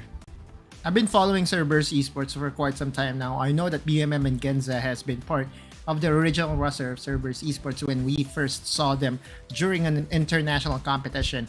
And Taku is always one of their solid Baron laners. It hasn't always been Y1. Taku had his share of playing time. But the biggest contrast right now, Giang, is that Y1 would be playing in a in an uncomfortable role. The good thing for him though is that almost all champions that you can use in the Baron lane can be switched over to the jungle. We saw this from Fennel yesterday, in where Chaz was playing the jungle champions that we are accustomed in seeing with him. But anyway, another stats to be shown here is Irma going against BMM. Oh, yeah. BMM has to do better. Again, kill participation of 35%. It is expected, that BMM goes for the sideline instead of going for the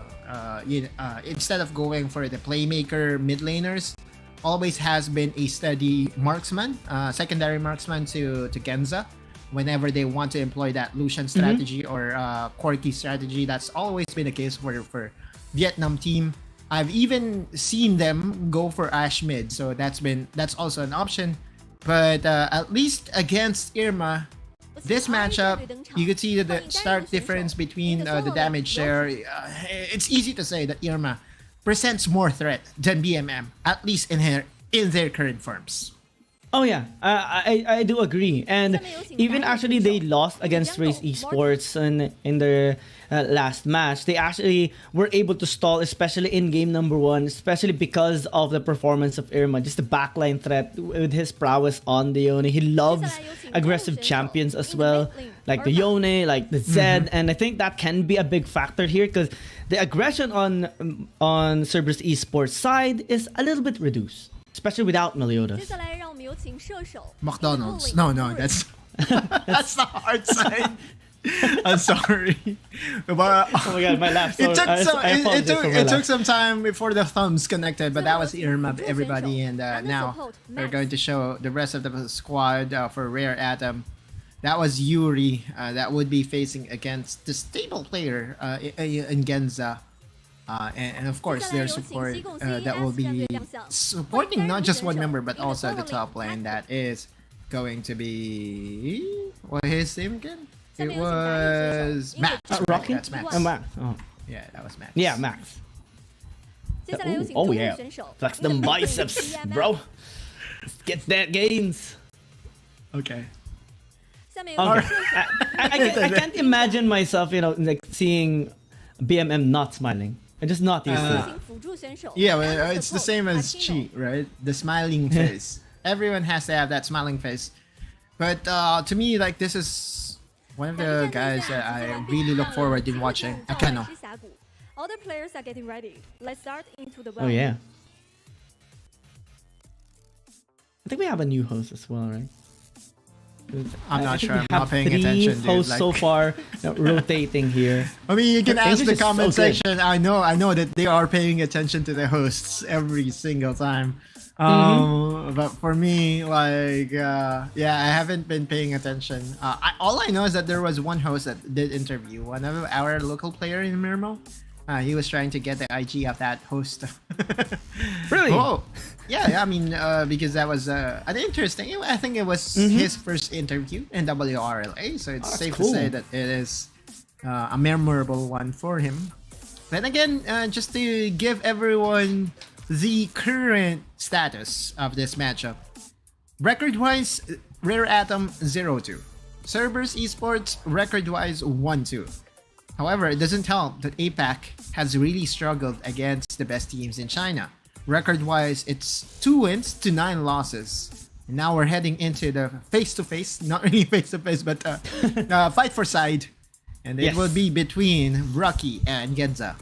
First time for Genza, second time for Rocky as well. And the last time he has You're really participated keeping track, in the huh? last time he has participated in the fight for side was the match of RA or Rare Atom against NAS Esports. He used Yasuo at the time, but Zaupi was just so good with the ribbon. Maybe he can redeem himself. Like, dude, you cannot take away from the Filipino players their, I would say, 1v1 prowess. Even myself, I take pride in my 1v1. So, yeah, even in other MOBAs, like, dude, we're so good at our 1v1s, and that's the reason why. It's expected that whenever we have this thing ongoing, where you would be able to win your side selection through a 1v1, Filipinos would always perform. But enough of that. We are seeing now Rocky going for the Gragas and Genza going for the Yasuo. This is interesting because to me, there will come a point in where the Yasuo would be able to shred down the defenses that is available to the Gragas. Oftentimes we see Gragas as a good pick against the AP champions, against the bursty champions, but with sustained damage that is available to the Yasuo, I feel that this is Yasuo favorite. Especially, DPS in terms of being tanky. On the Gragas, we have seen, even some counters. 'Cause the only time we actually saw a Gragas here is usually being matched against an Akali. And even Akali players actually picks up Divine Sunder for like the trimming down of HP on the Gragas. What more if it's a Yasuo with just Blade of the Ruined King? That's already enough for the pokings. Yep. There's a special passive that was added to the Blade of the Ruined King.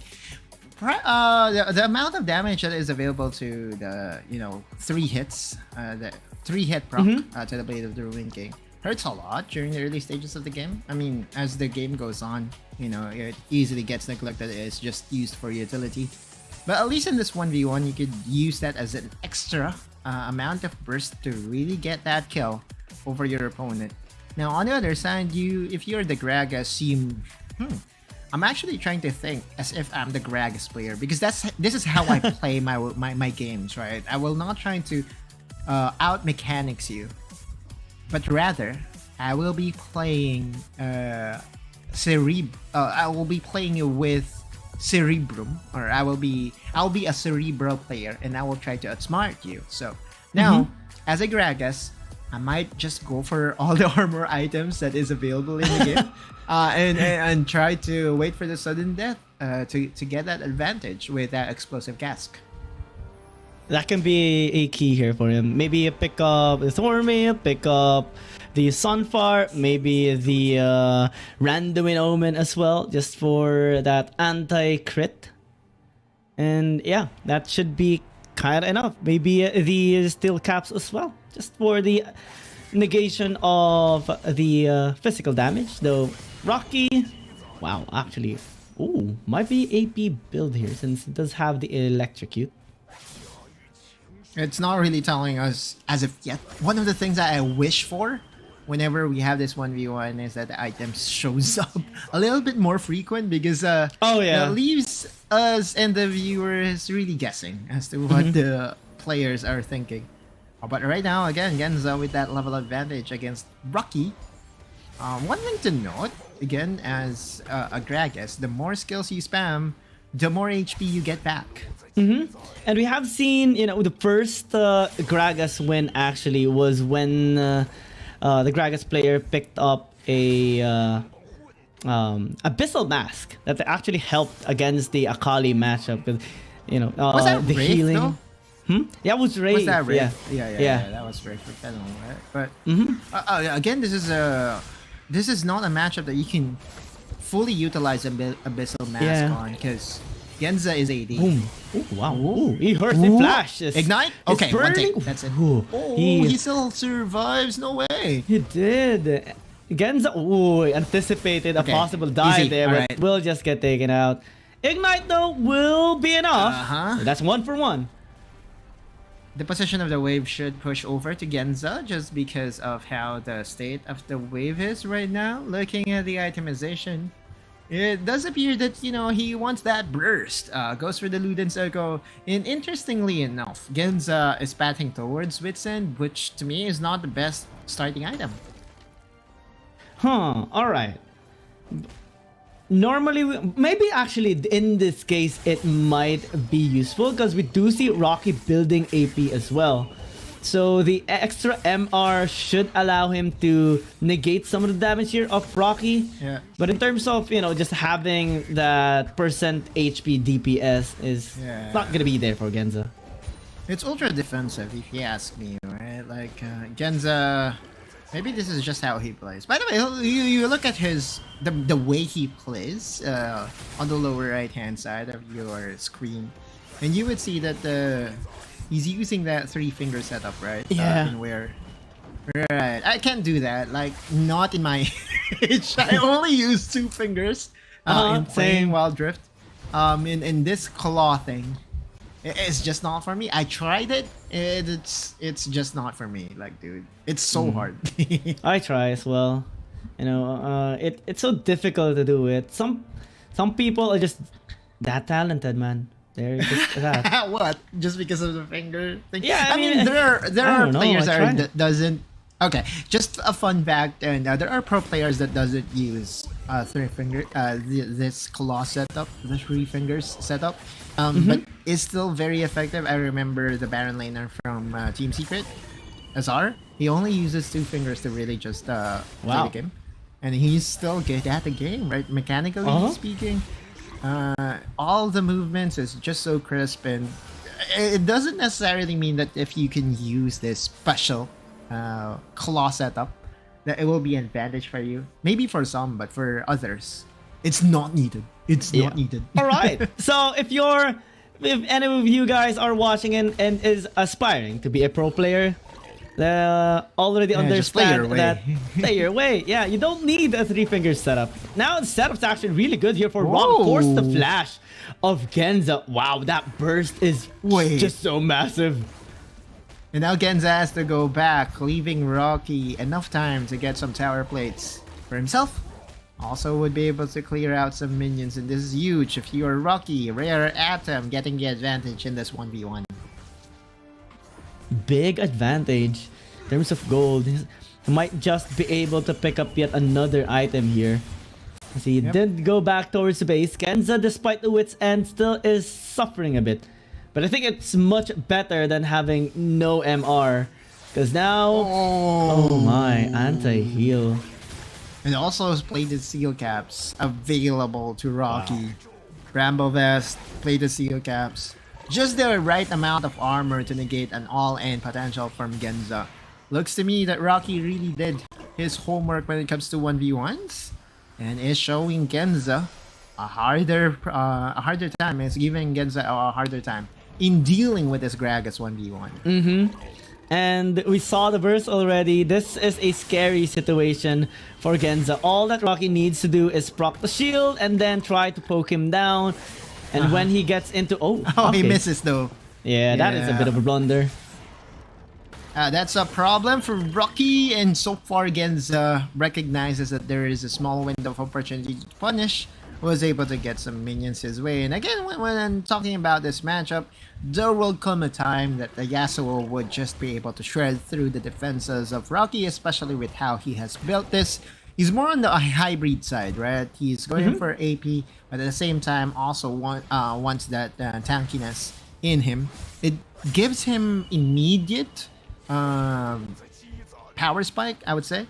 But the later this game goes, there is an opportunity for Genza to actually win this. Oh yeah, especially when he actually gets this item going. Rocky will have a hard time with the consistent DPS of the Yasuo, and it has been kind of the trend on Gragas's. Late game, it's really difficult to actually survive on even in an Akali matchup. What more if it's a Yasuo? And given that the items here of Rocky is a bit different now, going towards tank, so in terms of dishing damage, that is gonna lack towards him now. But still, it has access to a very much a completed item in the Thorn Mill. And now he's being coached by his peers here. Hey, what are you doing? Why are you not finishing up the game? Seeker's Arm Guard was just bought here by our Gragas player. Looking at the gold, there's a good advantage to the side of Rocky.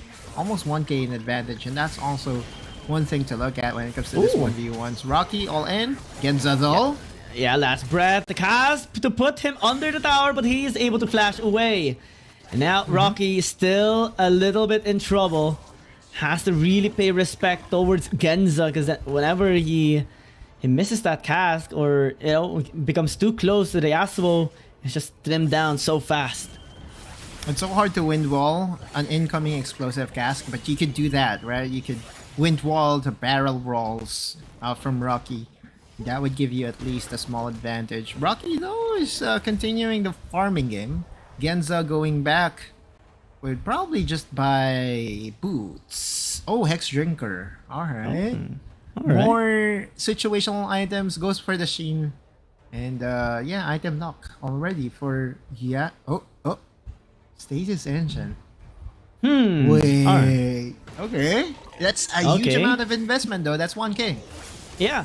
Especially it's gonna be really helpful, or should be helpful in this sudden death, but He's dead. may not actually be able to use it anymore. He's Able dead. to use it, but he's just gonna be taken down. Rocky will No, not he misses! actually. What? What are you doing, Genza? All you had to do was to... Oh, and then to turn around. What?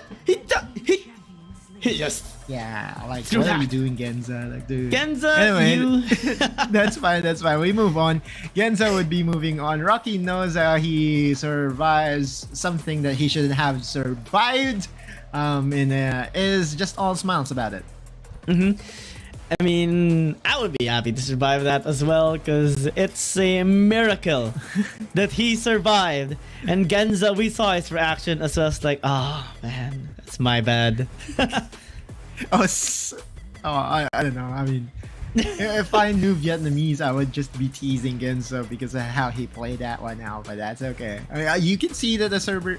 I mean, I don't think a lot of the players are really taking this 1v1 seriously. It's more of a benefit to them, yeah. But we talked about this, Giang, right? If you're going to show that you can win Wild Rift games, then you have to be able to at least win on both sides, right? Be it blue side or red side. And By the way, there's an speaking of escalator side- in the background. Sorry. Wow. There's, Oh. I was just. Oh, there is. I was just distracted by the escalator. Is this a mall? Where are we going? Like, what a stage has it? This is a very good stage. That's one Oh thing yeah, for sure. it's really aesthetically pleasing as well. And speaking of sides, just throw it out there. Rare Atom actually picks up red side. Any thoughts on that, Autolus? Well, they won't have access to the first pick Jacks to begin with. Like Not the we Jacks. saw, For yeah, some we saw reason. them go for it like 2 times with Naos. I can't remember what their priority was on the Jacks during their match against Trace Esports, but what I do know is that in both those games, Jacks also did get picked for their squad. So that's 4 out of 4 games that the Jacks was picked by Rare Atom. Will it be 5th time? Will it be the 5th time in a row? We'll be finding out soon. And should we be surprised even to see the Jacks again? I don't think so. Even if they're red side, because Cerberus Esports, I think, will want to pick up maybe a Senna here a little early on. If it's not allowed, I mean, we have established the priorities of APAC teams primarily on the champions. It's not really the Aatrox, Camille, Zoe. Actually, sometimes we do love the Senna as a first pick, even the Jace at times. And Cerberus Esports might actually go towards that route. Always the 3 champions. Does it apply to Rare Atom though? The 3 champions that needs to be banned away against the Chinese teams, because it does seem to me that they have a different priority in the game, right? Overall. But if there are 3 champions, and I will stand by this at least up until the next patch commences, the three champions that needs to be looked at whenever facing against the Chinese team is the Aatrox, the Camille, and the Zoe. Cerberus Esports would have access to the first pick, which means that all those 3 champions has to be respected by Rare Atom. We have seen Genza pop off on the Zoe, so this could be a game in where we will be seeing Cerberus Esports prioritize the Zoe as their first pick. And I'm just interesting information though. Rare Atom, in all of the games they had, in all 4 games, they actually never took interest on the Zoe. Even being on the blue side, they actually banned this champion out. So they're just not really liking this champion. Right. Usually... And that actually, to me, is a testament as to what they're ready to play as, right? Or play with. Rare Atom has identified that they're not the best Zoe team, and so they'll be banning it away, leaving the Aatrox open for Cerberus Esports. have seen Aatrox pop off earlier, just now, like during series number 2. And we have seen it denied even from ahead. Rare Atom would want to deny this, and this Nautilus could still be flexed. I love that the Nautilus can be flexed in the jungle and in the support, because we have seen, it works so much in both sides. Especially when it's against an Aatrox, the AP Nautilus just deals so much burst damage in the early game. It might be something that Rare Atom wants to have, because, well, if you have burst damage with the Nautilus, you have burst damage with the Ziggs, then it's pretty good combo. But with the Kha'Zix being hovered, it pretty much denies that possibility. But still, the bursting damage is still there. The single target takedown is present for Rare Atom. Also, you could play the same way that WBG played game number 3 against Nova Esports. Play the poking game, wait for the opposing team to second guess themselves, and go for the kill. That's been, the recipe for success for a lot of teams here in WRLA. Rare Atom would be having to look for another Baron laner because Gwen has been banned away.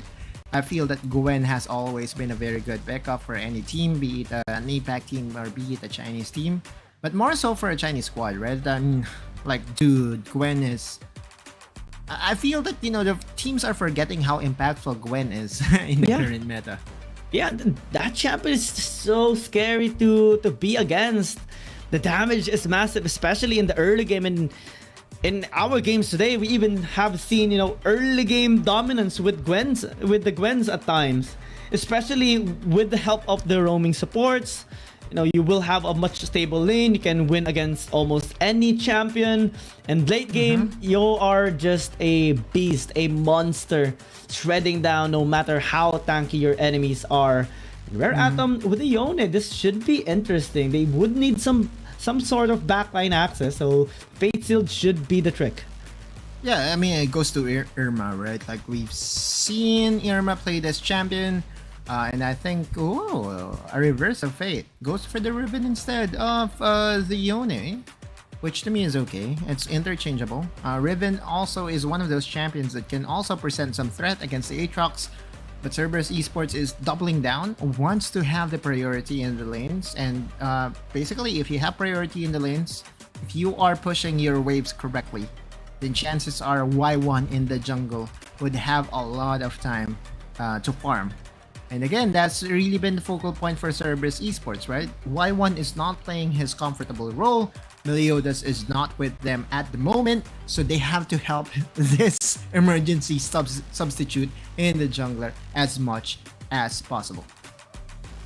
Actually, I have been a little bit fun with the Riven being picked up when there is a when there is a Ziggs, because you would throw your Mega Inferno Bomb. Sometimes it reaches the half health or makes your enemies reach half health, and then the Riven with the Wind Slash just cements so much more executing damage. And I think that can be the goal here of Rare Atom. Having the Garen should provide them so much stability in the laning phase, some side lane pressure as well in going towards the late game. But we do understand as well that Rare Atom is kind of like the viewers' favorite as of the moment, despite them really losing quite a lot of games, or like all of their games. Because again, Cerberus Esports, aside from struggling in some of their games, especially against CN Confidence teams, they don't have Meliodas, and I think that is some big factor that they are also considering in their vote. That's definitely the biggest factor here, dude. Like, Meliodas, to me, is the star of this team. He was the reason why Cerberus Esports has elevated themselves to become the best team in Vietnam. And that is not easy, especially against the reign of Team Flash back in the day, right? When we saw Coyote, Shai, and the rest of the squad, Zissou, dominate the Vietnamese squad, not just in Vietnam, but also in Southeast Asia. Now, Cerberus Esports does have that challenge. How do we perform to the best of our abilities without our star player? We will find out soon. Now, the question I have, and the reason why I was gasping for air just a while back, was this Garen pickup. This Garen pickup does not make any sense to me at all when it comes to the laning phase. because you know that you are already going to face against the Corki. Normally, in this matchup, in where you're going to have that Garen against a ranged champion, this is what you would do. You would just dominate the lane, get earlier access to the wave, clear. It will be a lot harder for Irma to challenge BMM, at least in the early parts of this game. Well, Irma is so far doing a bit of work. Still able to land 2 hits there onto BMM. Though at level 2, he will be suffering a little bit more, especially with the Gatling gun. It was actually level 1 Gatling gun and level 2 Phosphorus Bomb. But the same idea applies, right, Giyang? Like, you give me the Corki and I face against the Garen and I'll be all smiles. Like, dude, like absolute the range no advantage. Exactly. The absolute, not really the absolute pressure. The kit of the Corki is just so hard for the Garen to challenge. Akeno though? That's okay. I don't think there will be an overcommitment here whatsoever. But again, just going back to my point, BMM also would have access to Valkyrie, which should allow him to be A-okay in case, Irma decides to engage. I think the only way for BMM to actually die here, if there's a gank coming in from Max and then he makes a mistake and then wasn't able to escape, gets pinned down, gets silenced, and gets killed. Basically, he has to make a mistake. Has to play aggressive, and those mistakes, if you are a fan of Cerberus Esports, you hope for that it don't happen, especially with the handicap they're facing. But BMM is enjoying his time here in the mid lane. I know that Irma is still able to farm his camps, but you could already see that there is a sizable advantage here in the mid lane. And Irma is just at most maybe just clearing out the wave. Again, the spin to win action of the Garen can help, just clear out the wave, have priority, and just try to stay alive in the lane as well, since he does have the passive. And BMM constantly trying to push the wave in the mid. It's pretty hard as well. And now, Cerberus, they're wanting to gank top lane. Here comes the engage by Akeno, but can they actually get the finish? They do get the Nautilus down. Taku remains alive. A clean setup there by Cerberus. Methodical approach in diving the tower on the top side. We first saw Akeno standing his ground, and this is already the level 5 Aatrox, which means that he has access to World Ender, but did he need it really? No, just one Umbral Chains and the combo of Darkened Blade 1, 2, and 3. Max just disappeared from the game for a couple of seconds. And it's also nice that they didn't go too greedy there onto Rocky. So that was cemented with just one kill. Depth Charge Dreadshrine though gonna be committed and connected onto BMM. Not much pressure, but he has to avoid that. And I'm trying to remember what would be your first item buy when facing against a Garen. Do you still go for the Trinity Force? There was a time that there were Corkis building Black Cleaver, which I don't think is correct because most of the damage of the Corki is on the AP side, and it just doesn't make sense for you to go Black Cleaver. The Black Cleaver though does give you a lot of HP to work with, which to me, if you're the Garen and you're facing against a ranged champion that would have access to an absurd amount of tankiness, and you'll just have a harder time overall. Yeah, I think it would be much better to pick up something like a Trinity Force right there, especially with the bursting damage that you can actually have. Some people do pick up Essence Reaver at times, especially with the crit, but it's much more stable to pick up the Trinity Force. Yep. 34 to the Essence Reaver has been like what we have seen so far from the Corki. And remember, guys, the longer this game goes, the better it is for the Corki. He will also have access to the package. There is something that is being set up by Cerberus on the top side. Yeah, but there still is flash available for Max though, right? He did not have the opportunity to use the flash earlier in the first dive. Which means that whatever dive that will be presented here by Cerberus Esports could easily be thwarted off just because of the depth charge being available and the flash being available for the Nautilus. Actually, I want to commend Irma here. Still, despite the range advantage of BMM, still able to, do a lot of work. Wait. Ooh, that was so close. Yeah, 1 or 2 more hit there could have casted the Mash Injustice to pin him down.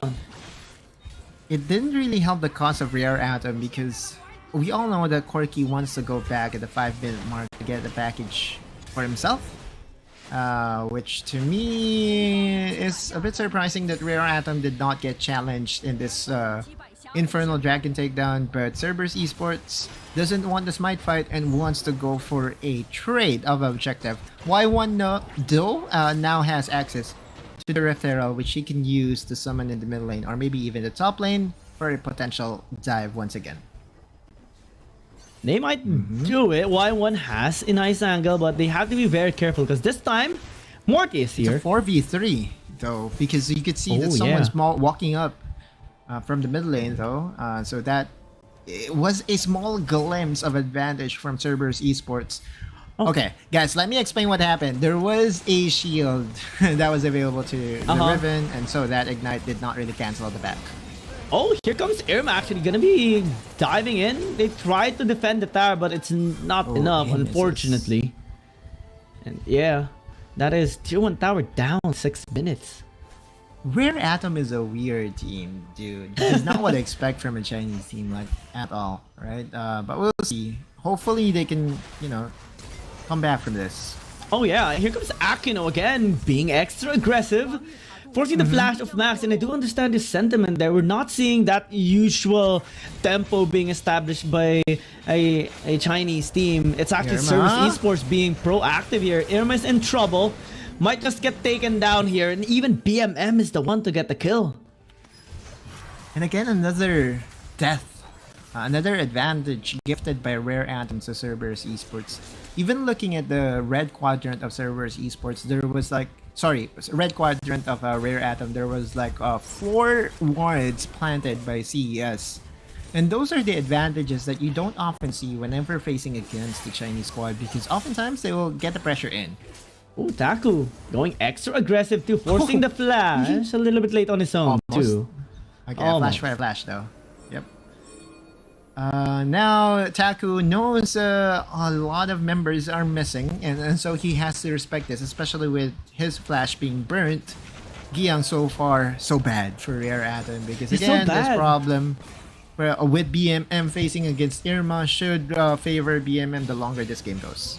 Yeah, it is, and we're not sensing any sort of pressure established here by Rare Atom. No gank from Max, no assassinations from Morty. Well, they are attempting to break this tower down, but Taku is doing a really good job shoving them out.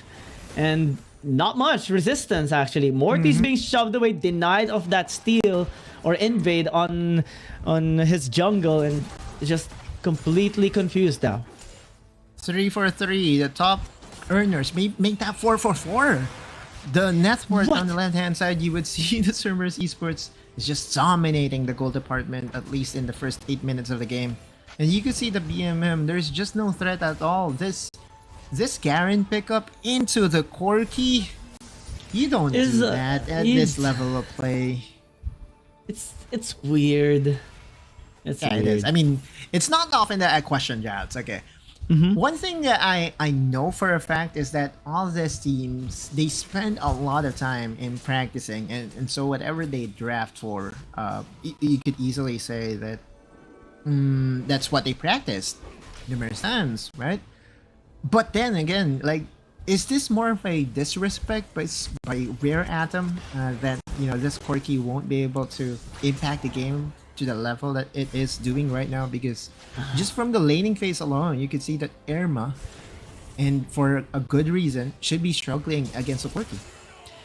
I'm trying to be optimistic here with a Garen pick, and I'm gonna say something, but it might just not be as effective as they wanted it to be, because I think they want to have the burst damage at least to pin down Y1 on the Aatrox. Maybe the Demacian Justice can help kill the Aatrox. Akino actually gonna be going in, double, you know, taunt there onto Max and Rocky, but it's just another clean execution here by Cerberus Esports. No contest at all. Rare Atom late to the party, that was a 30v5 for a good 10-15 seconds, and Cerberus Esports just handles the business, gets the objective, and is content with it, right? Like, dude, Rare Atom is not What's really happening? posing any threat at all to the side of Cerberus Esports. Now they have access to another Rift Herald, which they can summon as basically a distraction play towards the top side or the bot side while they take down the next dragon. The next dragon, though, will be the second one, and the first one did go to RA. Hold that thought. Yeah, Akino is in trouble, but I mean, he is tanky already and even able to withstand a lot of damage there. Now, Rare Atom is going to be trying to take this second dragon for themselves, but look at the respect they're just giving it to Cerberus Esports. They're ditching it away, and this is not something we normally see. Usually we do see a contest, we do see a fight being broke out, we do see an engage coming in from the Nautilus. Now we're just not seeing that. Morty is quite low. They might just go in. Actually, Akino goes in. Mega Inferno Bomb gonna be there, but it's still going to be Y1 taking this. Duo has to trade his life for it, but now Cerberus Esports still committing. Low HP members. Akino solo, but able to flash away. BMM serving into the front line. That way, flash by Taku to finally get that kill. And Rare Atom find themselves more confused.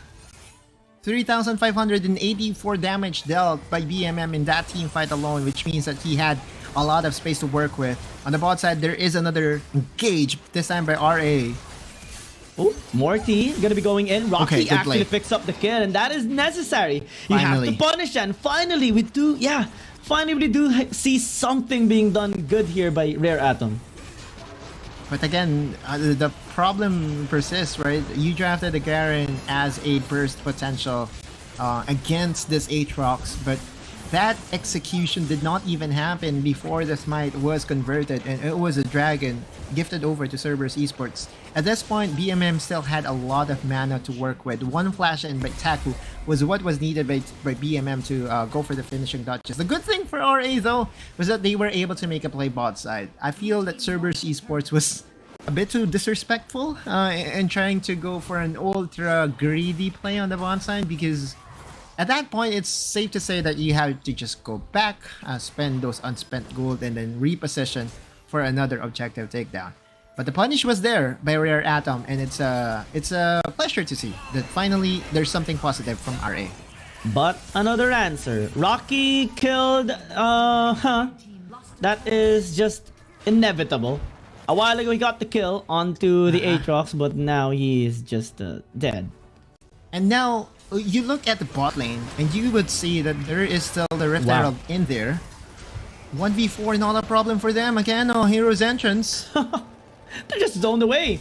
Here comes Genza as a Karma, flashing in. Irma gonna be going in actually with the Damascene Justice, almost kills Genza, but now we'll just have to fall back. Cerberus Esports still up in this game. Morty gonna be jumping onto Taku. Are you sure? Okay. Maybe he is sure. One more auto attack. Satchel Charge actually gonna be pinning him down. And Rare Atom, you get the kill. That is good. Yeah, and then this is also an overstep by Cerberus Esports. If I'm to choose what their next move was, it was to just make sure that the Rift Arrow would have that second bounce off on the bottom tower. And Genza again flashing in with that Tether play didn't really do anything good for the side of Cerberus Esports. Again, Rare Atom with a rare punish on the overextension by Cerberus Esports, but still is a very good one. The lead is still on the side of the APAC team, 4K in the advantage for the Vietnamese squad. This is not something we do see often, and especially against a Chinese team. Rare Atom, their lack of activity across the map is costing them so much.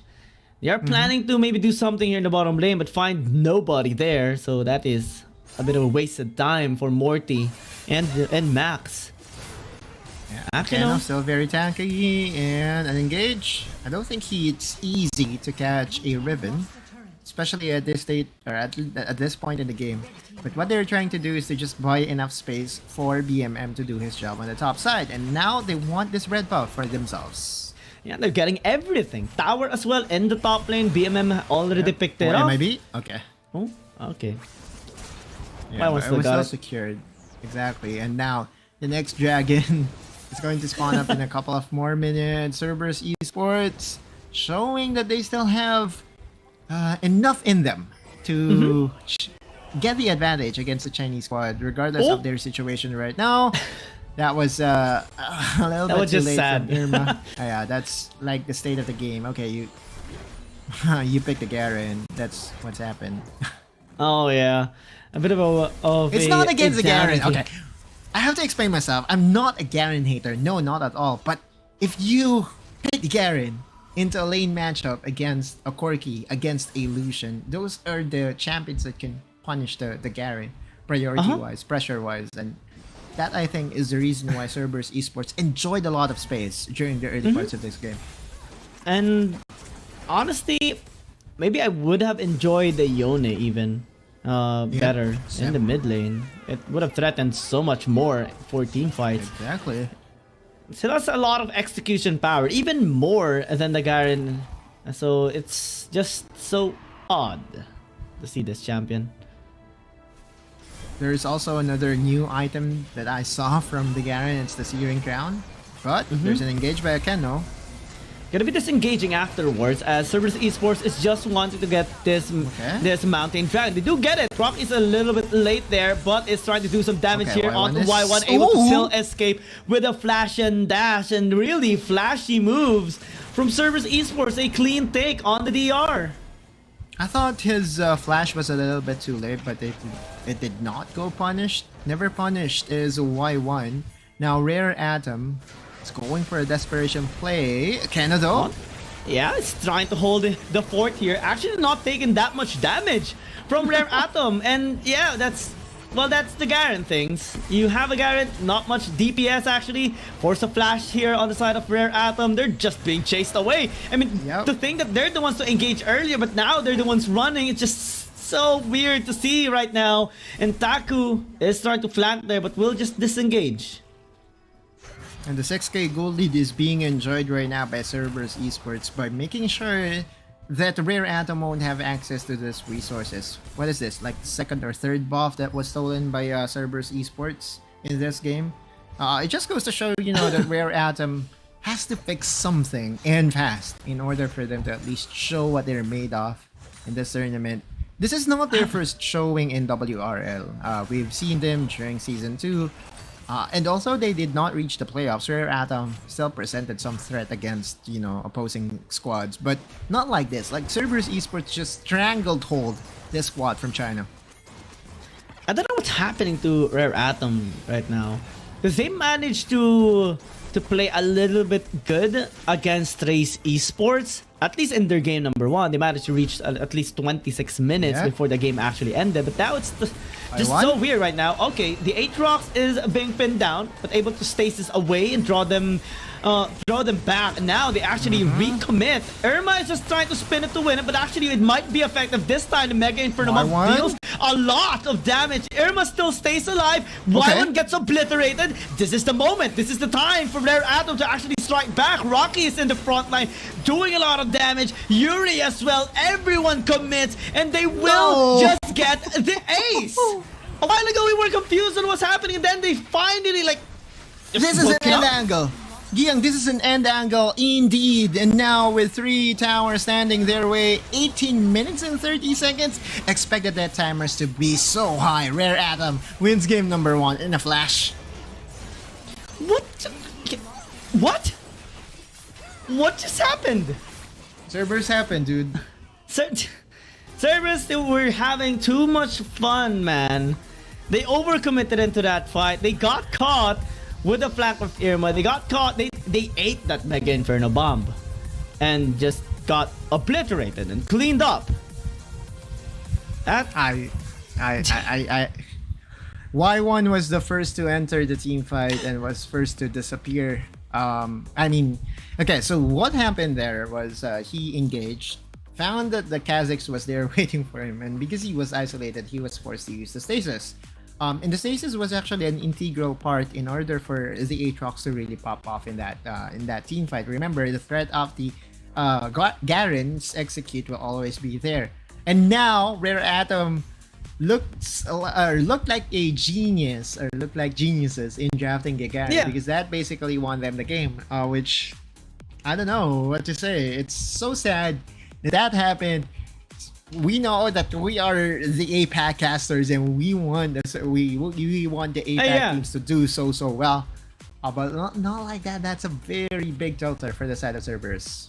And to think that we kind of said a lot of really bad things on Rare Atom's playstyle and even pick at that time, then suddenly Cerberus Esports just made a really bad and crucial mistake there. And I mean, that they were already 6,000 gold up.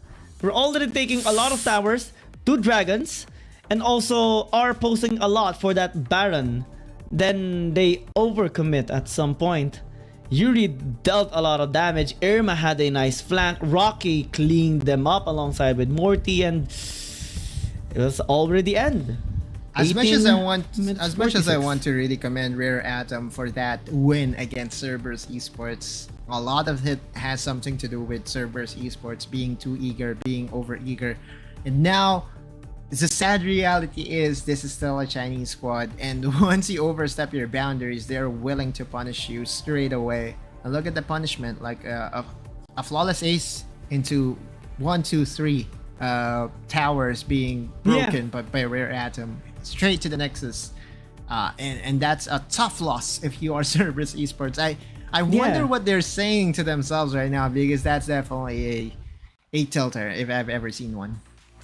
That was upsetting, I would say. Oh, that must be a frustrating loss there for Cerberus Esports, because they had the game rolling for themselves. They had the goal lead, they had the objectives, they had the pickoffs. They were very proactive in the fights. Then suddenly, you know, they just got caught out in the worst possible way. Got cleanly aced there by Rare Atom. Nobody died on the Rare Atom side, not even Irma, that spent so much time, got so low in that fight, and it was just so weird. It's really upsetting for sure for Cerberus Esports, and they're gonna be going back to the drawing board, because now for some reason Rare Atom has the momentum, and despite their really not so proactive early game, they managed to just cleanly end that one in just one fell swoop.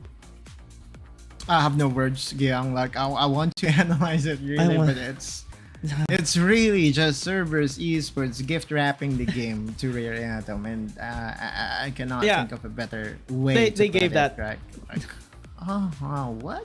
Like, no. You shouldn't. Come on. Okay, anyway, the good thing for Cerberus Esports is that it's just game number 1. There's a lot of things to work for. There's a lot of things that you can still do in this 3-game series. Every game really counts.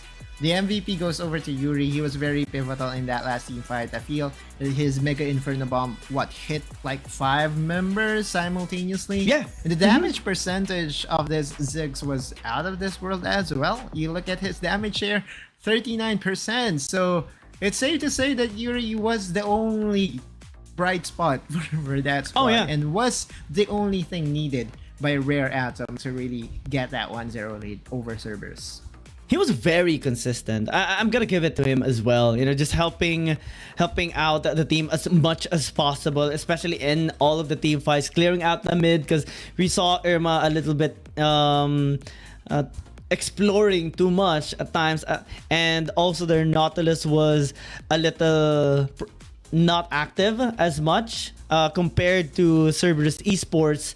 But Yuri was just always there covering, kind of like being the Genza there of Rare Atom, just being stable, being consistent as always, and just made the necessary plays for that last fight. Went untouched and was not or did not die throughout the game, which to me is an important thing whenever playing as the Ziggs. But Giang, that's just game number 1, right? We still have 1 game, maybe even 2 games ahead of us, but again, what is there to expect for game number 2? Hopefully for Rare Atom, no Garen will be picked into the Corki as a lane answer, because that can easily be punished by all the teams, be it from APAC or be it from China. Another thing that I hope for is for Cerberus to really get their mental back, because you need a reset very soon. Oh yeah. And let's see if Cerberus Esports will, get a reset in their performance as well and come back stronger in our next game. We'll just be hopping by a short break, but when we come back, it's game number 2 between Rare Atom and Cerberus Esports. Dear Summoners, Wild Rift League Asia is about to begin. With a brand new tournament format and teams, what changes can we expect? Let's take a closer look. WRL consists of two conferences, WRL CN and WRL APEC. 12 teams from the WRL CN conference and 8 from the WRL APEC conference will compete through the regular stage, playoffs, and finals to view our ultimate glory. All matches will be played in the BO3 format in the regular stage. The 20 participating teams will compete within and across their conferences. Each team will play a single round robin with every other team within their conference once, and half of the teams from the other conference once. Throughout the regular stage, teams will be ranked based on their points within their conference. The top 8 teams from the WRLCN conference and the top 4 teams from the WRL APEC conference will qualify for the playoffs. The playoffs will also be held separately for each conference, adopting a BO7 double elimination format. Only the top 2 teams from each conference's playoffs will advance to the finals, vying for the championship. Of course, a new tournament brings unique challenges. The Wild Rift League Asia Season 1 WRL A1 Finals will be a 3-day extravaganza. On the first day of the finals, the 4 qualifying teams will play a single round robin in BO1 format. The top-ranked team will advance directly to the grand finals, while the remaining 3 teams will battle it out in a single elimination bracket on the second day to secure a spot in the grand finals on the third day. The 2 teams that make it to the grand finals will face off in the BO7 showdown to claim the championship. Additionally, in both the WRL A1 regular stage and finals, teams will participate in the Fight for Side FFS match before the official games commence. The FFS match will be played in a 1v1 solo mode. Each team will send 1 player to compete. They will ban 2 champions each from the official weekly rotating champions pool, and then select 1 champion each for 1v1 competition. The winning team of the FFS match will earn the right to choose their side first. Wild Rift League Asia Season 1 regular stage will officially kick off on April 8th, with 20 top-tier teams assembled and ready for action. Who will climb to the summit and seize the crown? Let's wait and see.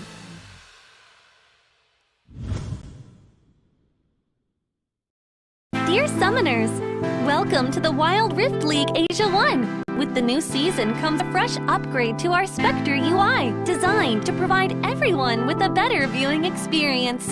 First thing is about the original UI information at the top bar. We make it into a functioning ring design in the upper left corner. The ring not only includes basic information such as team names, match duration, kills, towers, but also displays the gold difference through the red and blue rings. What is a great game without the competition for map resources?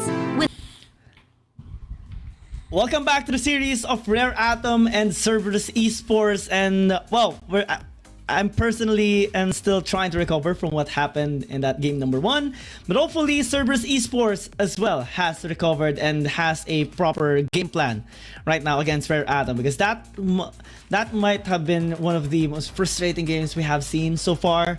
They are going to be switching sides as well. Cerberus Esports going to be on red side now, so they're gonna be the ones to have to ban the Camille, the Zoe, and the Aatrox here, unless they make a mistake of giving this champion away to a Chinese team.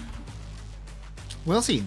For now, Cerberus Esports has to remember the good things, and the good things is like 95% of what happened in that game. Oh yeah. I mean, I know that Meliodas is missing, and he's one of the biggest part of Cerberus Esports. But if anything, during that game number 1, it did show that they have the advantage over Rare Atom macro-wise. They also have that advantage micro. So if Cerberus Esports basically remembers the good things from that fight alone, then there is an opportunity for them to reverse sweep this best of 3 match. Rare Atom gets their hands to the first pick. What would be their priority? Zoe is open, and there you go. You did say that Zoe is often not picked by Rare Atom. This is rare. This is a rare thing to occur.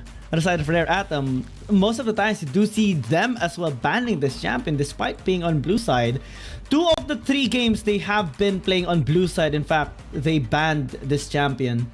So this should be a surprise to Cerberus Esports as well, because they did ban the Senna in anticipation that they would have the Zoe, but at least they do get the Ziggs here, right? So they can actually pick up maybe the Nautilus as well. Yeah. I want the Gragas better though. Like Akeno's Gragas is always so good. However, yeah, it makes sense. Nautilus against Zoe makes a lot of sense. One thing though is that this could be a case in where Cerberus Esports is saying that, hey, you know what? They're not on the same level of the other Chinese teams that we've faced so far. And so this could not be the scarier Zoe that we are accustomed in seeing, right? So they're okay with just being with it just being left open. By the way, guys, may I remind everyone that this is on patch 4.1a.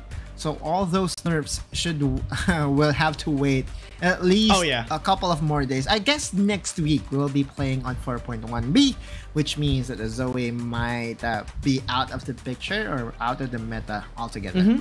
Yeah, the damage has been, slightly reduced on the burst of Sleepy, Trouble Bubble, and the Pada Star as well. There has been a nerf on the Aatrox as well, just an additional second of a cooldown on his Q.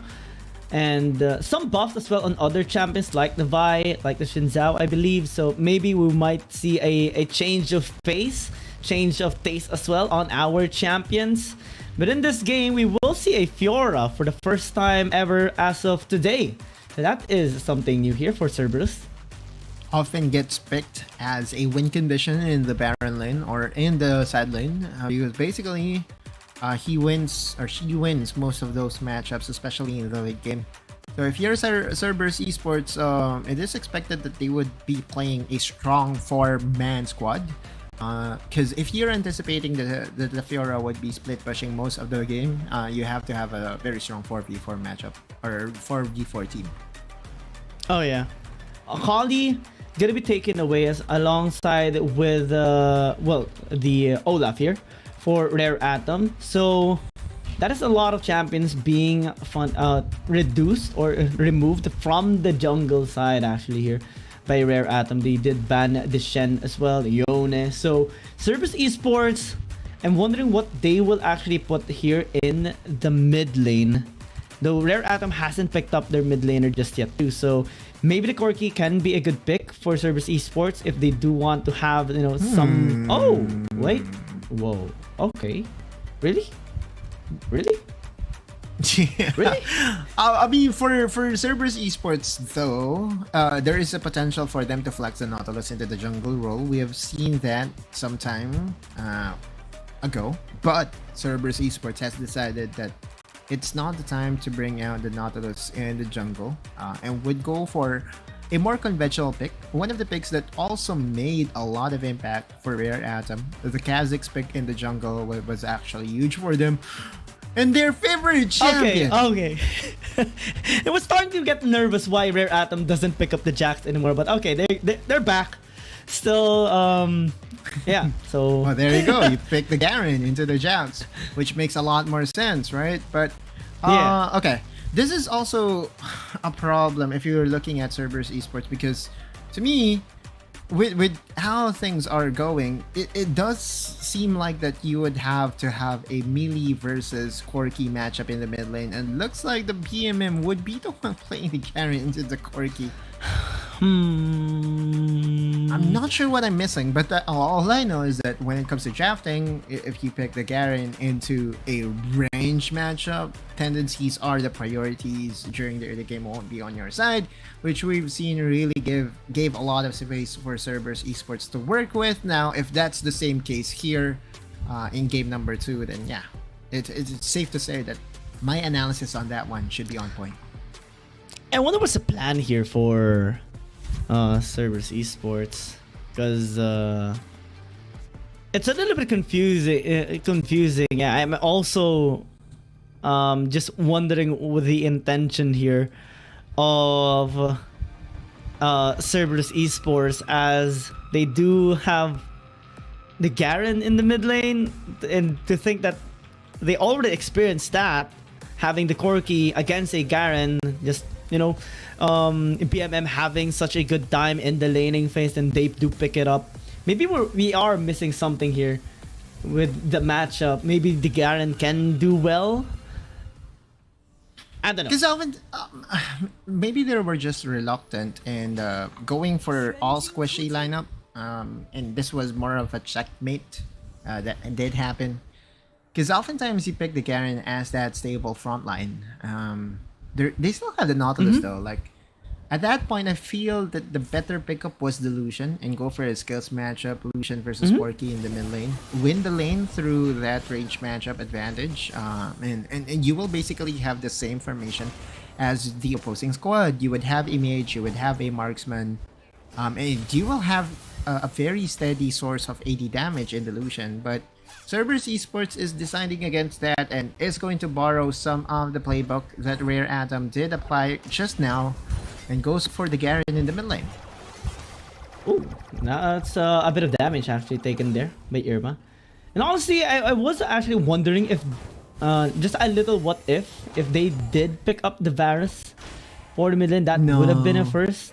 I mean, yeah, it might not be as it's very effective. immobile though, right? Like, you already have a very immobile Ziggs, you have a very immobile Varus as well. Chances are one assassin will just be enough, or one Yone would be enough to really get the advantage. Exactly, and also this Jax could also be a threat against those range champions come late game. One jump, and Rocky would want that. True. Ooh, that's a nice layering of CC, and actually Irma might need to flash away. It doesn't need to anymore. It does have the Valkyrie still able to stay alive with just 1 HP remaining. But again, we're starting to see actually a change of pace here. The Garen actually having some pressure in the mid lane, especially with the help of Akino. I'm still not ready to call that an advantage from the 1v1 standpoint, because obviously there's a lot of it with Akeno being involved and landing his hooks against Irma. Had it been that Irma was a little bit careful and respectful of Akeno's presence, then that shouldn't have happened, right? We look at the top side, there could be a potential engage here this time by Akeno. It does feel to me that, you know, Max hasn't been on par with the other Chinese supports and has struggled against the best This might be supports. a bait. That is good coming in from Rocky and Max. Akino will try to escape. Nice the flash. cancel with a Cyclone. This is so good for Rare Atom. Just as I said that Max hasn't been performing to the standards that I'm expecting him to be, he finally shows up on the top lane and gets a kill for their squad.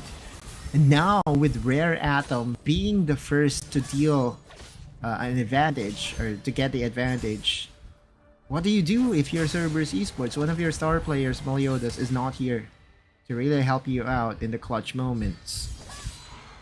Yeah, and we're starting to see a little bit more of an aggressiveness on the side of Rare Atom.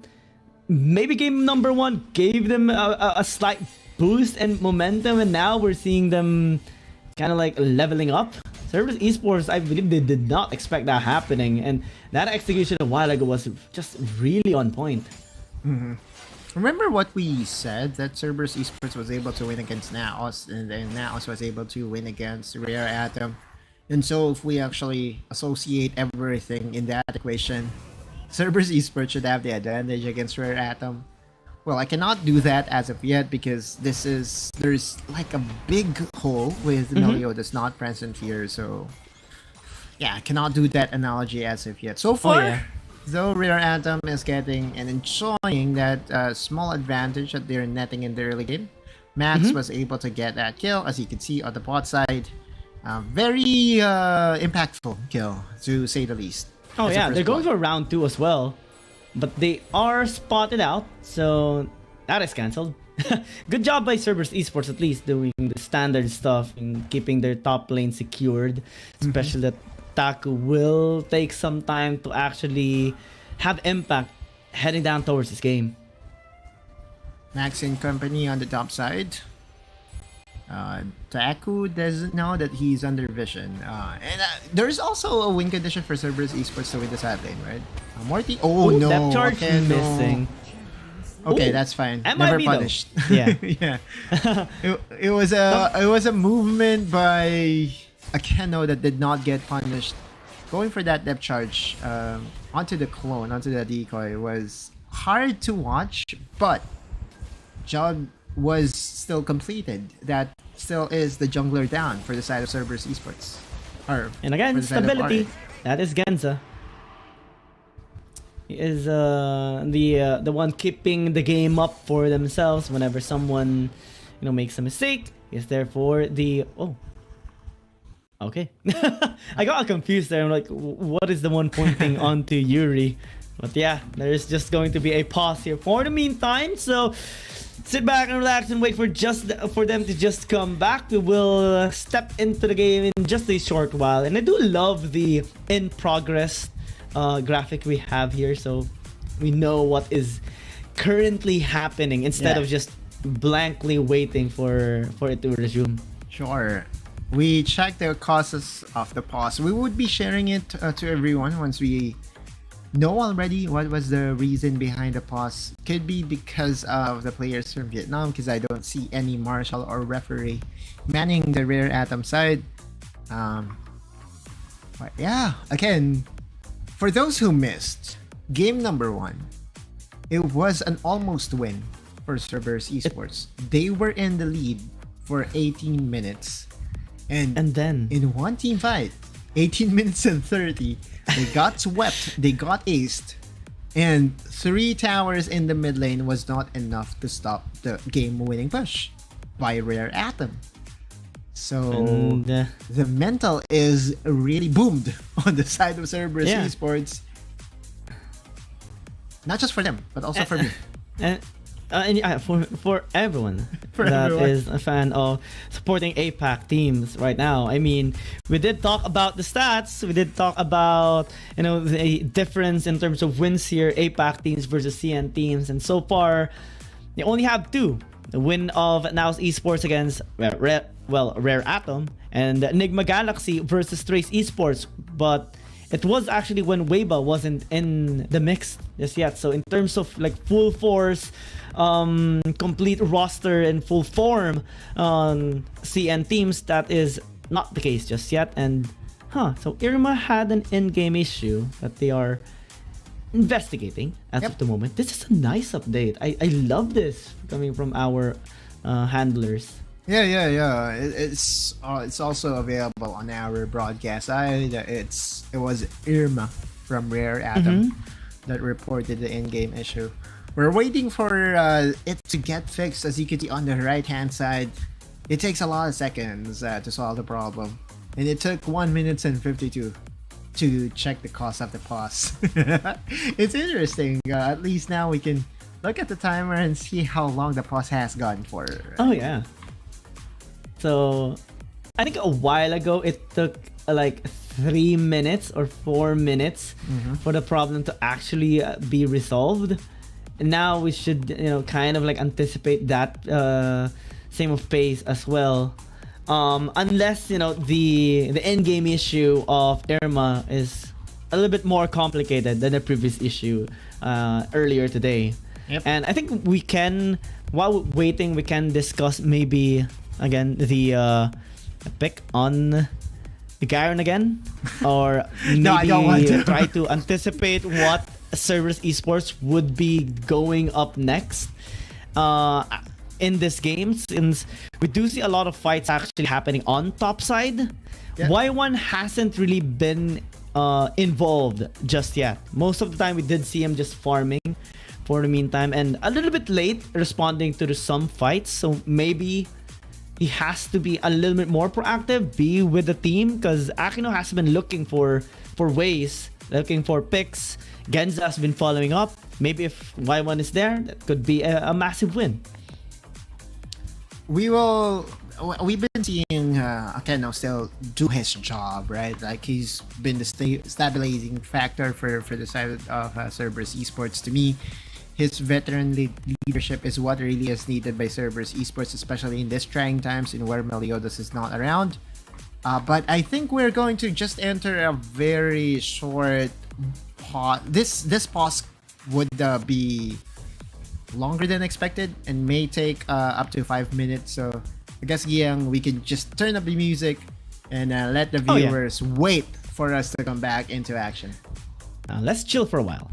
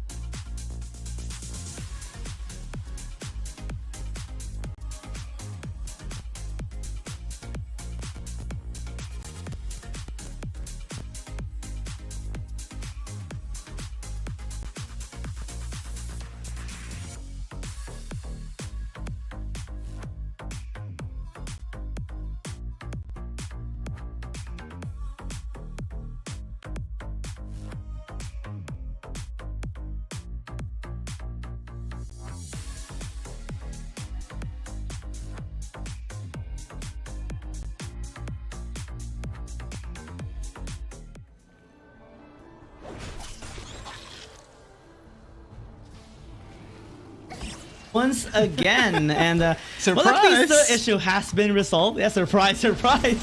I was waiting for the short timer before we actually start, but I guess Rare Atom and Cerberus Esports are just eager to fight back here into the rift. And actually, there is a bit of an engage here by Max. Good follow-up as well by Morty, but gets obliterated instead. The Max Justice is starting to do justice here for Cerberus Esports. Right, and that's the jungler down for the side of RA, which means that this should be an easy taking, unless... Yeah, they're going to be trying to contest, but they find Max actually in a bad spot. Oh, big follow-up. The Nautilus has been traded out by Yuri, but... He was able to get a flash. Okay. Oh, wow. Oh, that's a nice... oh, no! What? I'll play. Oh, the blue buff finish up the kill. Here comes Irma, though, cleaning things up. Even Y1 is going to be struggling. Morty. Isolated claw, and Morty, after dying, respawning, goes back and finishes it up. What a clutch play coming from Zoe, right? Getting the Zonias, getting the flash, flashing over the wall, buys enough time, and gets the kill in the process. Morty now has a lot of time to work with to get this Infernal Dragon. Akeno will challenge, but to no avail. Nothing that Akeno can do. To think that Morty was there from the beginning until the very end is just so interesting to see. That fight was very long. It is indeed a very long team fight, but it all started with BMM getting the assassination on the jungler of Rare Atom, and CES thought that this dragon was free for the taking. Max did still challenge, and Yuri against this Chinese Zoes are still different. Yeah, BMM might just be in trouble. There was Morty, well, gets isolatedly killed there by Y1. I think it was a 2-for-3 that actually Cerberus Esports gotten the better handoff. But still, the same problem is persisting. You still have Yuri that you challenge. Okay, he's deciding finally to not challenge anything. Was able to get Repulsor. Hook misses. Akeno, one strike was needed. Oh, Max. The holdout. Oh, Max. Oh, the stasis. Wow, big brain play there. We'll be able to stay alive, but Akeno is just okay right now. Yep. One satchel was what was needed to really close the deal in the mid lane tower. And again, let's just hold our senses back here. Let's get back into the groove here, Guillaume. And we're looking at the state of the game. 8 minutes in. Even Steven when it comes to the code, because there's just a close disparity. This matchup that we are looking at right now, the Galio versus Corki. Again, they have their own set of responsibilities, but when it comes to overall pressure, especially as the game goes longer, Corki should be the threat that Rare Atom would need come late game. Yeah, plus the Jax late game is gonna be quite difficult for Taku to actually handle, even if it's a Fiora, if the Jax is just, you know, able to pick up that Hull Breaker, able to pick up that Blade of the Ruin King as well, then it's going to be so hard for the Fiora to just go in that 1v1. Might need Akino or even Y1 to help him out, and Rare Atom can just, you know, work around that. Bottom lane, well, Rocky's still safe. For now. But for now. This is a 3-man dive. Dude, Rocky has to push the wave. That's a 4-man dive, if ever, but they took such a long time. And now here comes Max. Morty as well, they actually go in, but stasis? Rocky is very low. Y1 actually finds this opportunity, fails to get that kill. Mega Inferno Bomb missing the margin there onto the Jackson. Wow, Cerberus Esports, I mean, that is a bit frustrating moment there for them. Rare Atom finds himself able to defend the tier 1 as well. A lot of skills have been invested here, Giyang. Meanwhile, in the mid lane, there still is the pressure being put on by the Corki player from Rare Atom. The biggest takeaway I have in that skirmish was the Jax had enough time to really counterplay, and although he invested a lot, like his ults, his flashes, at the end of the day, he still survived, and that's what is important, right? Especially with the win condition of winning the side lane. Y1 though, looking at the records of the champions, 4 kills, 4 assists for Y1. So he's really the scary champion here for Cerberus. Wow. We got Morty, Max, combo in. Here comes Rocky. Mega Inferno will get the Wukong though. This that is a trade onto the Kha'Zix, and Yuri, really good timing there with a paddle star. A trade after trade after trade, but it's actually Cerberus Esports getting the upper hand, and Yuri finds himself alone yet again, as the Corki's just split pushing in the bottom lane. Right, that was a point I was ready to make. At one point in that particular skirmish, it was a 4v5. We look into the replay. The people who really decided to go all in was Rare Atom. They knew that Y1 invested his leap, and so it's an easy target for Max to go all in. Rocky was in a position to go for the flank.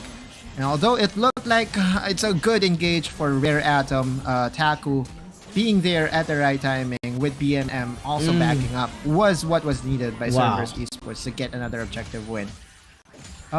Did the tower break down in the bot lane? Yep, okay. So at least there's something positive for the side of Rare Atom, although the gold lead obviously is on the side of Cerberus. Cerberus now picking up the slack a little bit and slowly here into this game, but it is necessary to keep up with the pace here against Rare Atom. BMM actually took a lot of damage as a Garen there from Yuri. It's not what we expect from a Garen, but Garen in Wild Rift, ladies and gents. Package available for Irma though, so this could be the explosive fight that we're waiting to break open the game for both sides. Yeah, can Cerberus Esports stall it out? Force Irma to use it passively? Wait, now Morty actually is in trouble. You have to fall back. You have to give respect towards Cerberus Esports. The flank is there from Rocky, but he finds himself all alone. Akino is very low. Here comes Y1. Here's entrance by Max to try and save the Jax. But now Akino being so low. Here comes the package. Irma going in a little too overzealous there, but now they do get the Drake. I don't know. It's a kill onto the Garen, and they just funnel right over. They're kiting Cerberus Esports right now. The riposte is really good from Taku, but will it actually be enough? It actually is, as Rocky will find himself dead. Rare Atom a little bit zoned away the entire fight there. Right, it was a one-sided fight to say the least. Yeah, Rare Atom was able to get some kills here and there, but make no mistake, all throughout that team fight, it was all Cerberus Esports. It started with Rocky really with a very questionable engage. Sorry, not Rocky, but Morty with a very questionable engage. And yeah, I know it was, the Cyclone was still available last second there, but it didn't really have the impact that you expected from the other Wukong Cyclones that has terrorized the Rift right now. And now, because of one quick reset, Y1 just was handed with more kills. We look at the damage dealt, 6,800 damage dealt by the Ziggs. It has been a two-man show for Cerberus Esports. It has been Y1 for the cleanup, but for the damage, it always was Genza. Yeah, Taku as well was doing so good there in that fight. The repose, the healings, the survivability, the damage was all there. And similar to how he actually performed in that top side fight earlier, just turns the fight around against Cerberus, against Rare Atom. Now he's taking towers away from Rare Atom, pressuring them now. While that's happening, Baron by Cerberus. Remember, Naos was also able to do this against Rare Atom in where they were able to get a very early Baron. Easy secure for Cerberus Esports. Okay, you blocked that one grand challenge, but can you actually escape? Here's entrance a little bit late there. Oh, ignite. That is a parry. Can he actually heal himself back up? No. But okay, Akino. Oh no, what are you doing, Corky? Okay. You're watching bot lane too much. Yeah, he got caught out of position by Akeno, and Y1's assassination was just pure in this game. Looks like the Cerberus Esports, without Meliodas, is really getting the upper hand twice in a row now. In game number 1, though, there was a big turnaround. Now, it's all about Cerberus Esports not committing any silly mistakes, and it's all about closing the deal. It's about now being stable, not making any sort of throws into the game. They have the lead, 5,000. Whoa! A little similar to... Oh, wow, my God! What? Whoa. You look at Yuri's health shiver down his bars. spine. Dude, he almost evaporated in just one combo by Genza, but... Morty initiating, gets killed. And Genza was like, what are you doing, man? BMM is tanking everything for Cerberus Esports, but they turn into the other one. Might just get the kill onto the Kazakh. He is the one isolated. And Cerberus Esports will just fall back. They got the tower in the mid lane. They got a little trim down in the top. But Akino has other plans. He's just, you know, helping the minions. Yeah, just got a couple of HP on the top tower, which can easily be detonated with one satchel charge. The pressure is still on for BMM and the rest of the squad here on the bot lane. You can see on the upper left-hand side of your screen the amount of Baron the length of the remaining Baron. It's close to evaporating. It would be over soon, but with the amount of advantage that they were able to get with just one objective, it's safe to say that CES has this in the bag. I believe they gained 4,000 gold with that Baron power play. That is really necessary here for Cerberus Esports. They also pushed all the outer turrets, so now it will be, again, like you discussed earlier, it will be up to how Cerberus Esports close out this game, because earlier, game number 1, it was a little bit bad. And Rare Atom, they're no strangers to punishing big mistakes like that. So, eyes on Y1. Later on, eyes on Akino too, on the initiations. Just don't over-dabble, right? Just don't go... Just don't throw. That's it, right? If you're Cerberus Esports, you're an APAC fan. If you're supporters of the APAC Wild Rift scene, then all you can hope for is for Cerberus Esports to remain calm and execute this the way they have been executing. Whoa, okay. Rare Atom actually committing onto the Nautilus. Stasis gonna be stalling it out, but still the damage actually being thrown by Cerberus. Yuri is in trouble. The flash in by Y1 gets the kill. And while everything is going on here in this red side jungle, Taku is split pushing into the top. The pressure now in Hip Tower down. Y1 slowing them down. Cerberus Esports, they're cracking the base of Rare Atom. With only one inhibitor tower left to defend, how will Rare Atom respond to the push of Cerberus Esports? No more Baron buff, but is it needed really here? Irma still has enough damage to thwart off any assassination or any push attempt here by Cerberus Esports. And wisely, Cerberus Esports decides to not overstep their boundaries, go back, get a third dragon, possibly even the Baron, and close out the game in a methodical fashion. One thing that I want to note as well, and I know that you don't want to hear this, but this will be the 5th time that Rare Atom picked the Jax and ended up losing. What is with them and Jax? I don't know, man. I don't know. Jackass, ladies and gents, not for everyone, I guess, is what I'm Rocky, trying not to say. so. Yeah. Yeah, not so rocky in the champion, I guess, is what you're Not trying so to say. solid. But not yet over. We've seen worse, at least during game number 1. It was at around this time. It was at around 18 minutes in where we saw a rare atom flush out against Cerberus Esports. Although, circumstances obviously so much different now with the amount of gold that Cerberus Esports has right now. But the Baron is being started by Cerberus. Oh! Genza! A pretty ambitious move by Irma, but he finds himself too deep into the red side jungle. Y1 flashes He's trying to in chase, onto he's trying to Genza, chase. but Okay, just got obliterated there by There's a Genza. push. Akira will trade his life for it, but while that's Garen. happening, it's Garen things. BMM says, yeah, so fight there. I'll just do my job. There you go. Get I some would do the take same. out there. I would do the same. Anyone. Yeah, nice. there was a Jax that was trying to walk over to his fountain with Just 10% wanted to go HP. back. I would do the same, dude. I would be flashing in, executing him with my ultimate just to send a message. Cerberus Esports ties the series 1-1. Yeah. And finally able to, pick up the slack from earlier.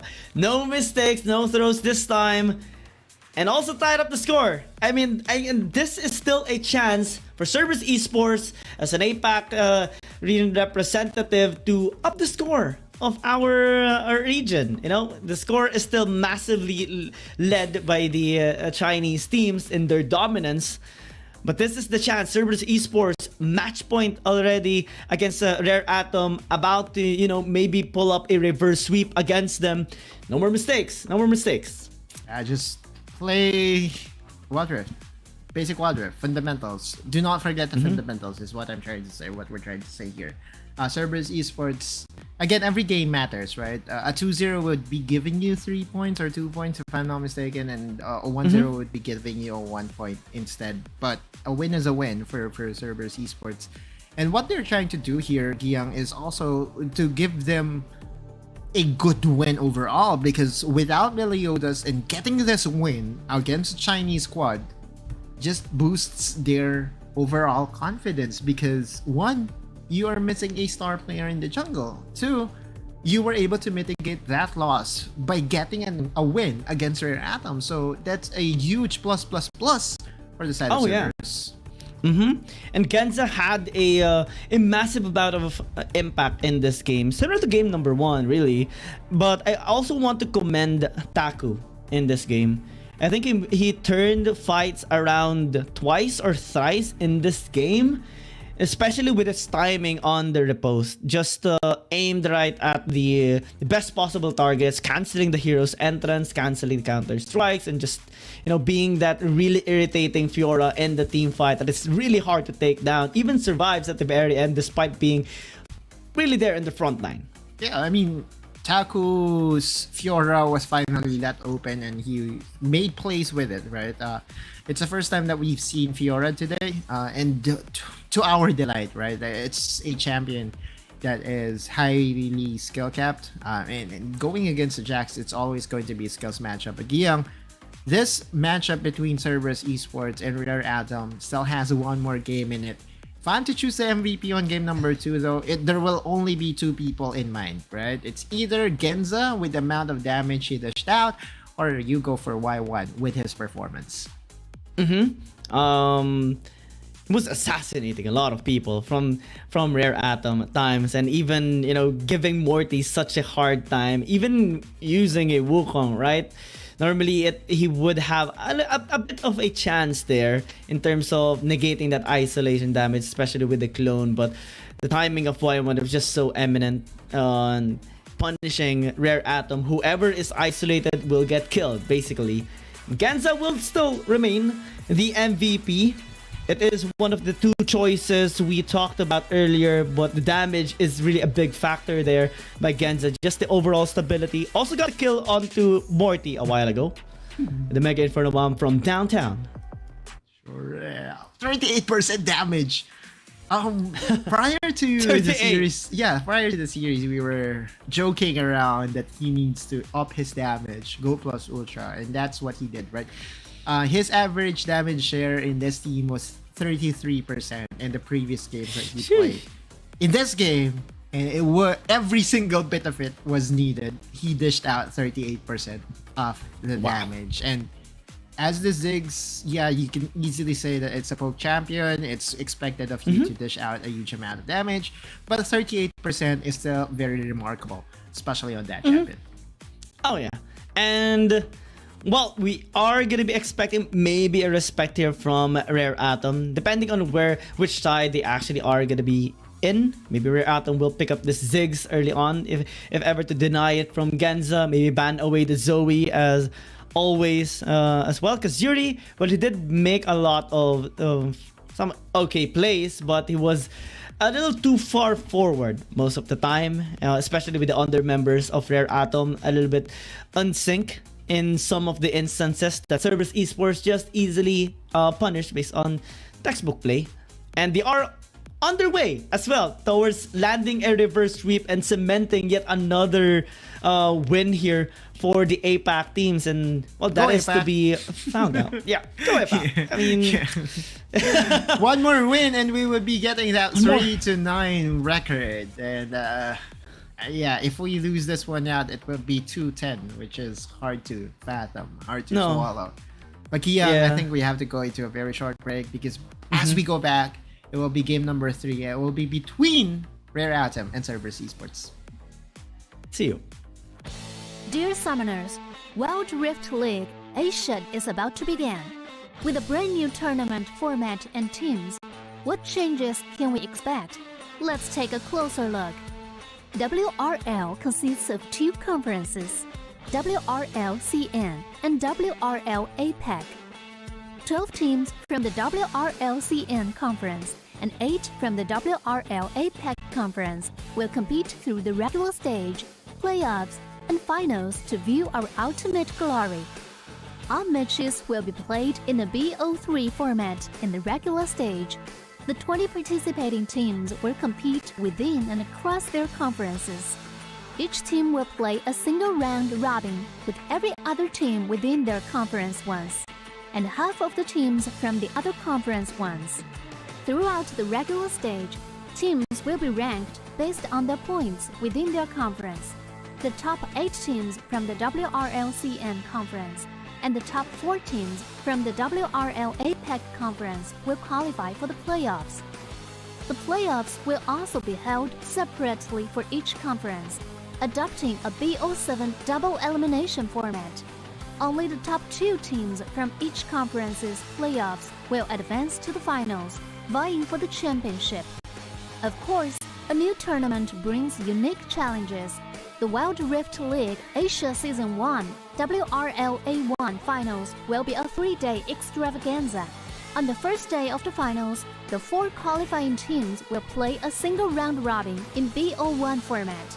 The top-ranked team will advance directly to the grand finals, while the remaining 3 teams will battle it out in a single elimination bracket on the second day to secure a spot in the grand finals on the third day. The 2 teams that make it to the grand finals will face off in the BO7 showdown to claim the championship. Additionally, in both the WRL A1 regular stage and finals, teams will participate in the Fight for Side FFS match before the official games commence. The FFS match will be played in a 1v1 solo mode. Each team will send 1 player to compete. They will ban 2 champions each from the official weekly rotating champions pool, and then select 1 champion each for 1v1 competition. The winning team of the FFS match will earn the right to choose their side first. Wild Rift League Asia Season 1 regular stage will officially kick off on April 8th, with 20 top-tier teams assembled and ready for action. Who will climb to the summit and seize the crown? Let's wait and see.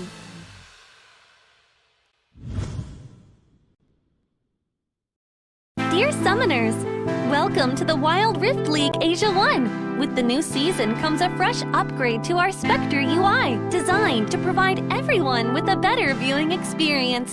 First thing is about the original UI information at the top bar. We make it into a functioning ring design in the upper left corner.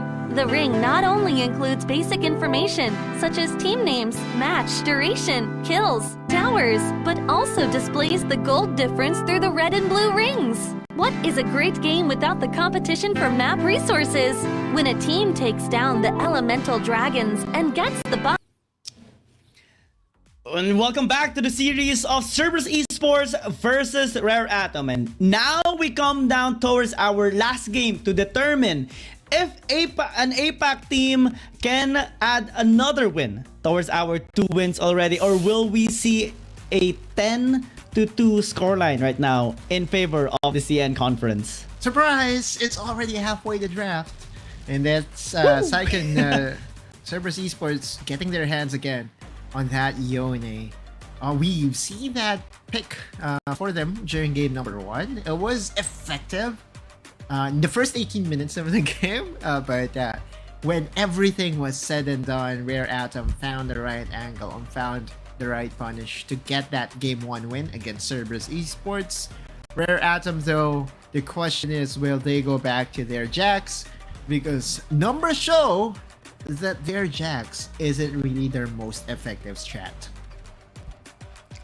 The drafts here of both teams are actually kind of similar towards game number 1. Yeah. And this puts me in a... this makes me nervous a little bit, not gonna lie, because, you know, we know what happened in game number 1 to Cerberus Esports, and hopefully that is patched up this time, especially with their performance in game number 2. Rare Atom as well will have their hands on the Olaf, so that just means they're gonna be going all in on fights, though we don't see any sort of additional sustain or protection towards the Olaf just yet. They banned away the Yumi too and the Karma, so that is, you know, some champions that can aid the Aatrox denied here by Rare Atom. And oh wow, a Fiora. They also banned away the Garen, which also is to my delight. At least now we won't be seeing a Garen being picked into the Corki, which has netted 2 wins for the Garen user. But hey, you know what? Rare Atom is saying that we still have, or we also can play the Fiora, and would not be going for the Jax. Yay. Okay. Unless there's a very big unless, unless they still go for it and decides to pivot this Fiora pick into the mid lane. It's also possible. 5-1. 5 out of 6 games so far, and well, it will not be this case anymore. As the Wukong pushes through. Rare Atom prioritizes more crowd control in the sense to maybe aid the Olaf in terms of team fighting. So will be the case here of Cerberus Esports, as the Zed is kind of interesting. You do have the burst damage to reach the backline. You do want to kind of threaten Yuri at some point, but it's gonna be quite difficult. Again, the Nautilus can just hold down the Zed for days, and they even have a Wukong here. But there's always a special there's always a way to play the Zed. Even though you are facing against a lot of bruisers here, sometimes you can take advantage of the Zed just by going for split push.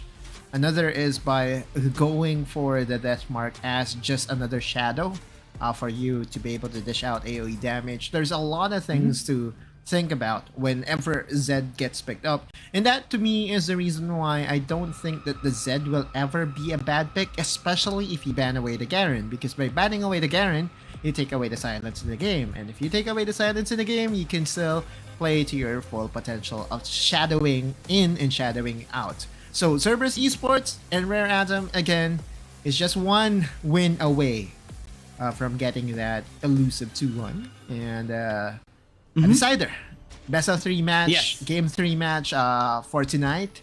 It's the second time in a row that we have a game number 3, Giyang. It feels like this is a curse now. I don't know, but Cerberus Esports and Rare Atom will go at it one more time. It is the first time or like the second time we will be seeing BMM using the Z. The first time we have seen him was actually their match in day number 3 against KT. He lost at that time. The game was a lose for Cerberus Esports, but maybe BMM wants to redeem his performance with this Z as well. Still able to do some flashy plays in that particular game. And like what you mentioned, again, the usage of the Z has multiple purpose. Gensa has always been so solid, right? You give him any champion, he will be able to dish out damage left and right.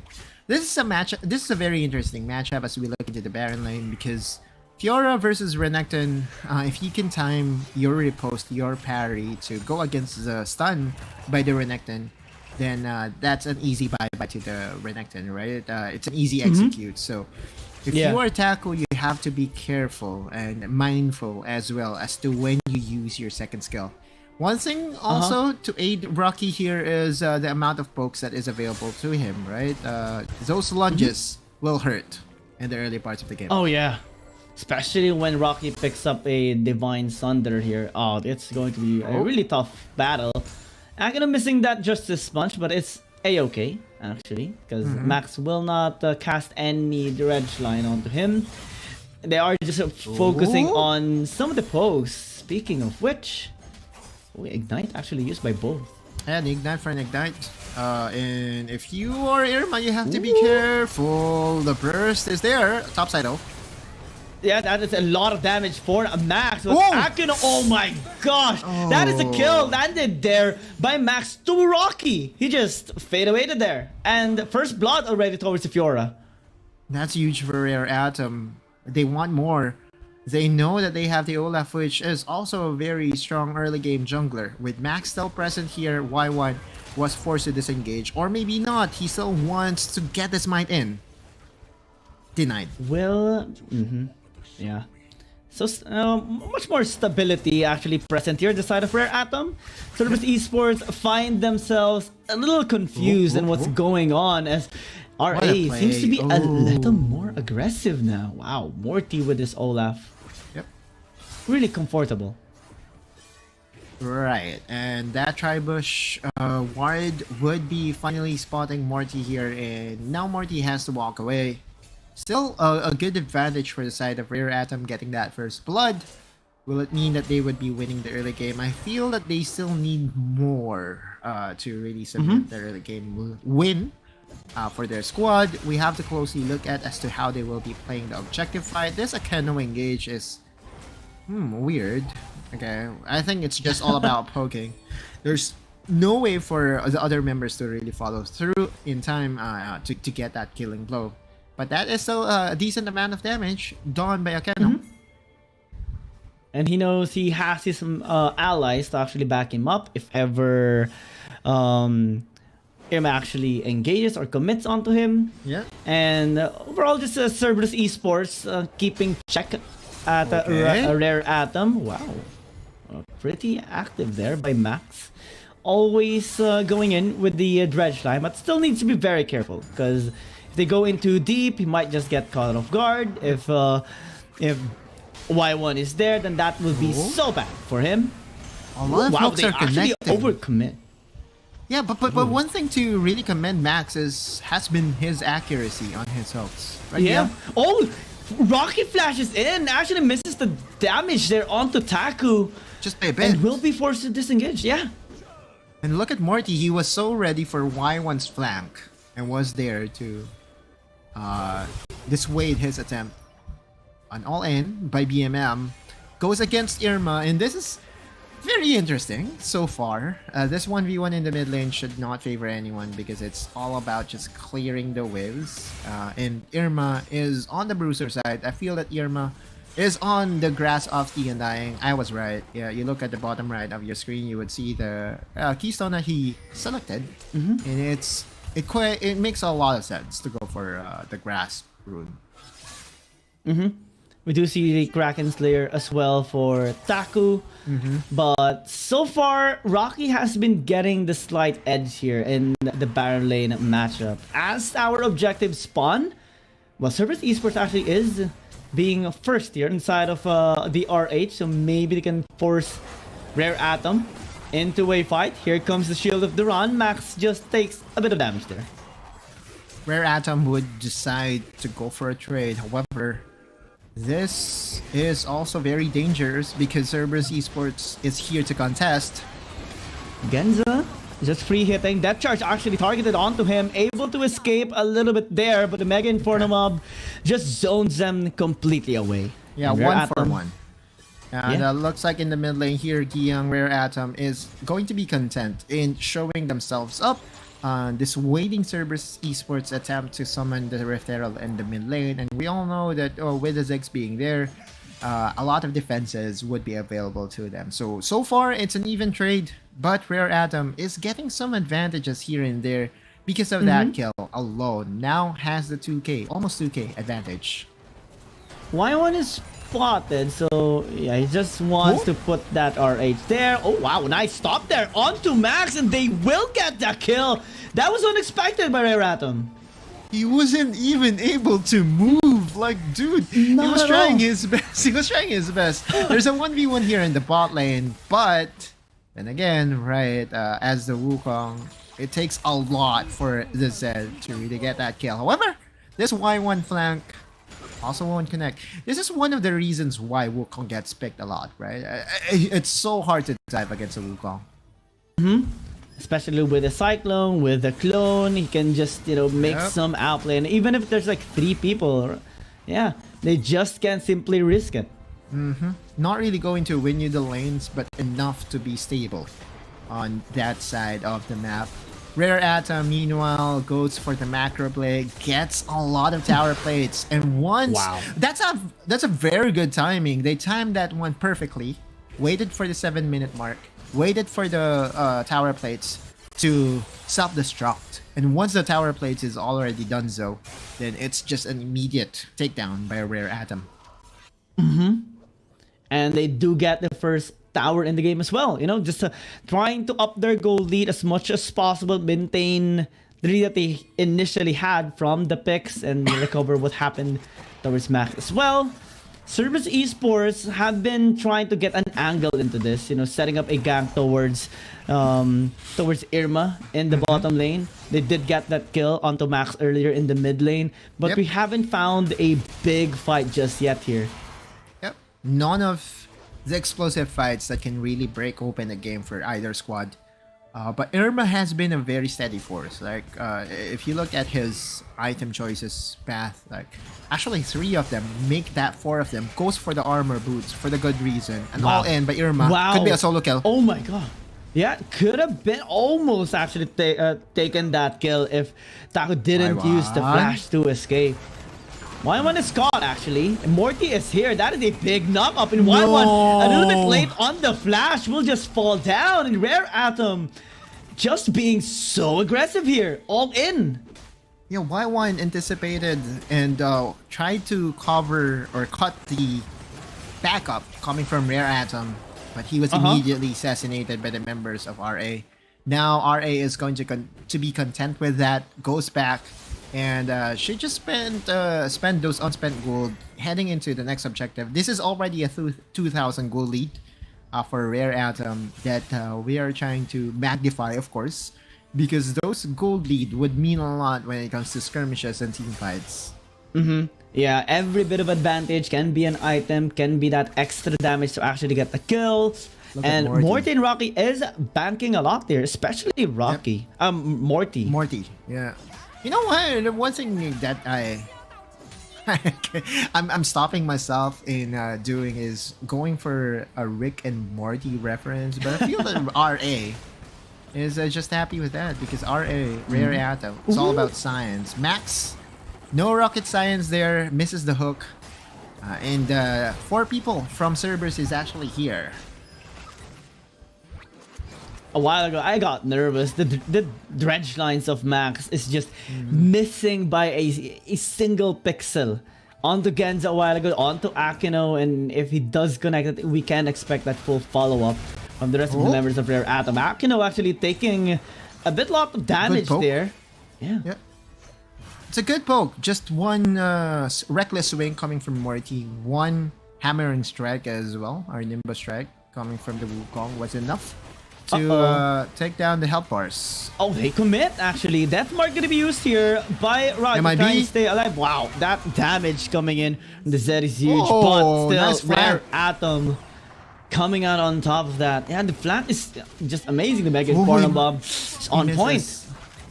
Almost. It was an almost connection once again, and had it connected, it could have been disastrous for CES. And they're gonna be trying again. Max connects that dredge line constantly on the crucial targets, but may find himself a little bit on the blunder. Here comes Irma actually. Oh, what's that? No, no, no, no, no, not like this! Not like this! No! No! No! No! No! No! No! No. Yeah, if you're Rare Atom and if you are Cerberus Esports, actually, if you're Rare Atom, what do you do? Like, the other side cannot call for a pause. It was at the middle of the fight, and all smiles. Also, they were like as confused as we were. Exactly. They're like, I mean, they're there. They're there. It's not their fault for attacking them. It's auto attack. So we'll see if what there happens is. I remember there was a technology or a tech that was that they available can in the League of Legends PC counterparty where you can go back to a certain point in the game. But is it available for Wild Rift now? I'm not sure. We'll see though. We're going to get more updates as we wait for the pause to come back. We will again be turning up the music for some fun and party time for everyone as we wait for the pause to end. So do not go anywhere, guys, and we'll be right back. See you in a bit.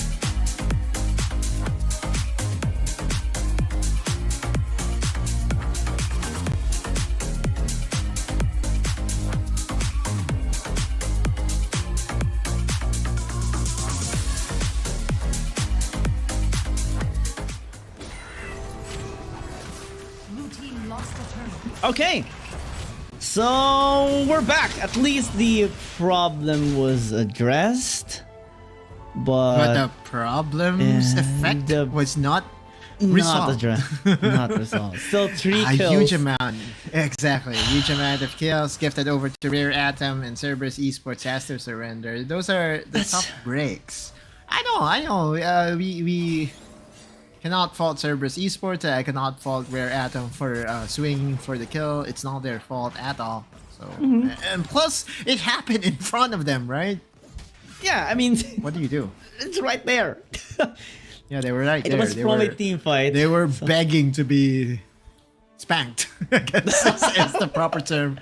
But there you go. Again, Rare Atom with a huge amount of lead, 7,000 gold lead, and to the with the state of the game with 2 dragons available. Plus, this is an Olaf, a very scary early game champion. You could feel for Cerberus Esports. They tried to fight in this game number 3, but make no mistake, Rare Atom was also in the lead even prior to that mishap.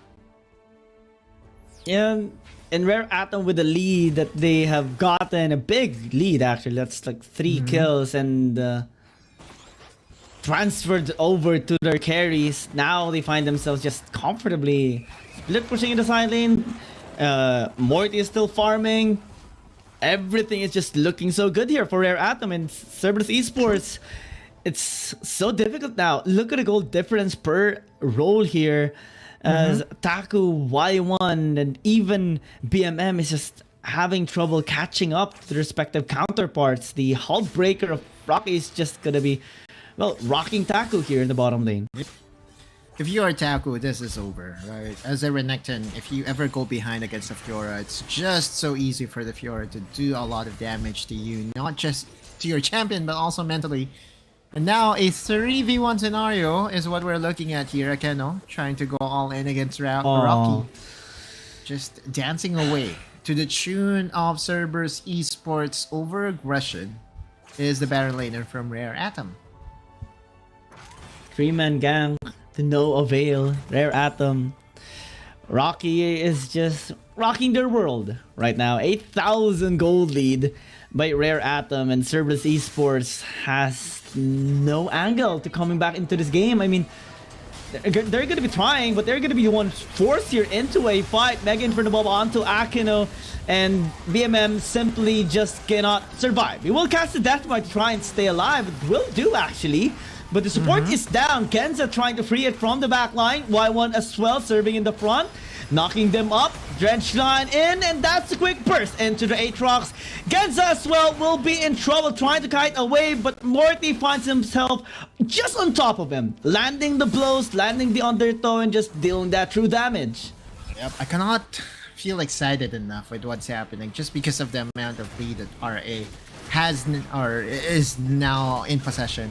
And now they're going to set their sights towards the Baron. This 1v1, as I said, between Rocky and Taku has already been decided. That's a huge amount of gold lead, and also looking at the levels.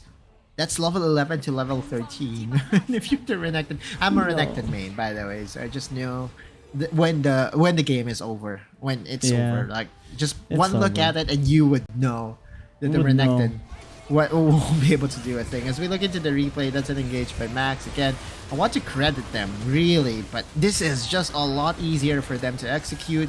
BMM trying to go for the shadow play wasn't enough damage to really threaten Rare Atom. And also Genza and Y1, the tag team that won them game number 2, tried to still win this game for them. It was just too big of a lead to surmount, and Rare Atom gets their hands to the Baron buff, will most likely just push down all the lanes. And yep, Rocky, Renekton, no more Renekton.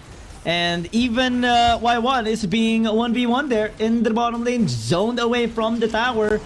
And every tower also being taken out, all outer turrets destroyed. Akino gonna be trying to set up a fight here for Morty, but isn't even gonna be using the Ragnarok there to cancel the CC. They're comfortably just bashing all the inhibitor towers here. 3 towers in like 20 seconds here. In an instant, in a snap, and it's not yet over. They still want to finish this, Giang. They're gonna be trying to, but I mean, it's Rare Atom just completing this game up. 16 minutes, nothing that Cerberus Esports can do. This is a little bit of an unfortunate game for them. But Rare Atom having the more wins here. Game number 1 and game number 3, they will also have their first victory after suffering 4 consecutive game losses, 2 series in total. They win against Cerberus Esports, finally getting some point for themselves. And you can see in their faces that they're not too happy with what happened. We all know that, you know, there's... I don't know, how should we call this? Was it an asterisk? But still, though, like, we have to credit Rare Atom. First off, game number 1, in a position in where some would say it's unwinnable, they found the right angle to punish Cerberus Esports and was able to turn things around. On game number 2, they were also toe-to-toe against Cerberus Esports, but on game number 3, they were in the lead. Okay, let's not take it away from Rare Atom. We know that there's they are included in the best tournament available for Wild Rift in the world right now. So we all know that, you know, if you give these teams a small amount of lead, they can just snowball the small lead into something out of control. So Rare Atom deservingly gets that 1 win. Yeah, they were ahead by 5,000 gold before that problem even occurred, and they were making the necessary plays. They were getting the towers taken out. They were zoning Cerberus Esports away from objectives as well, despite, you know, some plays being made there by Cerberus Esports. And I think that problem just kind of made it made everything a lot faster in terms of transition.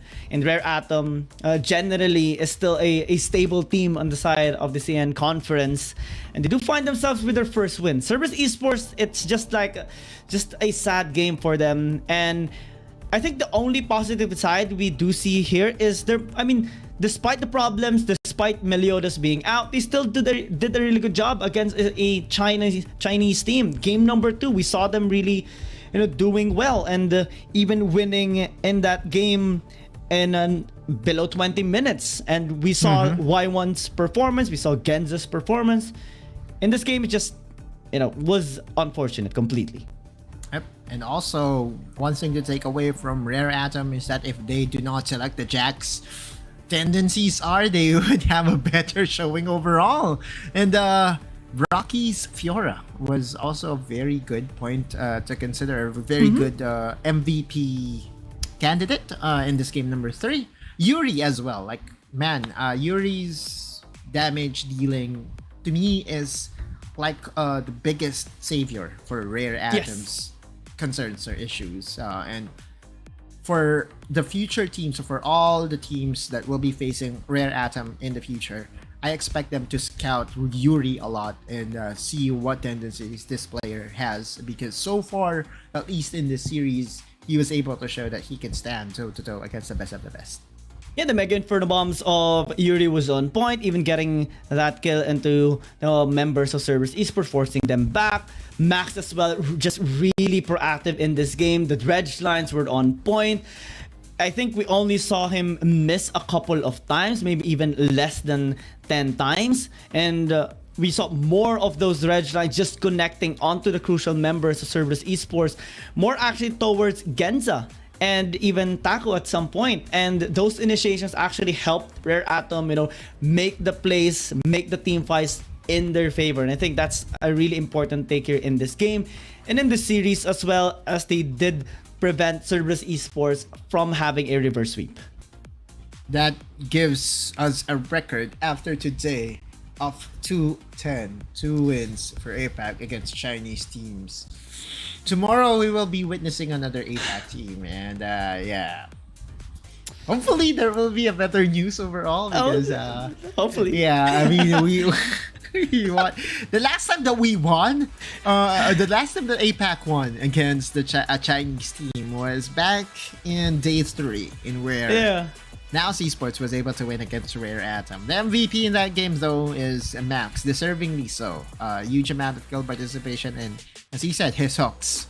Although a lot of them did not, all of them did not connect, it was still enough, right, for him to be able to get that engage necessary for his team and for his squad. Rare Atom showing a different dimension today. It's not as convincing as the other Chinese teams, but a win is still a win. a win is still a win. It's still a point again for the Chinese conference teams against the APAC teams, 10-2. And here our result for our games a while ago. JDG cementing a really dominating 2-0 against INV Esports. A nice win here by Weibo Gaming against Nova Esports, but giving them their first loss as well in this tournament so far. And Rare Atom having a much more stable game, a series against Cerberus Esports, especially that Meliodas wasn't here, and also that the problem a while ago in that last game was just a little bit unfortunate there for Cerberus. Standings for China, as it's shaping up, we still have EDG and J Team at the very top of the standings, followed by JDG and Weibo Gaming. Weibo Gaming already with 5 games and a record of 3 wins to 2 losses. We saw their very impressive win against Nova Esports just a while back. And again, if you are closely monitoring the standings, the magic number is 8. 8 teams would be qualifying to the playoffs. It still is a long journey. This is a marathon, not a sprint. So all this Chinese team still has the opportunity to shake things up. Oh, this should be a lot of competition on the side of the CN conference. For APAC, Cerberus Esports find themselves a little bit on the back foot after that unfortunate loss. INV Esports as well, now on the right side here of our APAC teams. Tomorrow we will see what can be the standing again, since we will see our schedule for tomorrow's games as well. But I do believe we have one PH team coming right up for tomorrow. Naos. Yeah, Naos gonna be there for tomorrow.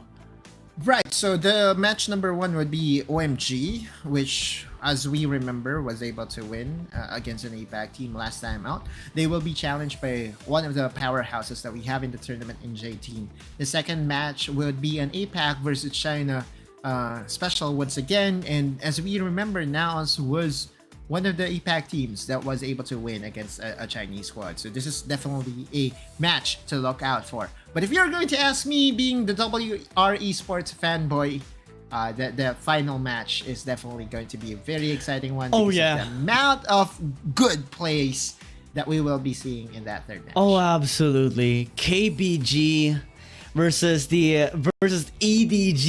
Oh, this is just a battle to look out for right now. And well, it has been such a wonderful day. This is going today. to be the end of the day I for turned day into- number 11. Tomorrow, day number 12.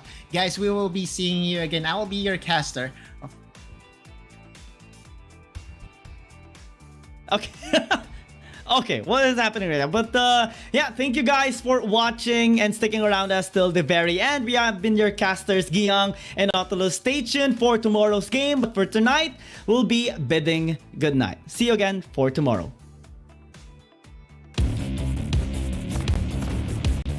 There's something about games. What you doing there gives you real chills. There is one thing that can't be stopped. Feelings. And if you can feel it, It must be real, right? and that's That's real magic.